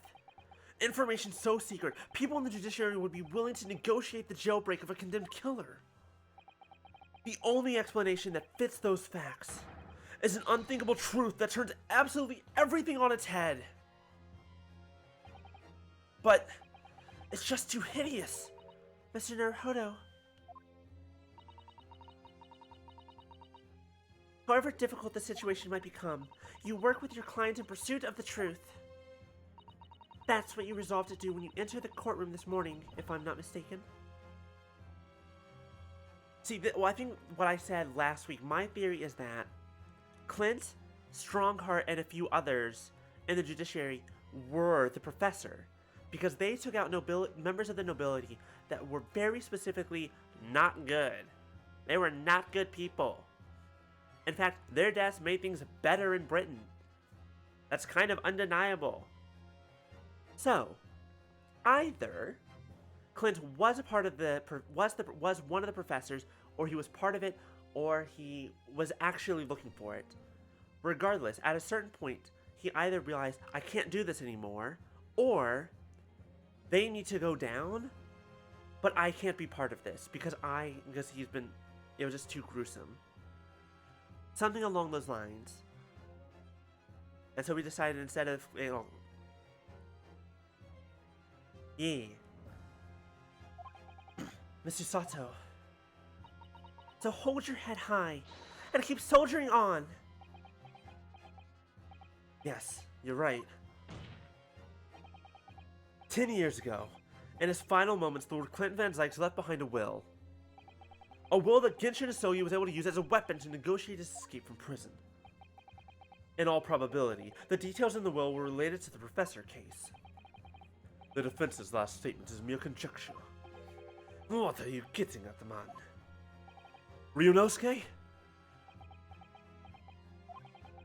As soon as these words come out of my mouth, there's no going back. I believe that the last will and testament of Lord Clint Van Zykes was, in fact, a confession.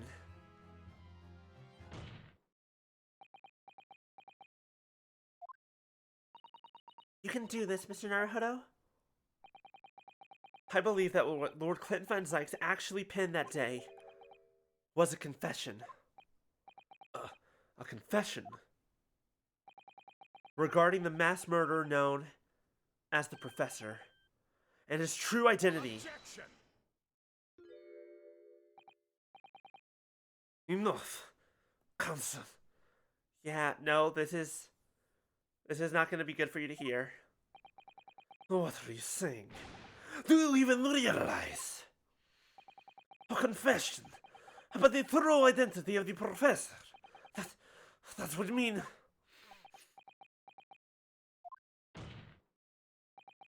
Lord Van Zykes, I appreciate this must be hard to take in, but it's the only explanation that fits. The killer that terrorized London a decade ago and became known as the Professor, the man believed to have murdered 5 members of the aristocracy, wasn't Genshin Isogi at all. No, you can't be suggesting. It was in fact the man believed to have been the 5th victim. Lord Clint Van Zykes himself! So in that case, the Professor did have 5 victims. We're not gonna bother with that scream, there's a lot there. Throat's already getting tired. It's finally open, isn't it? Pandora's box. The great Van Zykes family have been thoroughbreds of the British judiciary for years. And Lord Clint Van Zykes, he was a paragon of justice in the capital. And he was actually a mass murderer, a perpetrator of atrocities of violent nature. If the general public ever found out, law and order in this country would... My brother. Oh, this is too awful, poor Lord Van Zykes. I wonder, though, did he never suspect? Mr. Naruhodo? Lord Barrick Van Zykes is a brilliant prosecutor. Is it conceivable that he didn't realize what his older brother really was? Order! Order! Order in court! Lord Van Zykes. The Professor made use of an enormous hound as his murder weapon. Tell me, did your brother own a dog? Yes, he did. Barmong. He was a well-known hunting dog. People called him a giant. I don't believe this. When my brother would go hunting in the forest or the ground behind the house, he always took Barmong. The bee on the collar. I want us to pull out the collar, because I don't remember what it looks like exactly, but I think you're right. After Clint's death, the creature passed away too. Almost as if you were following his master. Yeah, I do remember now that you said that. I just forgot about it. He was a magnificent hunting dog, worthy of the jewel-studded collar around his neck. Because remember, now that I think about it, when was the last time we fucking saw that collar? It was earlier this game, yeah, but that was at the end of case 2 of this game? That was a while ago. He was worthy of the jewel-studded collar around his neck. A jewel-studded collar? That's right. No, sadly. Some years ago now, it was stolen by a thief who broke into the house one night. A jewel-studded collar, stolen by a thief. It so happens that myself and my colleagues have come across such a collar during our time in London. No, it was not Gina who stole it. Because the one who originally stole it is dead. He went to prison. How could you? There was an old emblem attached to the collar too, made of pure gold. There it is. It did have a lot of blood on it. Holy shit. It was topped with a small crown and bore an ornate capital letter B. What? An emblem bearing the initial B? Oh my, you know it? It's the insignia of the Baskerville family. This is why Hound of the Baskervilles could never come out. Because it held the truth of the real professor. What? The Baskerville? Why is that name coming up now? Baskerville is the family name of my late brother's widow. It's all coming together. It's all coming together. Wait a second. Wait a second. Hold on. Hold on.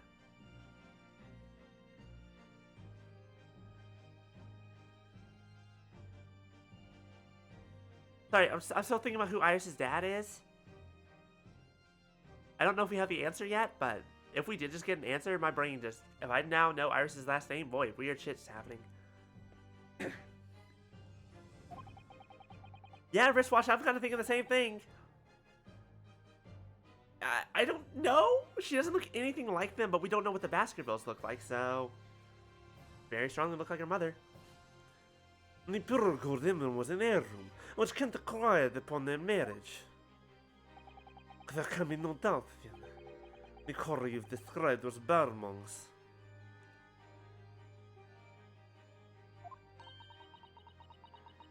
The family insignia of Lord Clint Van Dyke's widow. There was a considerable amount of blood on the collar when we saw it. Since we know the dog was used for hunting, it could have been from its quarry, of course. But it could equally have been from human prey. Was it true, then? Clint Von Zox really was the professor. Impossible. These Japanese are making it all up to exonerate their own. So, in fact, the person responsible for these murders of nobles and royals was a noble himself. And that threatened to be an enormous scandal that would irrevocably destabilize British society. My father knew that, and was using it to negotiate his way out of the unjust charges brought against him. But at the very last hour, those he bargained with betrayed him, slaying him mercilessly on foreign soil. We still need to find this will. We need to find it. Well? Can you deny it, Lord Strongheart? 10 years have passed, and still now the 6 million inhabitants of our great capital rest easy believing that justice was done. That though within anonymity remains, the diabolical murder was caught and executed. Very well then. You may have the truth. I'm sorry? Hello? Please actually tell the truth and don't lie to our faces, you dumb bastard?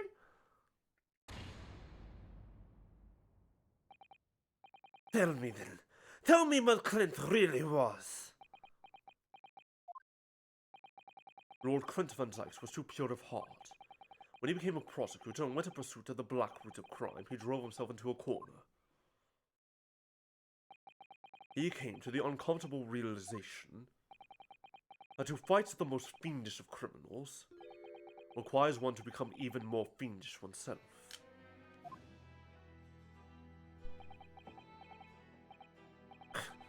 Clint.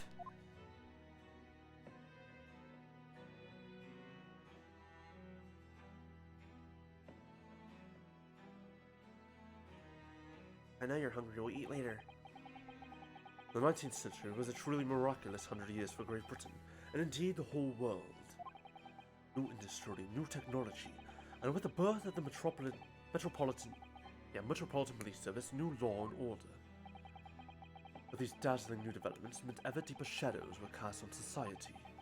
Water sullied by factories, air thick with noxious fumes and crime growing daily to fill the darkness. Lord Clint Van Sykes made it his mission to combat that darkness, but as time went on, it slowly ate his soul, until eventually he was consumed.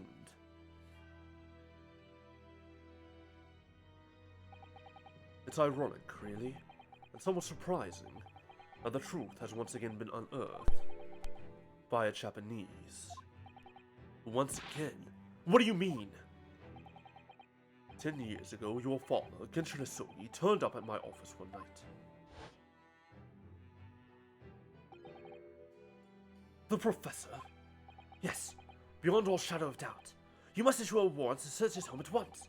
Don't be absurd. The man comes from one of our country's most illustrious families. He's a paragon of justice here in the capital. Yes, that's the point. That's why none of you British can see it. He's using his noble status as a diversion whilst he commits these atrocious crimes behind the scenes. You have evidence. Nothing definitive as yet, but he keeps an enormous savage hound on the state. We need the full support of the judiciary for this. We're up against a member of the aristocracy. So a large family estate has a fierce guard dog. You should know that's commonplace here in Britain. I'm sorry, but I can't possibly put Scotland Yard onto this based on the tenuous accusations of a visiting student.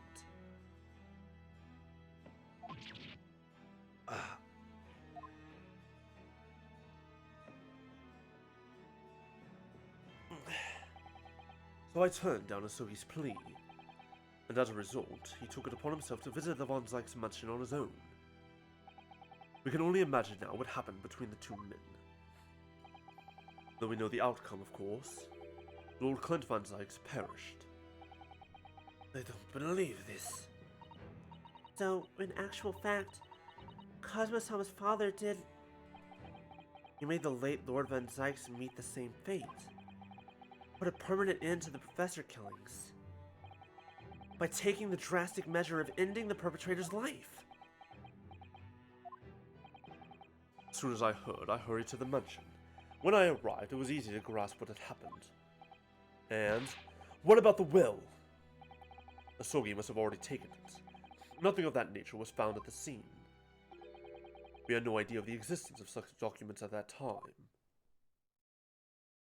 At that time. At that time. Say?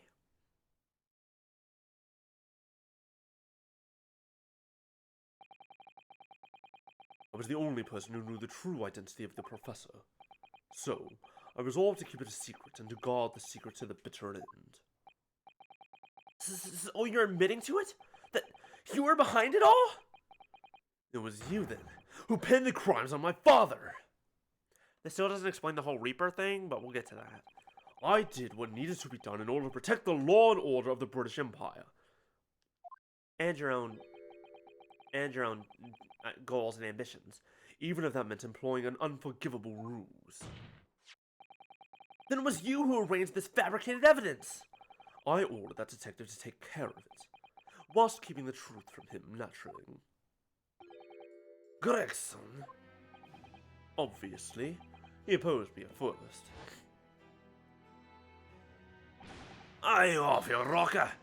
I can't do something like that. There's no question that it was Isugi who murdered Lord Van Zykes. The house staff have made statements that they saw the man running from the mansion that night. Yes, well, I've no doubt it was that Japanese fella. Well, I've got a shred of conclusive evidence against the man. And worse than that, he doesn't keep a dog. So we're short of a murder weapon to boot. And we're short on time, Gregson. We must put a stop to this man's rampage for the good of the country. So we'll use whatever means necessary. Do I make myself clear, detective? Blimey. Cool, blimey. So that night 10 years ago, when I was attacked by those dogs in the back streets, and Genshin's ring was taken. That was him, was it? That was Gregson and some hired help. And the detective handed the stolen ring to Dr. Wilson, who feigned his discovery from the victim's stomach during that autopsy. And in the light of that decisive evidence, Mr. Isogi was found guilty of the charges brought against him. However, behind the scenes, he had actually already struck a deal with his accusers, in which he agreed to silently accept the charges. But I just don't believe that part. As far as I knew the man, my father despised such underhand dealings. It was extremely easy to make him comply. You see, he had one crippling weakness. Kazuma Asogi. What weakness? What weakness? Isn't it obvious? You, Kazuma Sogi. Me? I knew it! I knew it all along! I called it! It was his son! Perhaps you have no desire to return to your homeland, Sogi. What? What? Though I hear you have a 14-year-old son. Agree to cooperate and accept your guilt without contention, and you will see Japan and your son again. You scoundrel! Whether you choose wisely or not, it will be a close trial by order of Her Majesty. So whatever rash claims you might make in court will have no doubt trouble in stifling them. There's only one outcome for you, Asogi. The gallows. Don't forget that I still have a weapon at my disposal. A document revealing a truth that I know you're desperate to keep hidden. I don't know a good voice for him. Yes, it hasn't escaped my mind, but it's the only reason I'm willing to bargain with you. I only want to protect this country's law and order, you understand. So, what is to be, Asogi?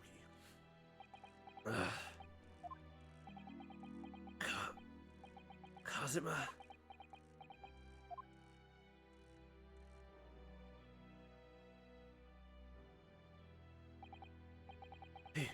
He did it for me. And as I told him at the time, my motive was simply to protect Britain from the damage the truth would do. Protect this country's law and order, at any cost. Which is why you were also the Reaper, which is why you killed Gregson and Wilson. Boy. Objection! I've never dared let myself even consider this possibility until now. But in light of all this treachery, I have to ask. The mastermind behind the Reaper of the Berry. Was it you, Lord Mayor Strongheart?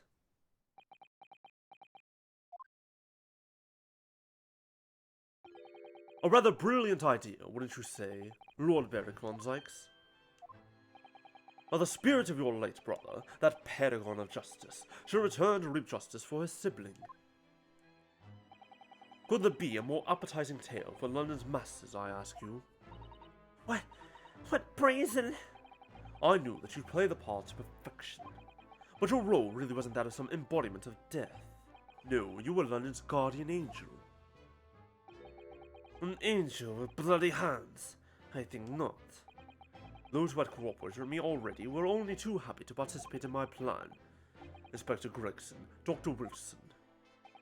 My minions worked tirelessly to ensure that the finger of guilt could never come to rest on you. It's all thanks to them that you were exalted as the demigod the Reaper became. But Dr. Wilson left Britain 4 years ago when he was invited to work in Japan. That's right. So I had to employ the services of his young protege after that. Dr. Courtney Scythe. Dr. Scythe? So what with the execution of the professor and the subsequent reign of the Reaper of the Bailey, I've successfully safeguarded law and order in our mighty capital for the past decade. That is everything. You son of a bitch. Wait, what now? Hello? My lords, ladies and gentlemen, I do hereby confess it was I who sired the concept of the Reaper. However, let me say in my defense, It was all for the preservation of law and order across the entire empire. Lord Strongheart did it? An unforgivable collection of crimes. But still, all those who died at the Reaper's hands were rotten to the core. Whoa, whoa, whoa, whoa, hold on, hold on! In London say, motherfuckers, hold on! This fascist son of a bitch! There is no one left now who can reveal the precise truth of what happened 10 years ago. Therefore, this trial can go no further. Now, I would like to entreat all those present. Beyond these four walls, nobody need know the truth. Even Her Majesty must be protected from this. I trust you all appreciate the importance of my request. It is, of course, for the good of the country. Can you do this? Can the trial really end now?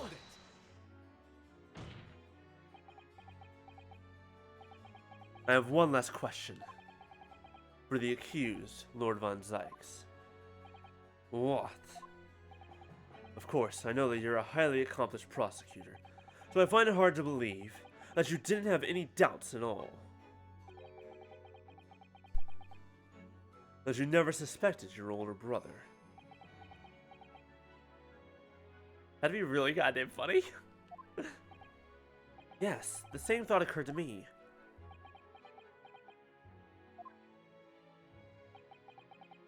It was only once, but yes. I couldn't say that I never had my doubts. My brother's sense of justice was extremely strong. Perhaps too strong, I observed. At that time, there were members of the aristocracy who were breathing the country dry for their own gain. And since they were nobles, they were untouchable. For my brother, it was a source of great turmoil. And coincidentally at the same time, the professor began his terrifying reign. During the time of the professor killings, my brother did not appear to be himself. And that made you suspect? Yes. But it was only once, not more. Only once? Really? Clint wasn't the culprit. That was my conclusion at the time. And I still believe that now. Do you have any evidence to support that idea? The third victim was the Lord Chief Justice at the time. The will wasn't a confession. It was pointing, but it was also pointing out that the one thing that Strongheart hasn't mentioned, one thing he lied about, is that he was the professor. It was he who had recognized my brother's potential and trained him as a prosecutor. No matter what the circumstances, it's unthinkable that my brother could have killed his friend and mentor.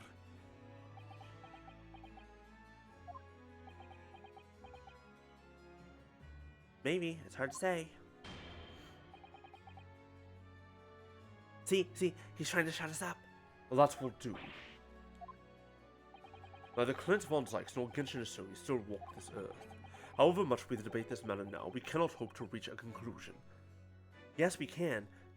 Because you, motherfucker, are the professor. But there are only two extant pieces of evidence from the time. The woe-begone ring that acted as the incriminating evidence to condemn Genshin Isoi, and the 3-page last will and testament penned in black ink and left behind by the man. The wretched truth of what happened is exactly as I have explained.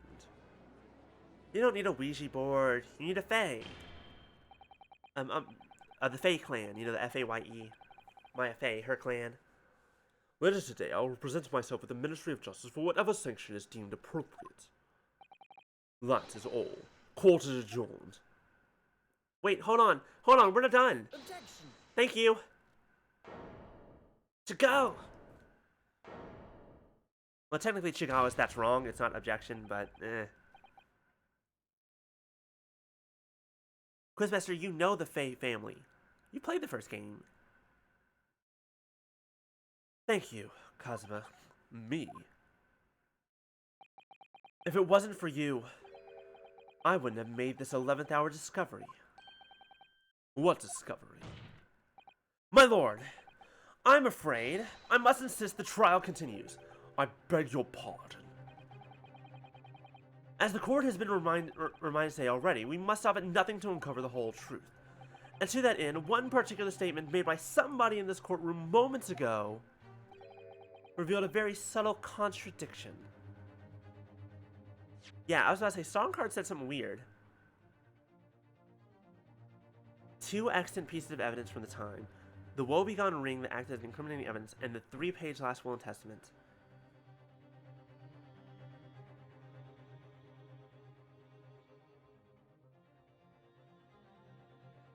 Only 2 extant.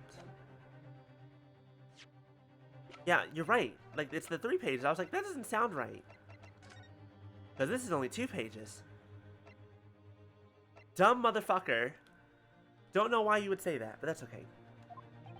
What contradiction? But all I did was ask the accused one simple question.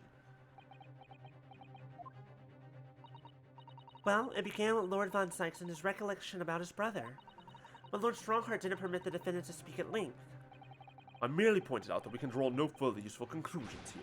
So where on earth is the contradiction? Barrick? One of them definitely just said something contradictory. It's time to identify who. It was Lord Strongheart, I'm sure of it.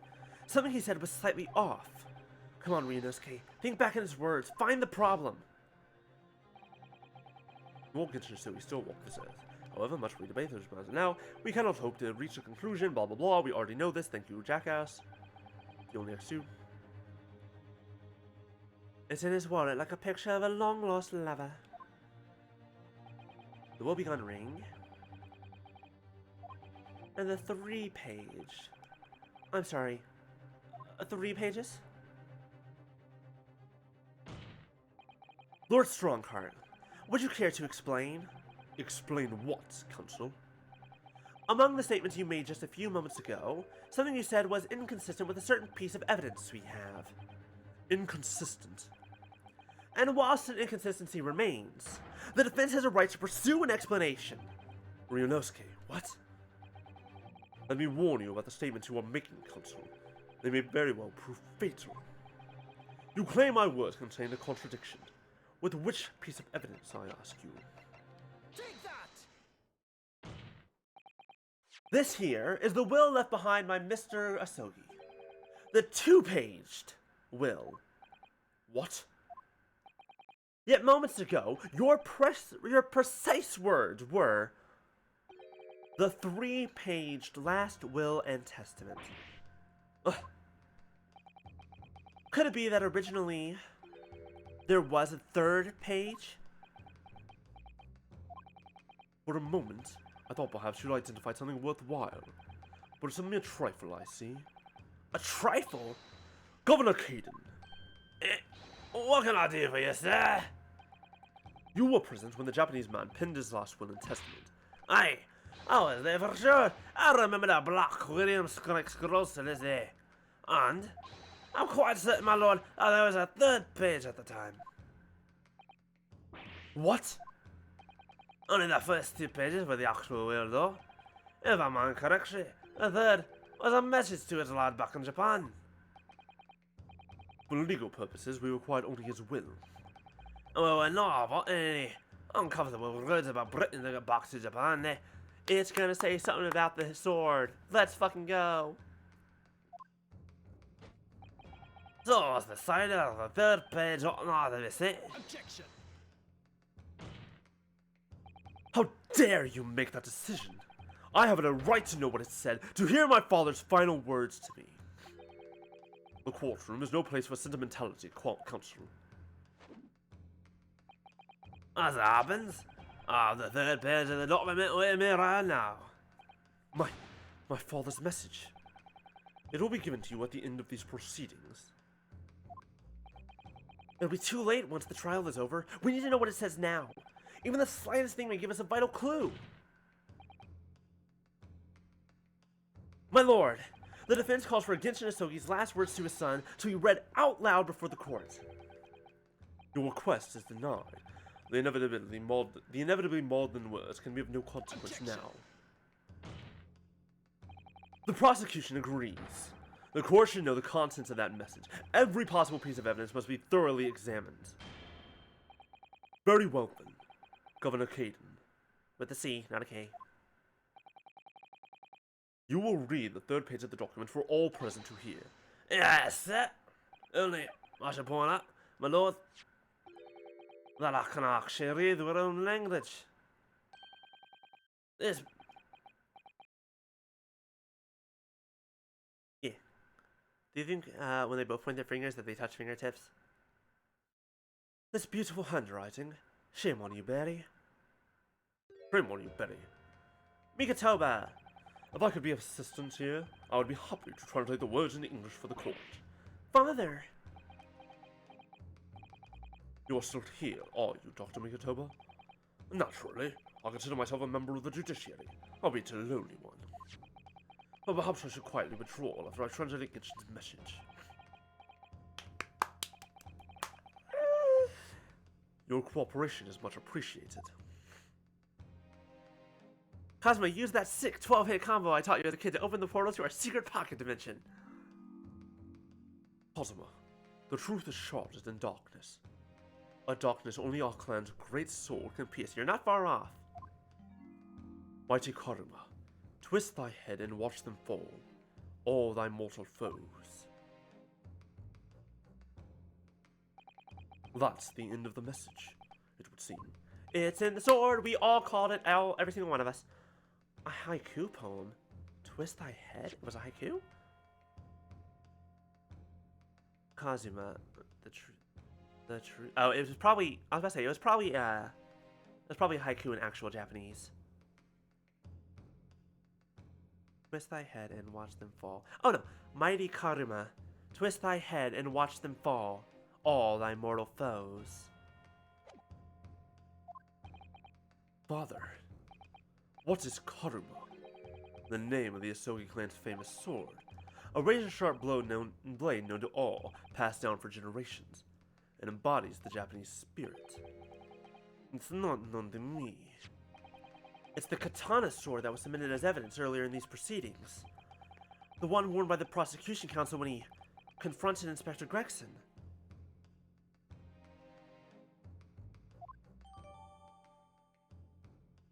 I mean, it actually wouldn't be that surprising if the end of the hilt has a secret compartment for messages and such. That sounds like good.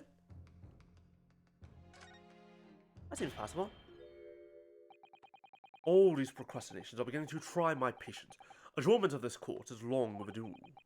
As the presiding judge, I've been as accommodating as possible to the will of the courtroom. However, despite all that, no new information has come to light. Will it let me do it? I really should let Kazuma do it.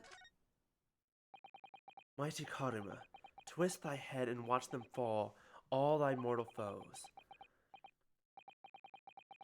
That's the proper way to use a sword, is it? Maybe I should try it. Hurts my neck, that's the trouble. Mr. Naruhodo, if I might make a suggestion, I think perhaps it doesn't mean your head. Oh. I once studied the history and development of the katana some time ago. As I'm sure you're probably aware, the sword's head is the part at the very end of the hilt. It's written as head in Japanese, but it's pronounced as kashira, I believe. Kashira? So Mr. Asogi's words really means twist the butt of the hilt? You don't think... Oh! Look what's inside it! Is that a tightly wound sheet of parchment?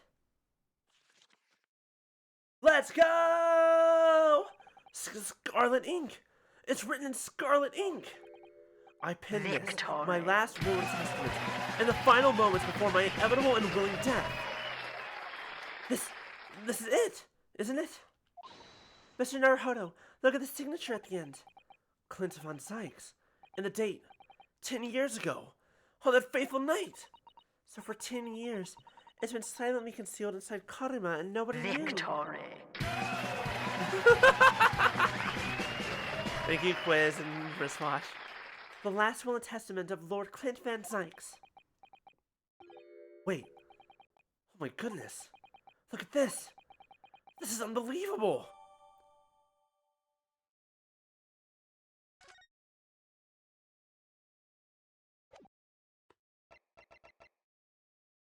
It won't let me read it! It won't let me read it! You son of a bitch! I knew you wouldn't let me read it because you didn't read it out loud. Fuck, I know what it says. I know what it says! It implicates Lord Mayo Strongheart. I know it does. I'm mashing the button. Motherfucker.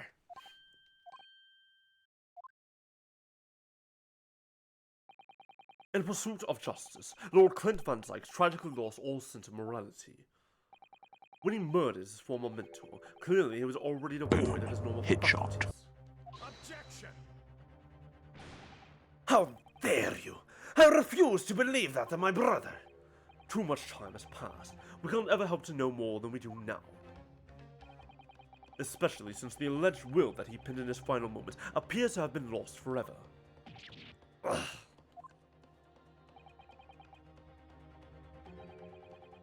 Lord Strongheart, you appear to be in something of a hurry to wrap things up. I wonder why. We've heard you state time and again during these proceedings that everything you did was in the interest of protecting British law and order. And I stand by that. Without the Reaper, we could never have achieved the reduction in crime the capital has seen. Yes, you can. It's called a proper social safety net, bitch. What about Inspector Gregson, then? And Dr. Wilson. There were no criminals. You used them to achieve your ends, and then you had them killed. However you dress it up, there was nothing fair or just about that. Lord Strongheart, what exactly is it that you're hiding? Dr. Mikotoba, were you not to quietly withdraw after the translation of your former associate's will? In this courtroom, no argument carries weight unless it is supported by evidence. And it would seem that the defense has no more evidence to present. Wrong. Objection! In which case, I hereby order all discourse from these proceedings to be struck from the record.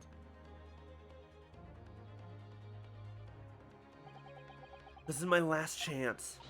Mr. Naruhodo, I have to present some decisive evidence now, or it's all over.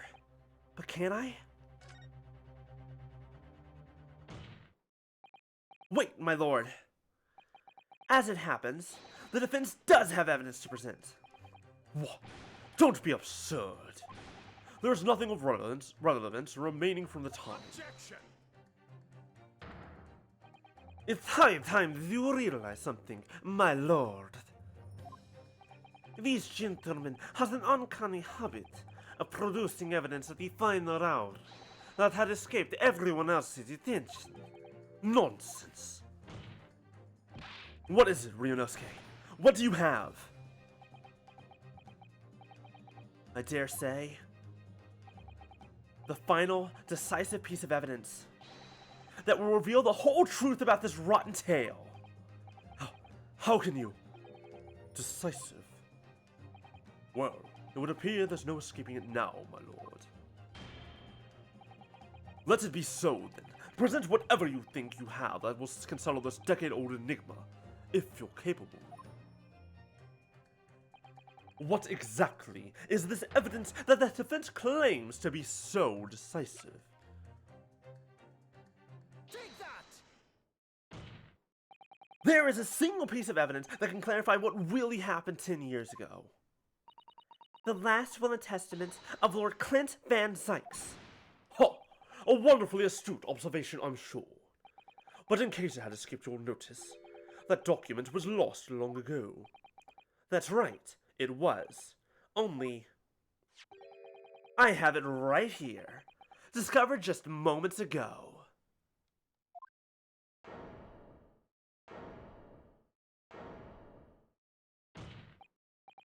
Impossible! That can't be! Everything that's happened comes back to this will. Victory. This document is the key that will unlock the entire mystery. Ooh, now, wow, I've never seen him this pissed. My brother's last will and testament. Where did you find that? It was rolled up inside this. Inside Karma. The ultimate weapon Genshin Shogi obtained has lain undisturbed in the hills of the sword all these years, just waiting for the right time to emerge and reveal the truth. The signature on here certainly look official. My god, it's true. It's my brother's handwriting. There can be no mistake. Here's the thing. If anyone ever gave me a sheet of paper and said, hey, your brother wrote this, I'd look at it and be like, I mean, okay, I guess so. I can't prove that. I have no idea what his handwriting looks like. Either of my brothers. Like, nope, not. I forbid the contents of that document from being read out. Do you hear me? I strictly forbid it. Objection! You can't do that, my lord. The document could explain everything. That document could literally destroy the meaning of justice in this country. I demand that you hand it to me at once. Why? What are you trying to hide? Could it be that you already know what's written on this page? What are you implying? Court is adjourned with immediate effect. Clear the courtroom. Objection! Absolutely no one is going to follow that order when it's right there in front of our faces. Do that, my lord, and you'll suffer a fatal blow as Lord Chief Justice. I beg your pardon. Forcibly ending a trial without good reason, and not any trial, a closed trial by order of Her Majesty the Queen. I still remember the first time that happened. It was the most insane shit. To defy the monarch's will is treason.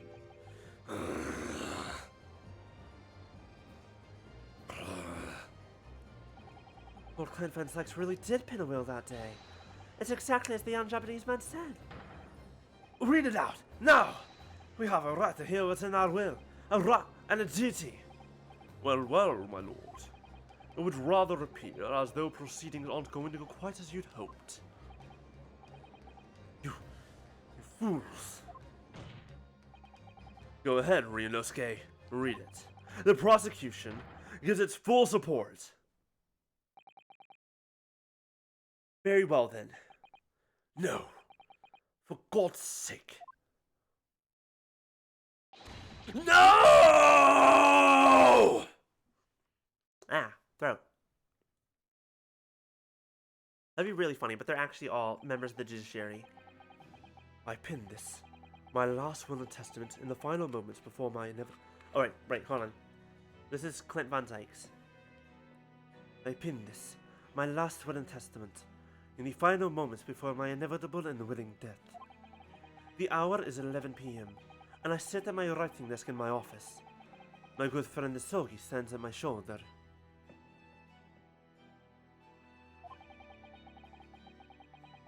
He has expressed his intent to invoke the dying ritual of the duel, that I may depart this world with honor. An honor of which I am utterly undeserving. Japanese are a truly merciful people.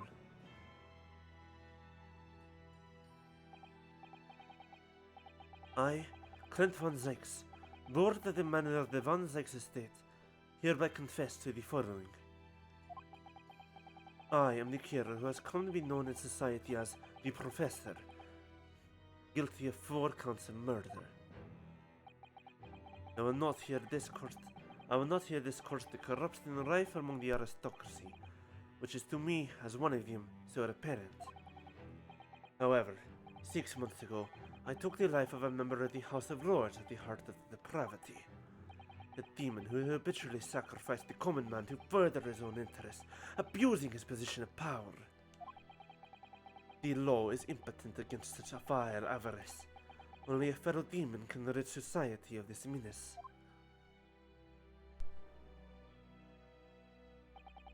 That demon was my quarry, upon whom I willingly set my great hound. But though I am a hunter of some experience, I am a poor felon, it seems.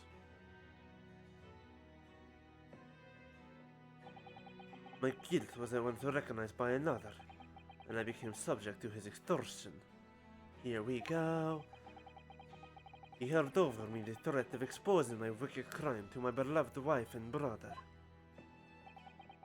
Under that threat, I have done this man's bidding for months now, killing those he demanded I kill. As I watched my former mentor perish before my eyes at the jaw of the hound that commanded, I realized that I had lost the last shred of decency within me, sunk to the level of a wild beast. There is no path back to the light, be it I or my dear friend Desogi who dies this night. I am eternally damned. To my extortioner, Mayor Strongheart, may you feel the jaws of the beast at your throat every time you swallow.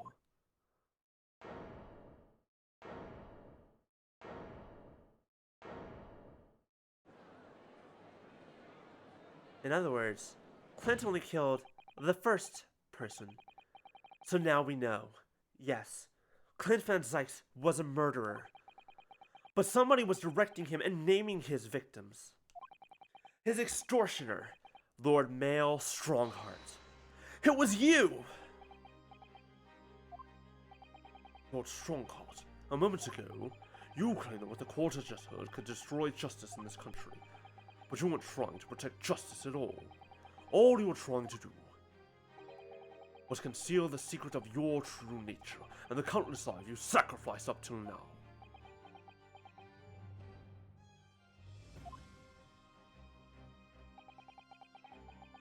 Just didn't make sense to me.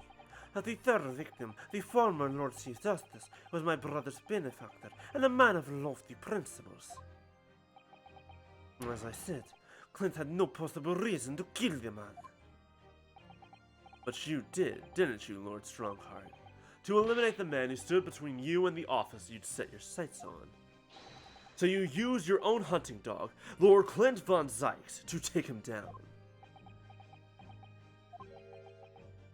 It had to be done.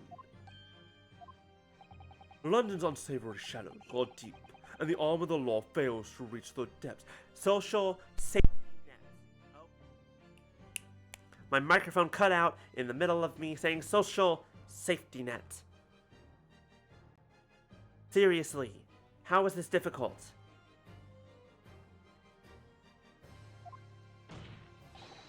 Crime must be cut off at the roots, but the Lord Chief Justice at the time couldn't see that. He was weak. Yes, at the roots. People generally commit crime out of desperation. Like, obviously not 100% of the time, but like 90% of them. Lofty principles, you say? Tantamount to cowardice, if you ask me. Which is why I took his place. In order to fight the crime he was allowing to spread like wildfire. So you're a fascist, got it. By murdering the man. The Reaper, the Professor, the name makes no difference. As I've explained countless times already, it was all done for the furtherance of law and order in London. Objection! Are you going to legitimize them for my father now too? Oh, consider Sobi. Well, that was unfortunate. I'd fully intended to send him back to Japan as we'd agreed. I don't believe you. It was you, wasn't it? You killed him. No, it wasn't me who took your father's life. Then who? On the night following his mock execution, I went to Logate Cemetery at 3 in the morning with Shigoku. Shigoku? There had to be a collaborator on the Japanese side to manage Isogi's treatment after his repatriation. Shigoku had fierce ambition. It made him easy to manipulate. 10 years ago, after he'd stood trial for the destruction of the witness stand, I had words with him. When I told him the position of Minister of Foreign Affairs could be his, he couldn't agree fast enough.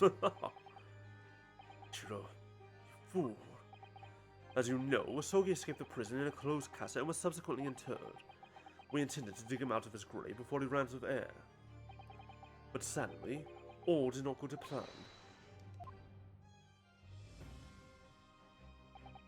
There was an unexpected visitor to the cemetery with his own ideas about digging up graves. A man who witnessed what nobody was supposed to see. Enoch Trevor. Of course, I knew grave robbers frequented London cemeteries. But that grave on that particular night... Blast! If people find out the convict wasn't really executed, the scandal will rock the very foundations of the Empire. Then, what do? Shoot him, Mr. Jigoku. Shoot Asogi at once. He can't live none of this has happened. He has to go. What are you talking about? You had an agreement. You promised him you could return to Japan. Everything has changed now. If the truth got out because of this, both of us would be finished. Forever. Come on, Jigoku, do it! Pull the trigger! Shoot!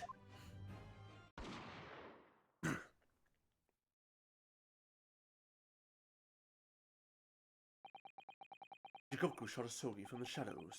The grave was so close, the blood sprayed over his coat. He fled as fast as his legs would carry him. Then Jigoku and I put Asogi's body back in the grave from which he just emerged. When I later learned that the waxwork model was present at the scene as well, I made her swear to two things. Never to remove the professor's mask, and never to speak of the events of that night. And with that, the secret was buried along with Asogi's corpse. So, now you know what really happened in Lowgate Cemetery that night.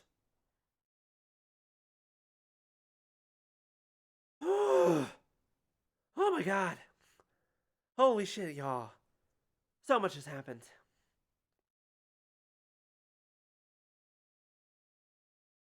Holy shit. It was Jigoku, your Japanese acquaintance, who killed Asogi in the end, you see. He claimed to be the man's friend, but when push came to shove, he pulled the trigger.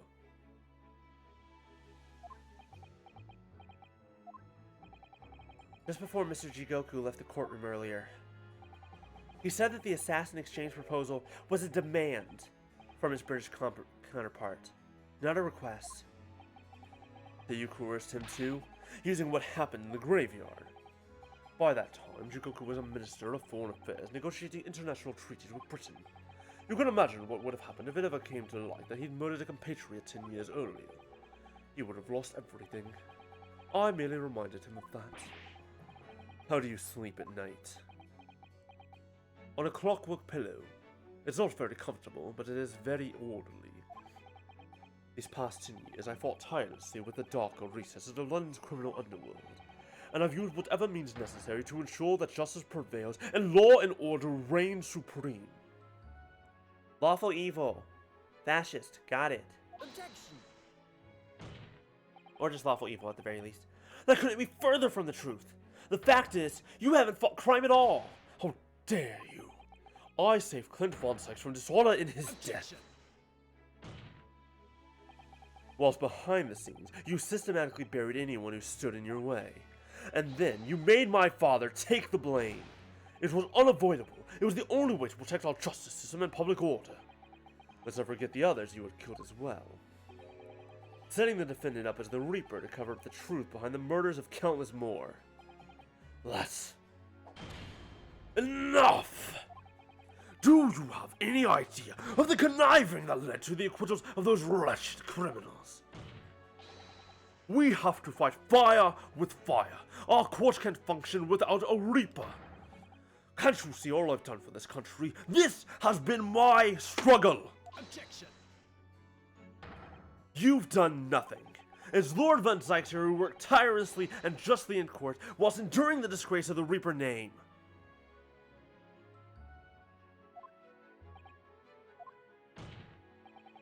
And Inspector Gregson, fraught with anguish for having sullied his hands through a desire to do the right thing. Not to mention Genshin Isogi, who risked his life going in pursuit of the truth you tried to hide. No, the darker recesses of London's underworld were largely filled by you. You little! When will you get it through your thick skulls? That it was all for Queen and country. I'm tiring of that excuse. You consistently twisted the truth for bargaining power to make others do your bidding. Nothing more. People who willingly twist the truth and coerce others have no right to call themselves part of the judiciary. I strongly suggest you don't ever talk of justice again.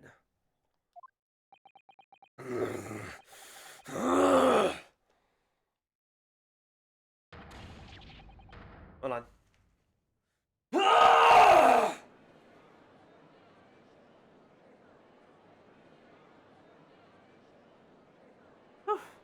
I'm tired. That was fun. Was that too loud? I'm sorry if that was too loud. I realized I probably should have given a fair warning. Well, well, well. Dear me, my good fellows, dear me. A well-deserved round of applause, I think, for a quite marvelous performance. What are you talking about? Those delightfully grave expressions, that beautifully pronounced Queen's English. Really, our friends from the Far East are quite the picture of industriousness. You fraud! Keep your mockery! Please, don't misunderstand. It really is exactly as you both said.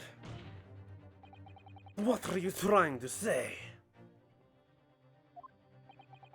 I have occupied the darker recesses of London's underworld and, how did you put it, done nothing.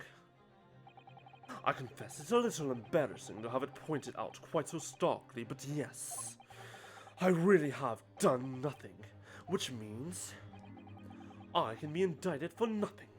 No? What? It's true. Personally, I have committed no crime. I've merely been surrounded by fools who've acted very rashly indeed. No, I'm pretty sure that giving orders to murder, you're still culpable. Like, if nothing else, you're an accomplice, at the very least. Objection. Or accessory. You can't get away with that! You've consistently preyed on people's weaknesses! And what? Threatened them? I'm sure it wasn't just bargaining.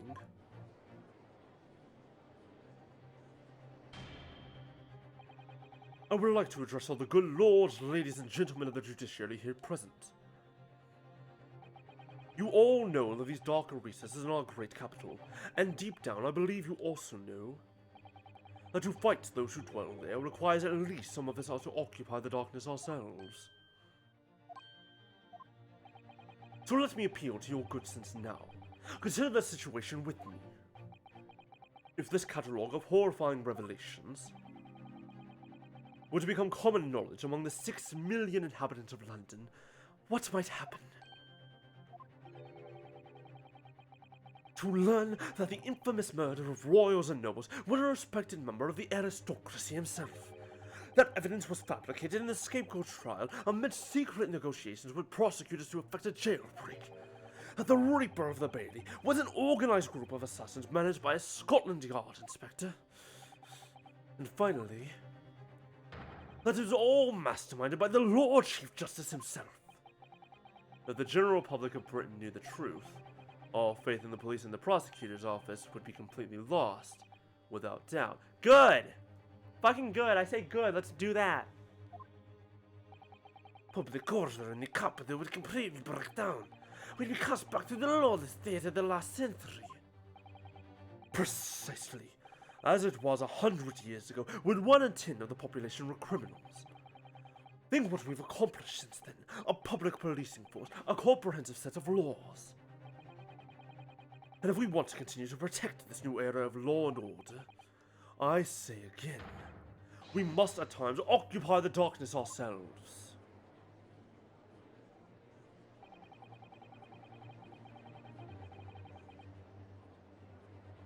We have successfully identified and apprehended the man responsible for taking Inspector Gregson's life. That is all that was expected of this trial. All these other matters that have been discussed will be eliminated from the minutes of these proceedings in the interest of preserving law and order, and to protect Her Majesty the Queen, of course. Well, my lords, ladies and gentlemen, what say you?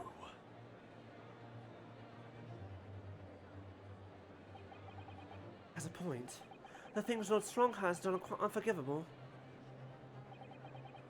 But on the other hand, isn't it our duty to maintain law and order in the capital? You can't deny that the threat of the Reaper over the years has done wonders for the crime rate. And by fair means or foul, that's all thanks to Lord Strawheart. That's right, we haven't pulled the ear yet! We still have to do that! Motherfuckers, I hate everyone in this courtroom. Are you hearing this? This is the will of the British judiciary.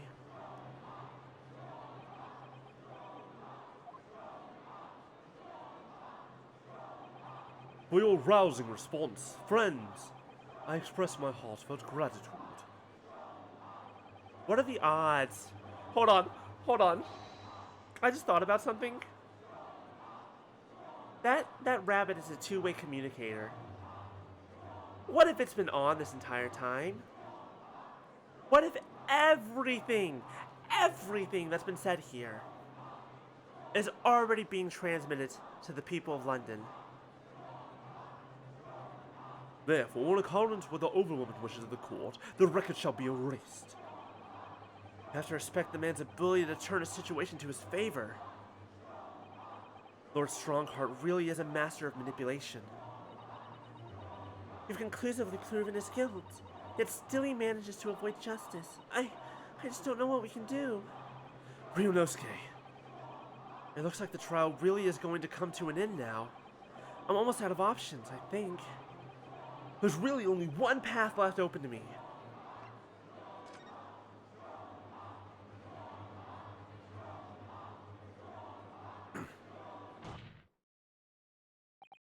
Yes, as I know only too well, the only thing that carries any weight in court is hard evidence.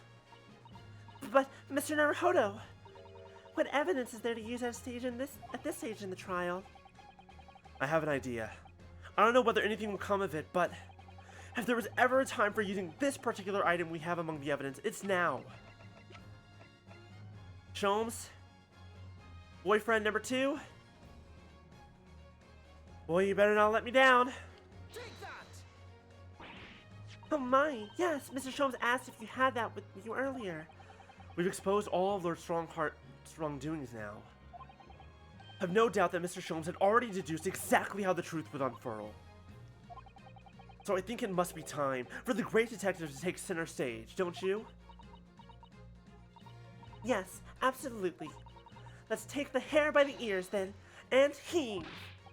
Alright, here goes. Heave! Ow, ow, ow, ow, ow! My dear fellows, must I remind you every time, a gentle tug will suffice. Mr. Sholmes! You're looking in quite the wrong direction, Mr. Naruhodo, because I'm over here. Huh? Mr. Naruhodo, he's... what? Hello?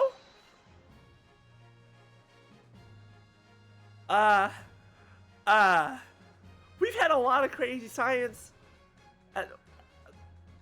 Sholmes... Did we just invent holograms a couple centuries early? What the fuck is this? I wasn't expecting you back, Mr. Sholmes. Delighted to be here again, Lord Strongheart. What is the meaning of this? Bailiff, seize him! Put that man in irons! This is a close court. You've been warned once already, man. What? I can't get a hold of him, my lord. We just go right through him. Video for profanity. Yeah, no. I love his dancing. It's so fun. I'm afraid your efforts are wasted. You see, the great detective you see before you is composed entirely of light and shadow. An image, if you will. I feel like I need to find out if the dance he just did was the Hatsune Miku dance. Mr. Naruhodo, I must congratulate you on the fine deductions. Oh, it was the beta Macarena. Mr. Sholmes, what on earth is... Are you familiar, I wonder, with the invention known as the telephone? Well, yes, I hear that some public telephones have been installed recently in Tokyo. The sound of the speaker's voice is converted to an electrical signal. What did I say? What did I say? Oh. Let's go! And transmit it instantly to another place. Quite. Sounds are transmitted, so cannot images keep them company, I'm amused. Iris and I did some modest experimentation to develop such a device specifically for this very day. Modest experimentation, Mr. Sholmes? What a modest description.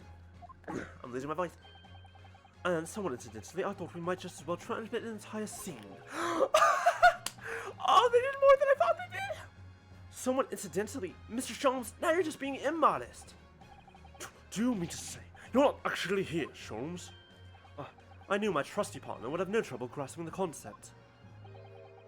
Except he's grasping the stand to steady himself after your shock arrival. Poor father. I would have hoped he might have been forewarned, being the great detective's great partner. Leave my courtroom at once. Get out, or I swear to you.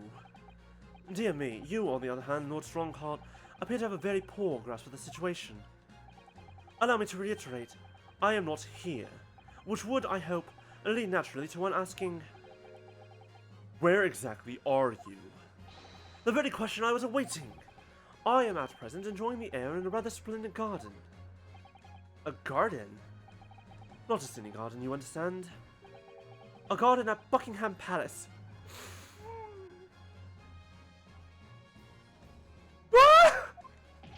What? You can't be. Buckingham Palace? What's Buckingham Palace, Mrs. Sato? I've never heard of it. Do you ever read the news, Mr. Naruhodo? Mr. Sholmes. Is Iris with you there? Oh, well now. Iris is currently enjoying some tea. With Her Majesty. Her Majesty? Not just any Her Majesty, you understand? Her Majesty the Queen of the British Empire. What? What on earth is all this about? Buckingham Palace is Her Majesty the Queen's residence in London, Mr. Naruhodo. Order! Order in the court! I demand immediate silence! Her Majesty the Queen, you can't be... no! This is some sort of unforgivably distasteful trickery by a third-rate detective, that's all! Unforgivably distasteful trickery? What an apt description. A closed court session attended by elite members of the judiciary is a rare event. I presume that Her Majesty would be more than a little curious about the proceedings. So, I decided to show her everything. From start to finish. Huh? You showed her? Indeed. By dint of the Herlock Sholmes remote cinematograph. You meddling. This is some kind of nightmare. Just as I appear to be standing before you, regaling you with talk of my latest invention. And no doubt you've inferred that the reverse is also true. You don't mean... Her Majesty has seen and heard every moment of the proceedings. I assume there would be no objection. After all, every trial in this country is conducted on the auspices of Her Majesty, as you know. You... I confess I'm quite impatient to hear Her Majesty's opinion about the unforgivably distasteful trickery in which you've been engaged over the past 10 years. No, I was merely... Oh, so sorry to keep you all waiting. Vicky and I had so much to talk about. She's calling the Queen Vicky. Oh my god. Oops. And I had so much to talk. Iris, there you are. In fact, I have a little message here from Her Majesty. A message? Well then, if everyone is sitting comfortably... Forthwith and with immediate effect, all authority previously afforded to Mayor Strongheart is hereby revoked for evermore. Furthermore, he will be prosecuted for crimes against his country in a public trial by jury in the coming days. So, it seems that Her Majesty doesn't believe we need to fight fire with fire. Justice in this country needn't be administered from the shadows at all. Mayor Strongheart, the darkness you fostered to conceal your despicable actions these last 10 years is a thing of the past now. After today, Your brand of law and order has no future, because no longer are you the Lord Chief Justice. In the eyes of the law and of Her Majesty the Queen, you are nothing but a criminal!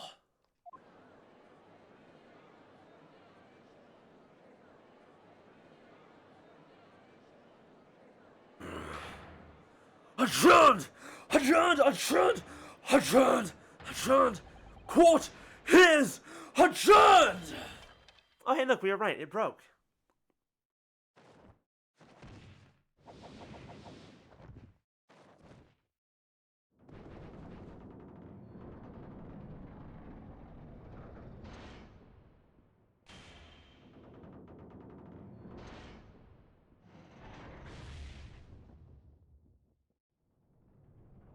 I have a feeling the Old Bailey's about to go down in flames. Ooh, okay, for a second I thought he was about to get impaled. Oh shit! Nope, he's fine. Hold on. Scream warning. I'm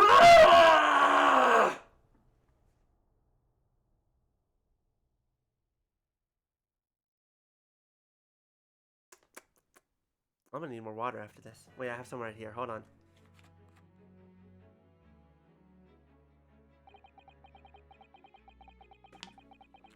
Ah.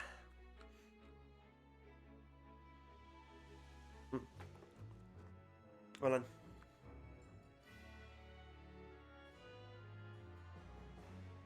Whew. Lord Clint finds Sykes after a will in which he confessed to everything. Those words came out of Asogi's mouth. It deranged me completely. I knew I must do anything and everything in my power to contain the situation. I couldn't find the damn document. I checked his cell, but it wasn't there. What precipitated the jailbreak plot, I presume? What do you mean? The need to obtain that will was all-consuming.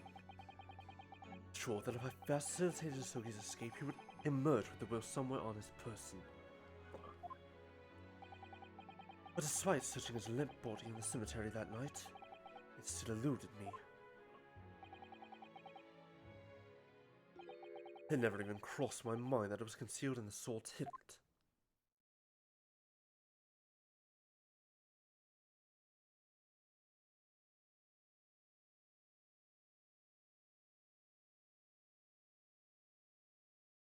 How many months has it been that we've been playing this game, and we're finally at the end? What pains me now is that my brother left this world without a word to me. I'm sorry, Lord Van Sykes.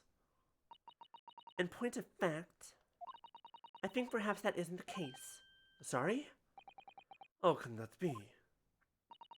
There is more to his last will and testament. What?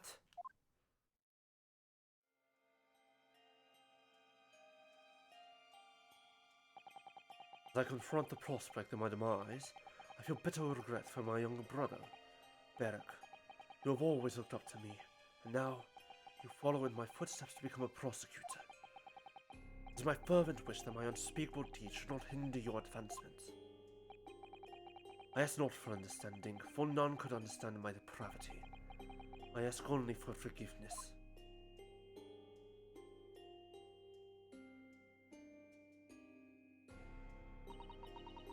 Boogie is a fine detective and a hunter worthy of respect. He has agreed to honor my final 2 wishes. The first is that this document survives. The second, I cannot commit to paper. I have confessed my sins to my wife. May she find resolution in my death. With my eternal gratitude to my Japanese friend, I rest my quill. Clint Von Sykes.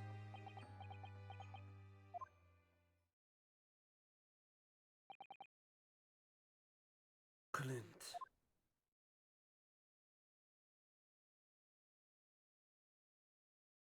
Rocky? Oh my god.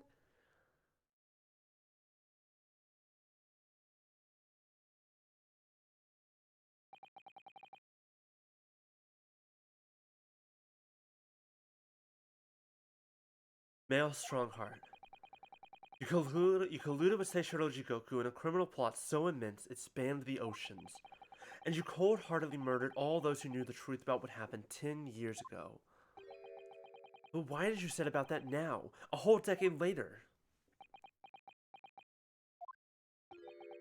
Was sin to the very peak. These last 10 years made me realize being the Lord Chief Justice wasn't enough. Short of becoming Her Majesty's Attorney General, I could have no real power to effect the changes needed in this country. All that promotion, I needed to ensure no remnant of the past remained. Could you? I like everything to run smoothly in the exact manner that I prescribe, like a well-oiled machine. And I was just a step away. And for your ambition to succeed, did you even bother to count the number of brilliant people you had killed? Ah, Mr. Reaper, are you not forgetting something? Such as? You very much adopted your usual prosecutor-like demeanor in the proceedings now. But the reality of the situation is that you are the defendant in this trial. However, the presiding judge would appear to have fallen from the bench, as it were. May I suggest, therefore, that we entrust the final adjudication to an old friend? My lord. As a member of the judiciary, I have been following the proceedings from this gallery. And I must say, I shan't ever forget the extraordinary battle between good and evil that I witnessed here today.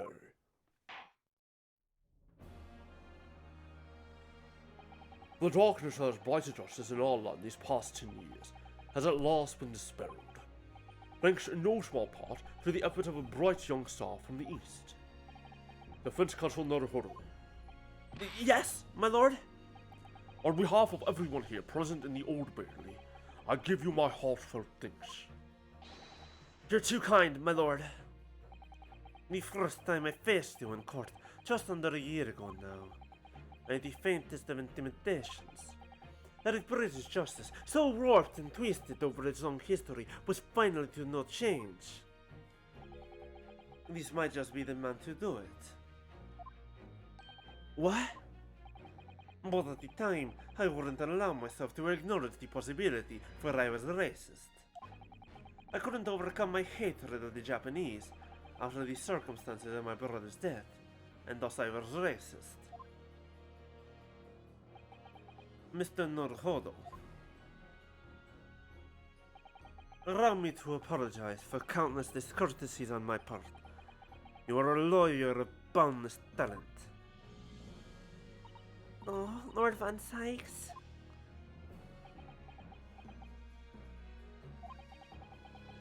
When I first arrived in Great Britain, I was literally a nobody. Certainly not a lawyer. The truth is, my fortunes have entirely been made by the miraculous people I've met. My best friend, Kazuma Sogi, who led me here to Britain in the first place. My loyal and ever-patient judicial assistant, Mr. Sato, who helped me study to become a lawyer. The brilliant Lord Van Sykes, who never failed to challenge his Nipponese rival. And not to mention, the exceptional master of logic and reasoning, who showed me the true art of deduction, Mr. Sholmes. Saving the best for last, Mr. Naruhodo. What a relief. I'm well aware that without all these people's help and support, I wouldn't be where I am today. The truth is a guiding light that always leads to happiness. I've lived by that principle for a long time now, but actually, it's not true. The truth can also cause great pain, sometimes even leave people on the brink of despair. And for that reason, there are those who feel the need to hide the truth, who do it instinctively even. But as soon as we allow our eyes to settle on something other than the truth, the darkness takes hold. From there it grows, until eventually it makes us blind to the guiding light of the truth altogether. So that's why it's my belief that we must all resolve never to avert our eyes from what is just and true.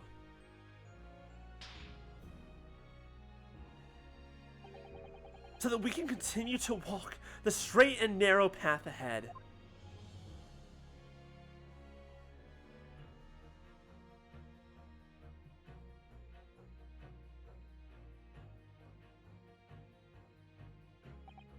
Well, I must excuse myself now. But before I go, Mr. Naruhodo, let me compliment you on your grand opus. What? Without your beautifully composed case against Lord Strongheart, Her Majesty would have been unable to act. Thanks to you and your fellows, the haunting undertones corrupting British justice system have been silenced. Thank you very much.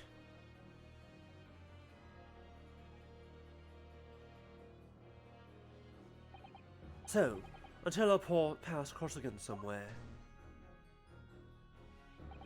Well then, it would appear that this long trial has finally come to an end. My apologies for any anxiety caused, my lord.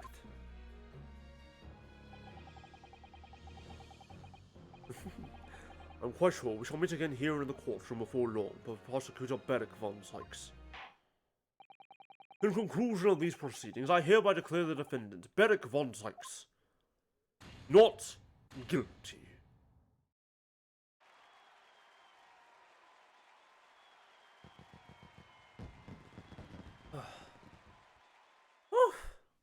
Oh my goodness. There's only like one question left. Actually, there's 2 questions left. That is all. Court is adjourned. There are 2 questions left remaining in this game. 1. Who is Iris's father? And 2. Ryunosuke, will you return home?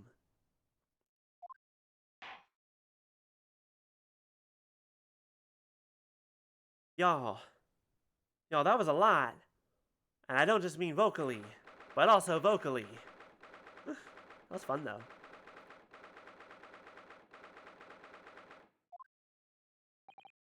It really is all over. Did I sacrifice too much? Naruhodo.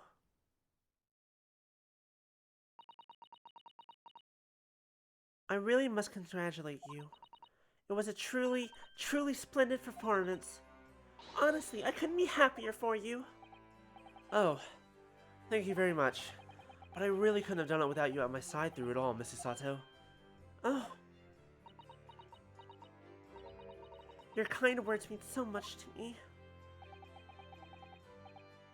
Yeah, we have. We're almost at the 6-hour marks. It really was a splendid show that, Mr. Naruhodo. I don't know if Ryunosuke's gotten paid for any trials. I'd have thought you'd be smiling from ear to ear, but you... No. Hold on. I'd thought you'd be smiling from ear to ear, but you look rather glum. Well, of course I'm delighted about the verdict. But in exposing the truth, I'm afraid I've caused my client a great deal of pain. I'm really not sure that's what a lawyer ought to be doing. Oh well, in that case, I'm quite sure that when you see Lord Von Sykes' smiling face, everything will seem much better. Smiling, yes. I don't think the man will smile anymore. Yeah, that's about what I expected.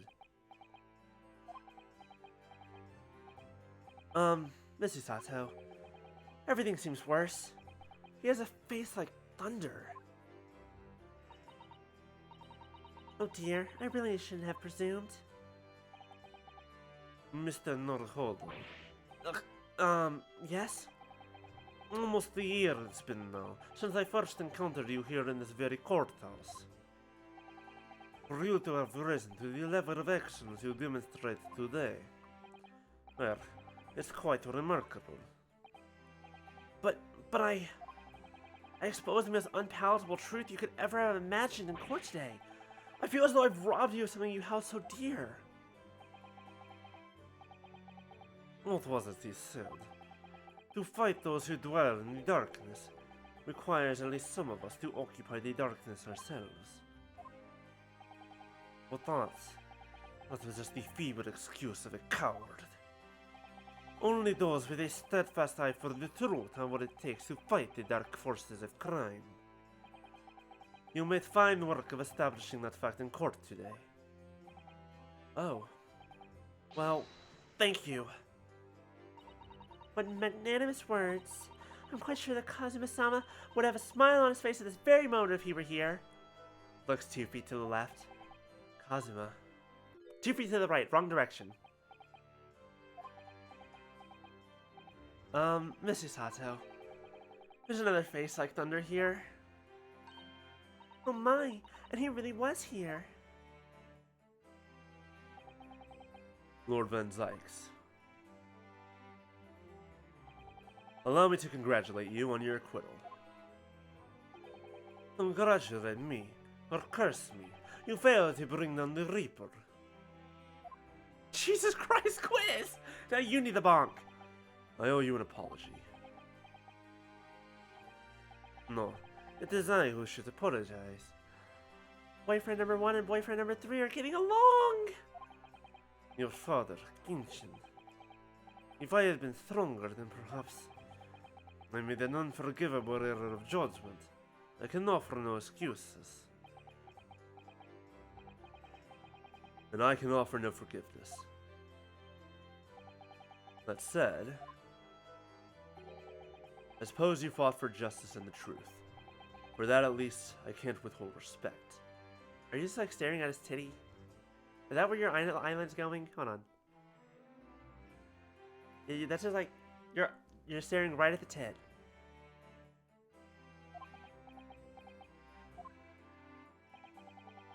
Your words mean more to me than you could know. I will hold them dear. Kazuma-sama. I must say, there's one thing that's still bothering me. What's that? The will that Lord Clan Van Zykes wrote before his duel with my father.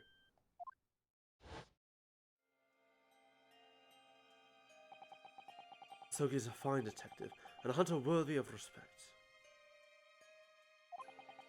He has agreed to honor my final 2 wishes. The first is that his documents survive. Wait, no, hold on.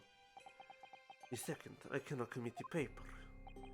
I have confessed my sins to my wife. May she find a resolution in my death. With my eternal gratitude to my Japanese friend, I rest my quill. What was the second promise? Wait. Was the second promise to look after his daughter? Who knows? What can the second of his final wishes have been? Unless your father agreed to honor, you mean? Think perhaps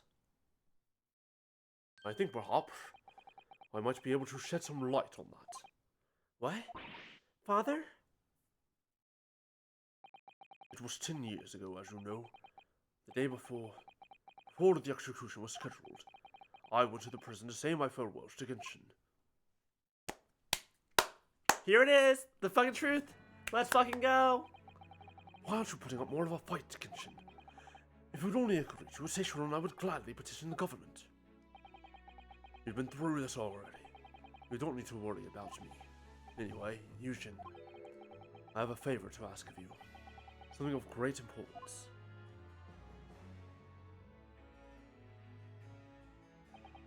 You're one of my greatest friends, Genshin. Whatever it is, consider it done. Whatever it is, consider it done.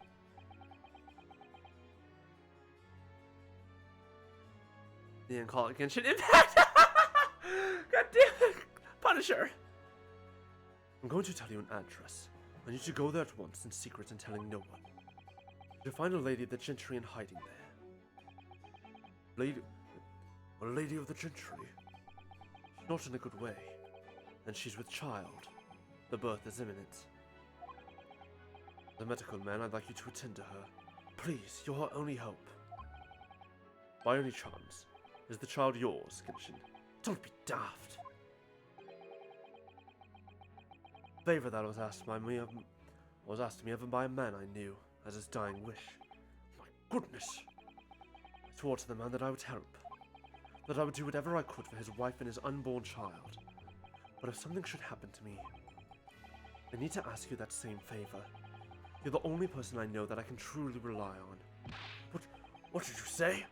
If something should happen to you, tomorrow night you're going to be... to be...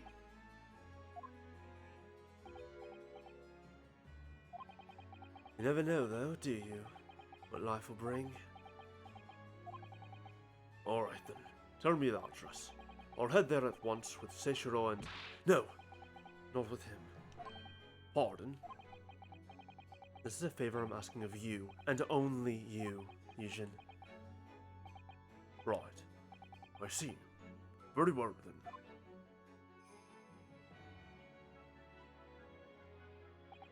That very night, I caught a train from Paddington to Dartmoor in Devon. I found the old house. In the middle of nowhere it was. An old hunting hound lay asleep in the grounds. The poor woman was on the floor at the back of a darkened room. She was in mortal danger. I broke her waters to precipitate the labor before she weakened further, but it was a tortuous birth. I did everything humanly possible for her and her child.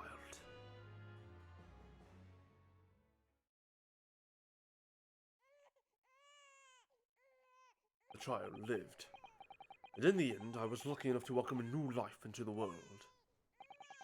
But tragically,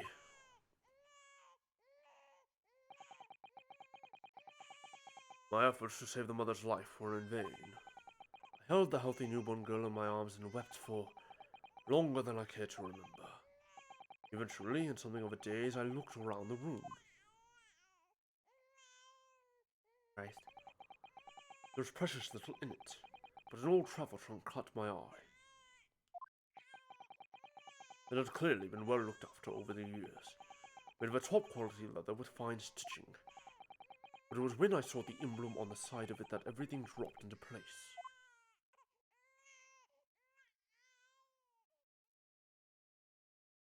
B for Baskerville. Baskerville? You mean the woman was the wife of Lord Clint von Zykes? That's right. The newborn was his daughter. But that makes no sense. Why on earth wouldn't Clint have entrusted the child to my care in that case? I was completely unaware that he even had a daughter. I suppose he didn't really have any choice. What? Well, your brother said that he'd confessed everything to his wife. So she must have been beside herself with worry for her child. If the true identity of the professor were ever to be made public, the girl would be forever branded as the daughter of the infamous mass murderer. Ugh. So the only solution was to distance the young girl from the Von Zykes family as much as possible. I don't believe it. I imagine that in his final hour, Lord Clint von Zykes made the obvious choice. He would have thought to himself, this Japanese man here is someone I can trust. I honored my promise to Genshin, of course. However, only a month later, I was summoned back to Japan. And without disclosing the parentage of the child, I couldn't obtain permission to take her with me. Oh, how awful. I was completely at a loss. In the end, I had to ask my great friend. I asked him if he would be a father to her. That being Mr. Sholmes, I presume? Yes. He took one look into my eyes and agreed to it on the spot. Mr. Sholmes, he has a heart of gold. 10 years worth of presents. Presents for graduating middle school, elementary school, middle school, high school, getting a bachelor's degree, getting her master's degree, getting her doctorate of medicine, her doctorate of engineering. There's a lot. Really, all can be said that I did for the child was to give her a name. Oh? When I'd come to Britain, I was trying to escape from the grief of losing my darling wife. So it was her name that I gave the little girl. Your wife's name? Professor Mikatoba. In other words, the name of my mother. Ayame Mikatoba. Oh! Oh! That's right. Ayame. Or in English, Iris. Iris. I had no idea. Ouch! Mr. Naruhodo, what's wrong? This little thing just pinched me on the behind through my trouser pocket. Hard! Ah, my dear fellows, can you hear me? Mr. Sholmes, is that you? Ouch! Yes, we can hear you! You see what excessive tugging can do? That'll be a lesson to you. Mr. Sholmes, we weren't able to thank you properly before. You were simply marvelous. Your checkmate move was a stroke of genius. Indeed it was, wasn't it? I surpassed myself, I feel. It become apparent to me that to stop the Lord Chief Justice will require such measures. Bruno! Susie! Oh, Iris!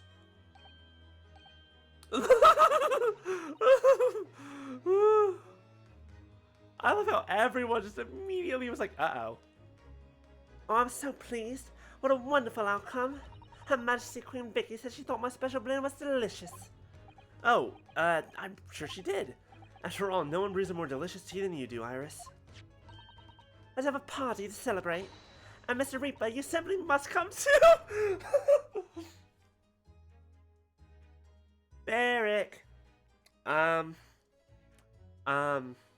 There's a very important meeting. Oh, I'm afraid I couldn't. The Reaper of the Bailey, fleshed by a 10-year-old girl. Again. No, really? Oh, pooh. But, I'll give you my word. That I shall present myself at your residence in the near future to express my gratitude. I mean, she already wasn't sure. And you have an uncle. She has family. That's not just Sholmes. Oh, how lovely. You've promised now. How I'll let you forget. Bye for now, then. Alright, Iris. Thank you for all your help earlier. Oh, that was nothing. Just come back home soon. Ouch! Ugh. One final pinch goodbye, was it? Wow, now that is kinky. Well, I think I ought to be leaving. Lord Van Zykes, would you care to accompany me? Certainly. Mr. Naruhodo, allow me... Thank you for the bank. Allow me once again to express my deep gratitude to you. I believe you saved my life.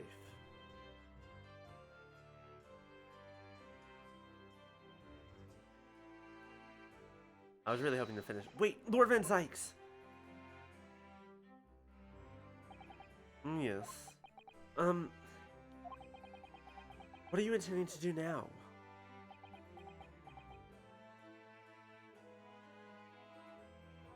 Christ! Well, clearly, I shall have to resign from the prosecutor's office. Oh, no. I intend to publicize the full truth about the professor case. Once that's done, the Von Sykes family will be ostracized completely from London society. Surely not.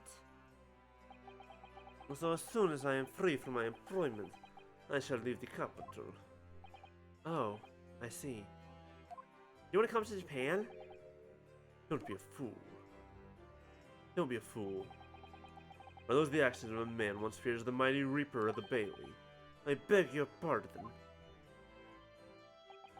For the past 10 years, you've endured that pseudonym and been cast as one of the dark forces yourself. Now that you've finally been freed from that disrepute, your battle is just beginning, surely. Well, I certainly never expected to hear those words from your lips.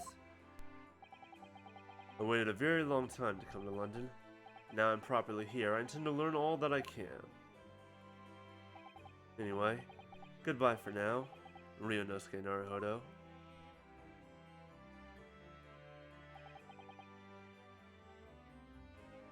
Kazuma Sogi. It seems as though he's really matured suddenly. Not the only one who's matured, Mr. Naruhodo. Well, I think we should make our way back to Baker Street. We must help Iris with tonight's dinner. We must.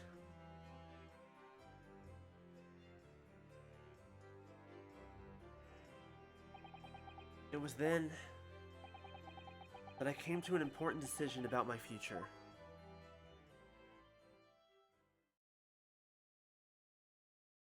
It's a good thing I had a snack earlier because I need to eat dinner when we're done here, and I'm getting hungry, and we've been going longer than I expected to, but that's fine. Because we're done. We'll finish. Speaking of which, my plan for next week, as we reach the end here, because we need to start a new game now, I do want to play Final Fantasy VII. That is on the cards. I'm tempted to at least see if I can, because everything from Tuesday, with Caden showing me Devil Summoner, I'm like, I might see how long it is, and I might see if I can get the emulator to work, and if it does, I might do that instead. We'll do that first. We'll see. We shall see. The original. I've played the remake already. I've never played the original.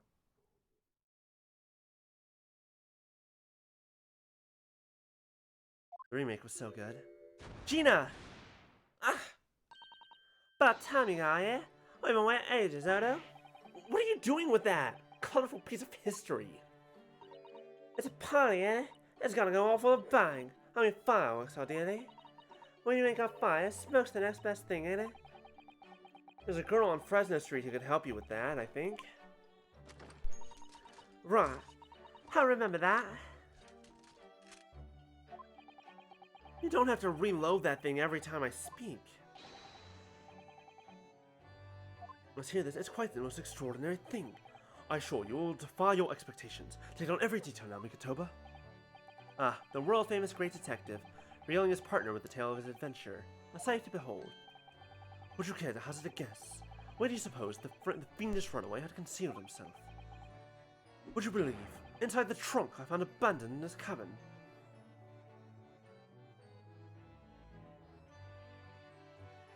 Domes, he was there.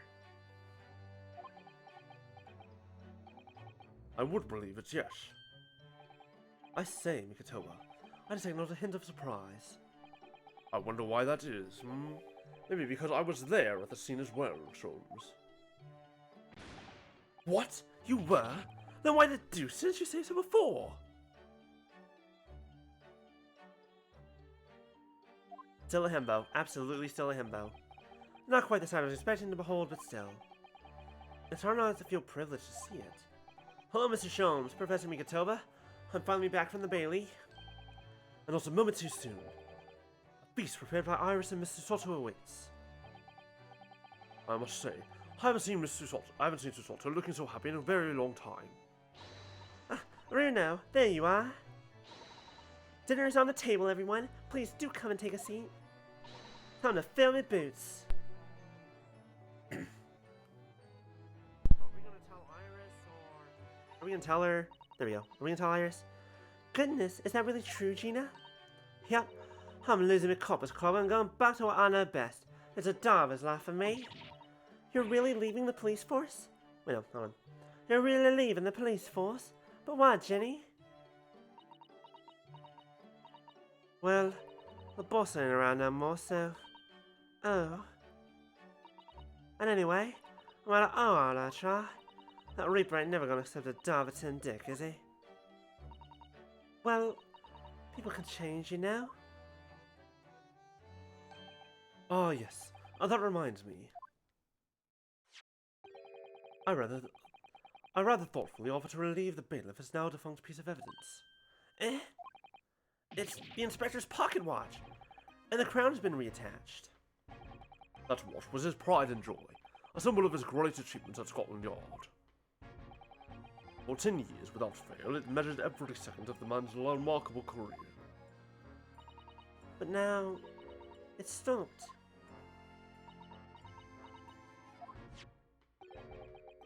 Someone needs to keep the memory of Inspector Gregson's career alive, by taking on the great responsibility of winding that watch every single day again.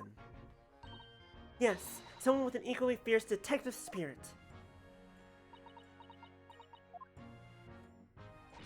It's gotta be me. There ain't no one else.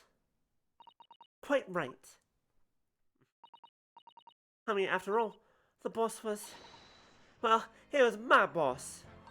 Yes, Ginny, yes he was.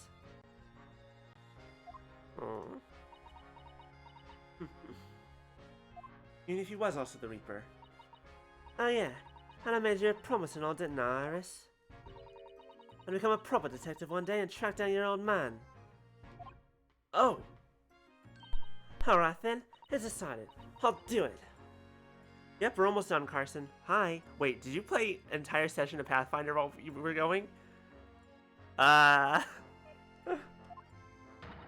find your dad and bring him back kicking and screaming. By the way, we found out who the dad was. We also found out who the Reaper was. We found out who the Professor was. Boy, we learned a lot. Also, there was some screaming and a lot of vocal work. It was fun. I'm not entirely sure that would be appropriate.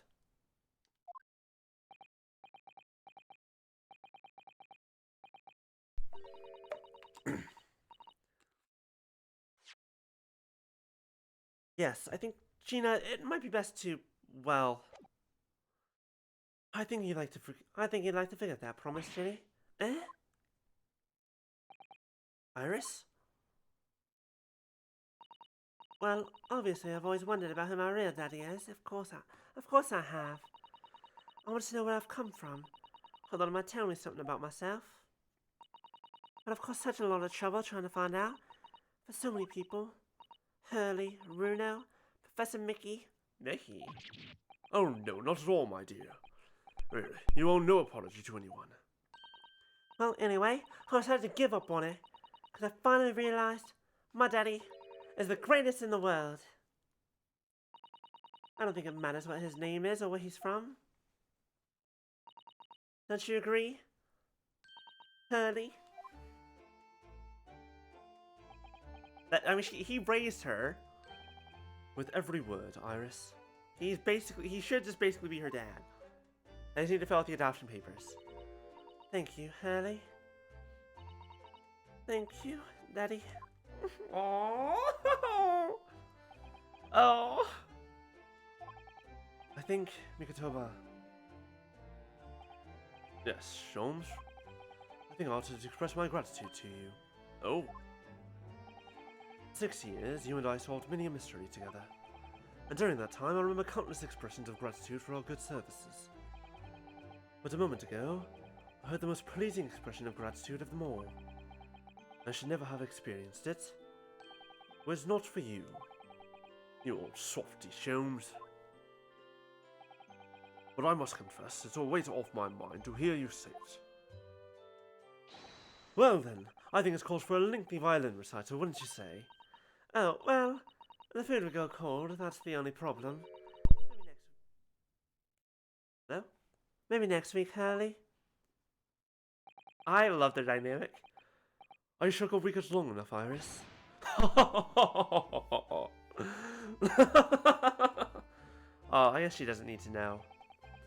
Even amidst the most troubling of cases, even reeling from the most shocking of revelations, returning in the evening to this suite of rooms, there's always warmth and happiness to be had.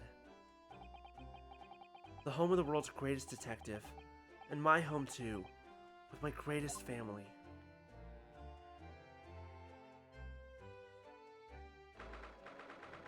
November 4th, 9:37 p.m. Actually, it's 9:45 p.m.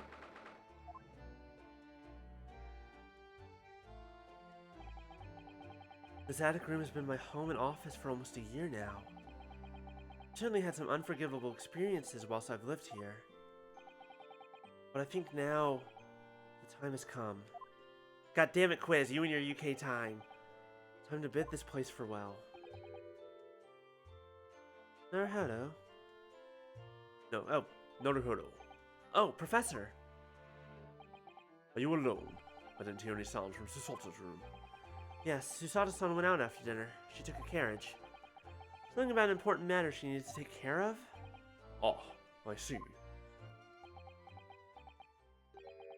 I wanted to thank you for what you did earlier. Oh? With Iris, I mean. When the subject of her father came up. Lord Clint Van Zykes. I made up my mind many years ago never to tell her who her real father was. It's what was agreed with Genshin after all. Lord Clint Van Zykes' final wishes before he died, you mean? Yes. I've had to take some rather drastic steps at times to protect that secret, you know. Calling Susato back to Japan 6 months ago, for example. That's why? When I read Suseki-san's report about his final days in London, my heart nearly stopped. He would stumbled across the crux of that terrible case, the dog's collar. The description of the Baskerville insignia left me in no doubt. Baskerville. If we decided to investigate that insignia, sooner or later you have made the connection to the Van Zykes. And to make matters worse, you also knew of the unpublished story as well. The story that Iris had written based on my notes from the time. Ah, yes. The Hound of the Baskervilles. Exactly.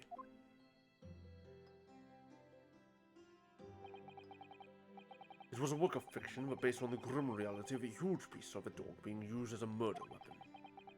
A dog with a Baskerville family emblem around its neck. Armed with those two clues, I feared you and Hisato might arrive at the truth.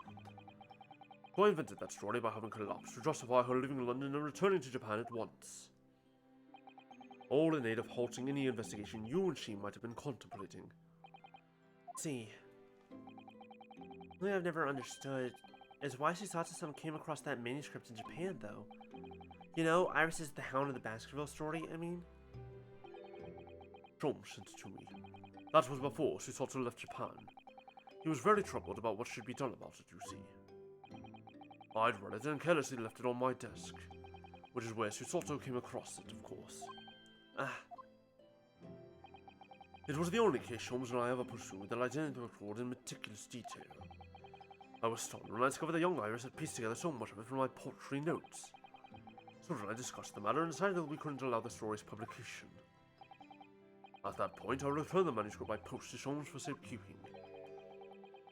You did all that to stop Iris from finding out the truth about her father. That's right, because Holmes had told me how astute she'd become. However, having witnessed events in court today, I must say my opinion has somewhat shifted. Oh?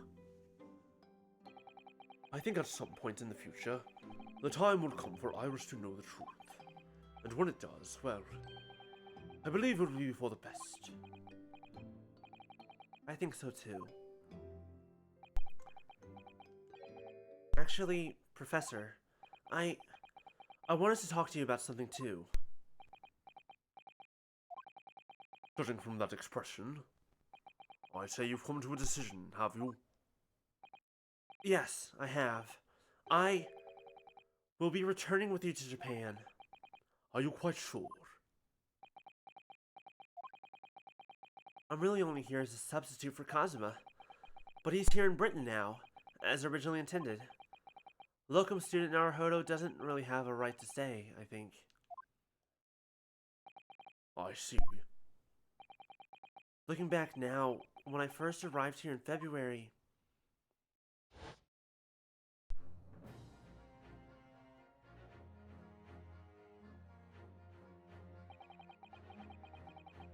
my becoming a lawyer just seemed to be the way things turned out.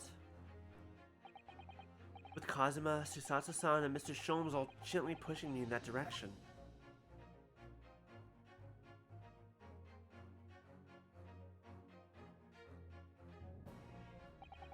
I spent the best part of a year immersed in this world, but always aware of a seed of doubt inside me. Until today. Standing in that courtroom earlier, all doubts vanished from my mind.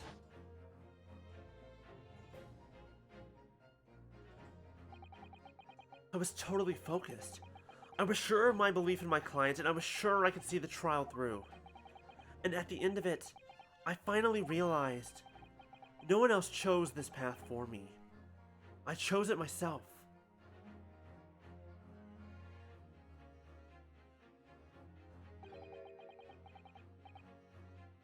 The path of a defense lawyer, eh?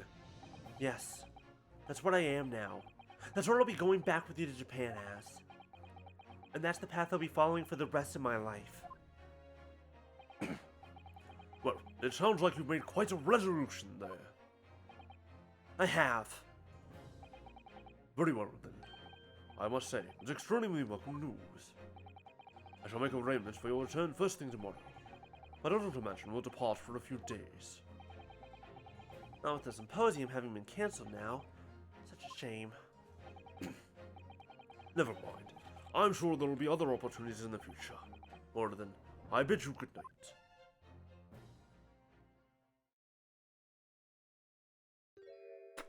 Ah, Susato, hi!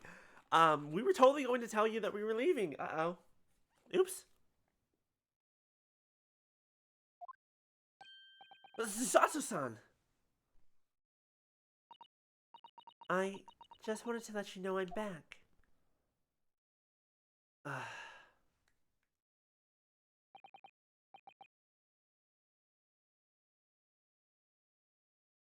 Did you, hear what your father and I were discussing? I'm sorry, I did, yes. I couldn't help but... Oh, how much did you hear? Well... From the part about Iris' real father, I think. That's the whole thing! In other words, from the beginning. You've made up your mind. You'll return to Japan and continue working as a defense lawyer. Yes, I'm sorry. I really should have consulted you about it. I did want to earlier this evening, actually, but you'd already gone out. No, that's quite alright. I already knew that's what you decided, Naruhodo-san. You did?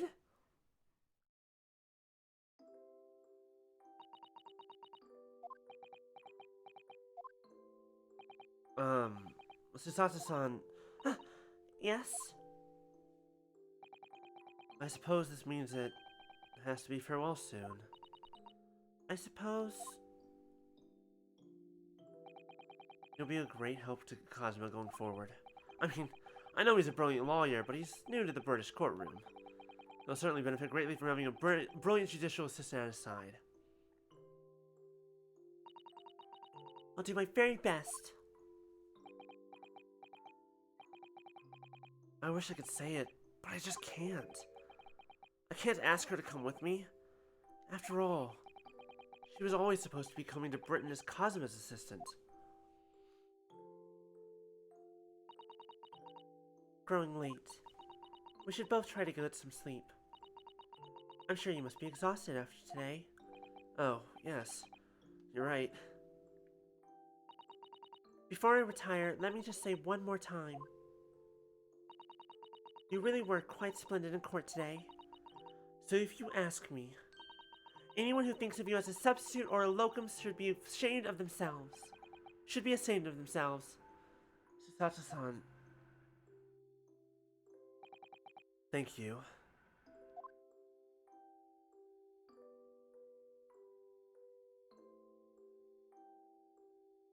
You know she can read it on his fucking face.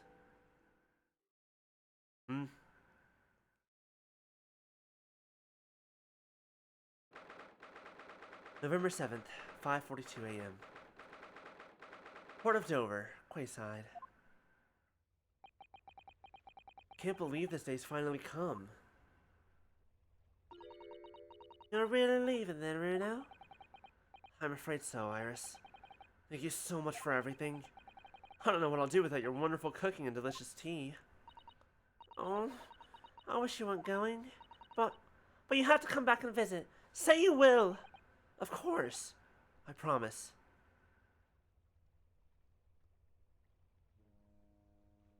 Well, it was a very brief reunion, but it was a pleasure to pursue a case with you again after so long.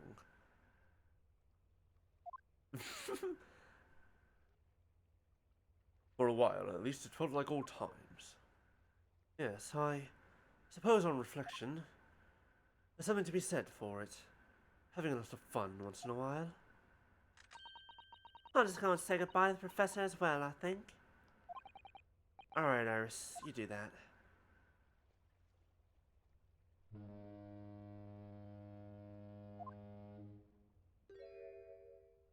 Susato-san. Oh, we got voices. I've just checked, Naruhodo-san. Your luggage is already on board. Such a beautiful morning. Perfect for embarking on a journey, isn't it? She's going with us. I can already Before I feel. set off, I'd just like to say how thankful I am for everything you've done for me. And give my warmest regards to Kazuma, please. Actually, I think you ought to give him your regards in person, don't you? Sorry? Ryunosuke, Kazuma! What are you doing here? What do you think? You're best friends or something? Boyfriends. Duh. do you really think I'd miss my best friend's departure?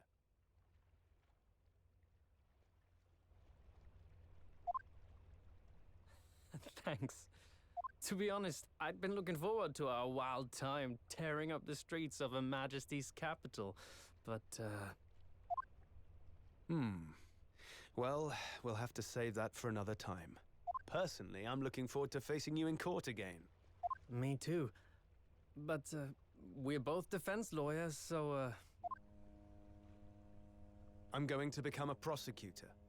I'll stay in Lord Van Zeek's tutelage for the time being, but before long, I intend to be just as formidable as the Reaper himself. Oh, I see. Actually, Ryunosuke, I have a favor to ask. Name it. Sword? I knew it was gonna be the sword. Take the sword with you.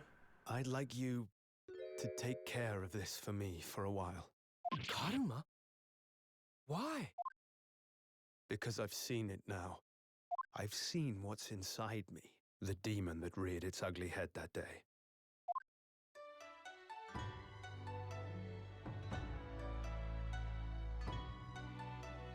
It was only for the briefest of moments. The The last Shinigami? time I Amazing. came face to face with that inspector. But it was unmistakable. I wanted to kill him. I've always known there are demons that live inside people. And now I know there is one in me. The fact that it very nearly consumed me is something I'll carry with me until the end of my days. While I devote my life to fighting those whose demons have got the better of them. As a prosecutor, I mean, it all works. They're Shinigamis. Shinigamis are gods of death. And they're reapers. It's all the same thing.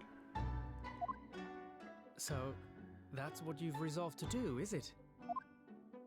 until I'm ready to face the demon within me, to slay it once and for all. I leave this in your care, if you'll take it. Hell fucking yeah, it's a fucking dope ass sword. Hell yeah. I'll keep it by my side, always. He looks more like an Iran card. He certainly dresses more like them. He certainly dresses more like an Iran card or Quincy than a Soul Reaper. Until we meet again, then. You have your path to follow, and I have mine. Naruhodo-san?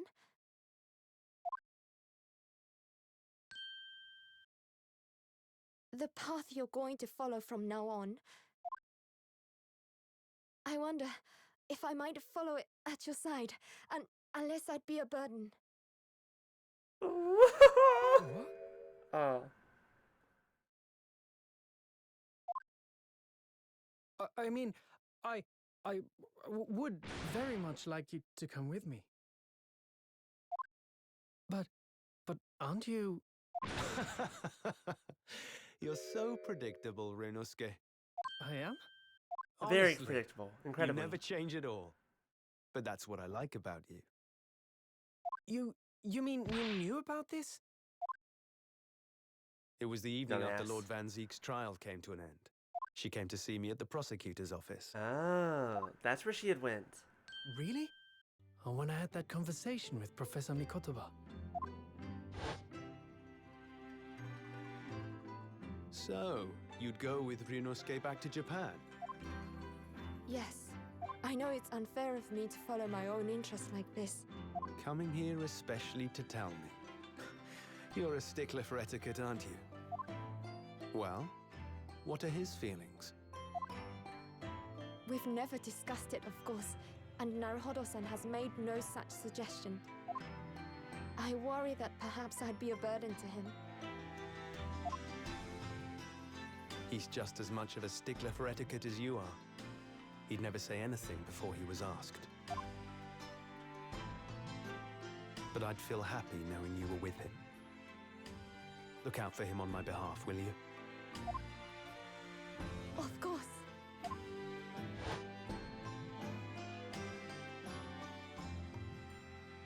Susato-san.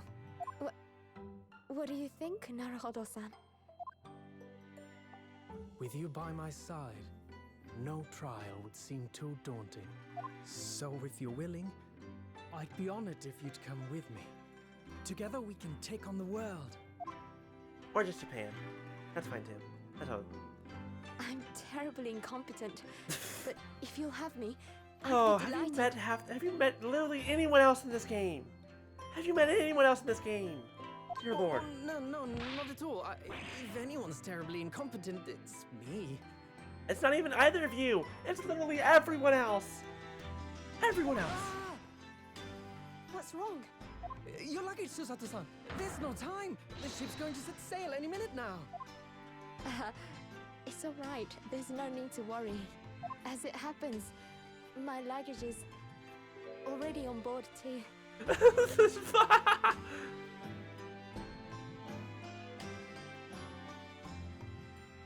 That makes Sholmes a vegetable. If she's incompetent, Sholmes is a vegetable. It He's is? just a carrot. Your fine judicial assistant has everything in hand as always, I see.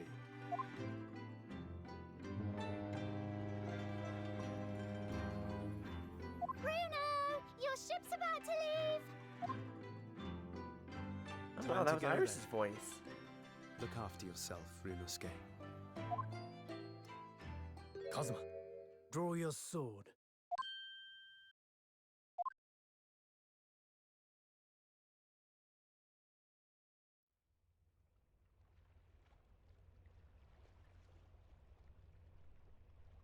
Oh, no.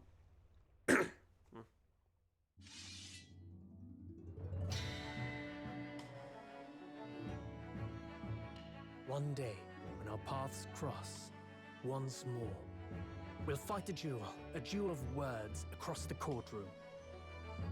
A day I eagerly await as a lawyer.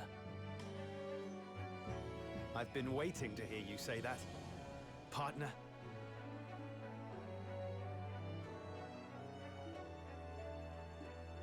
Hey, idiots, the ship is leaving.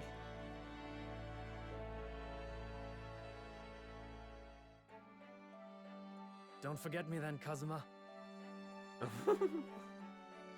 As if I could, Ryunosuke. Not wrong, Punisher. And Mr. Sholmes, thank you so much. I'm very much indebted to you. They're too busy making out? Oh, absolutely. Indeed, Mr. Naruhodo. I believe you are. I'll never forget all you've done for me during my time in London. Quite. I should like to think you will remember your debt of gratitude. Especially when I visit you in your country. What? The truth is, although many are ignorant of the fact, the world is far smaller than most folk realize. Well, I'd be delighted if you came to Japan one day. Oh yes, would welcome you with open arms, Mr. Sholmes.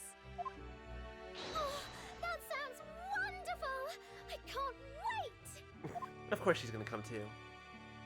Wonderful In idea. that case, let us conclude that this is to be merely a brief parting, my dear fellows. And thus? And that brings us to the end of my adventures in Great Britain.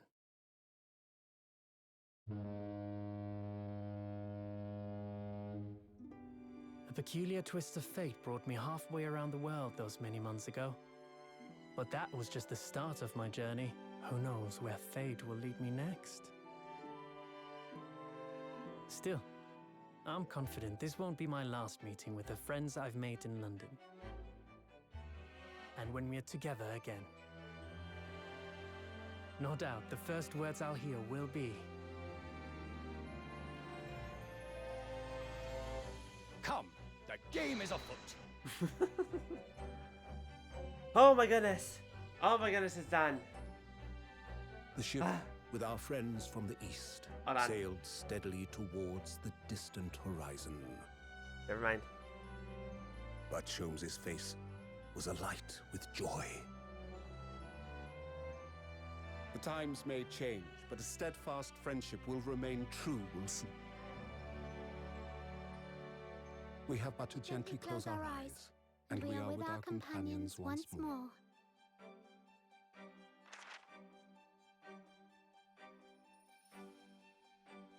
Iris? So, I do just that. And when I do, I can hear his strong, familiar voice ring out. Objection! Night quiz. Until we meet again, Bruno. Great Ace Attorney. Complete. Oh my goodness. Oh my god. It has been so long. We have been playing this for so long. Not just today, but like in general. When did I first start this game? Did I start it like back in the summer? Oh my god, we're not done. But of no purveyor of electoral court. I wanted the promised closed court secrecy. Anyway, I've decided an absence from London is in order. The Empire of Japan, perhaps? I understand that wardrobe class incurs no charge whatsoever. Yeah, thank you all so much for joining me, not just for the day, but for Grace Attorney in general. Wow, we've been... I think when I put this up on YouTube, it'll be like part 22. For everything. Oh, Iris. It made Hurley cry. But safely. I'd rather not use it. Oh, I love her. She's the rest. Before I think I see who we're gonna raid, and I'm gonna get that ready. As we just kind of see,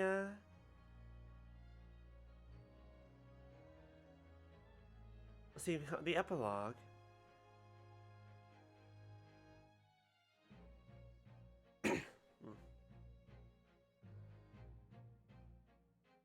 Yeah, I'm glad. Yeah. Oh, that was a lot. We did a lot today. But it was fun. It was good. Yeah, thank you all, everyone, for joining me. Thank you all for the fun times and hanging out.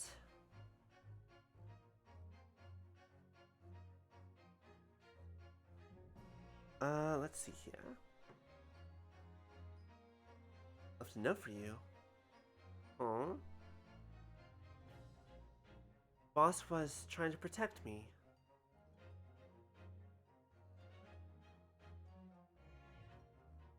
Keep doing for Londoners. Aww.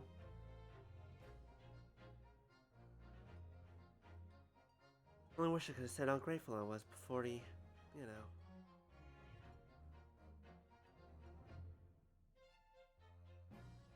Hey, already. Or actually, you know what? It's pretty late. Maybe we're not going to. We're just going to say goodnight to everyone. I hope you all have a fantastic night. Saturday, Ghost of Tsushima, Genshin. Next week, stuff at done. We'll figure that out. But thank you all so much. Hope you all have a wonderful night or a wonderful day, wonderful time zone. I really want us to just see the end of this.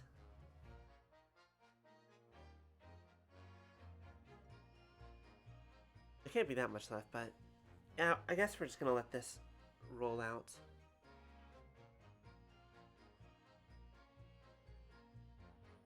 Hope. Yeah, I don't need to worry about you. Oops. Oh my god! Wait.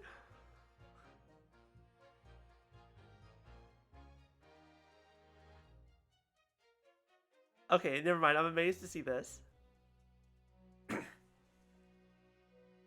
Probably Hosonaga. Probably. Alright, I think we can end it now. Thank you all so much. I will see you all next time. Farewell!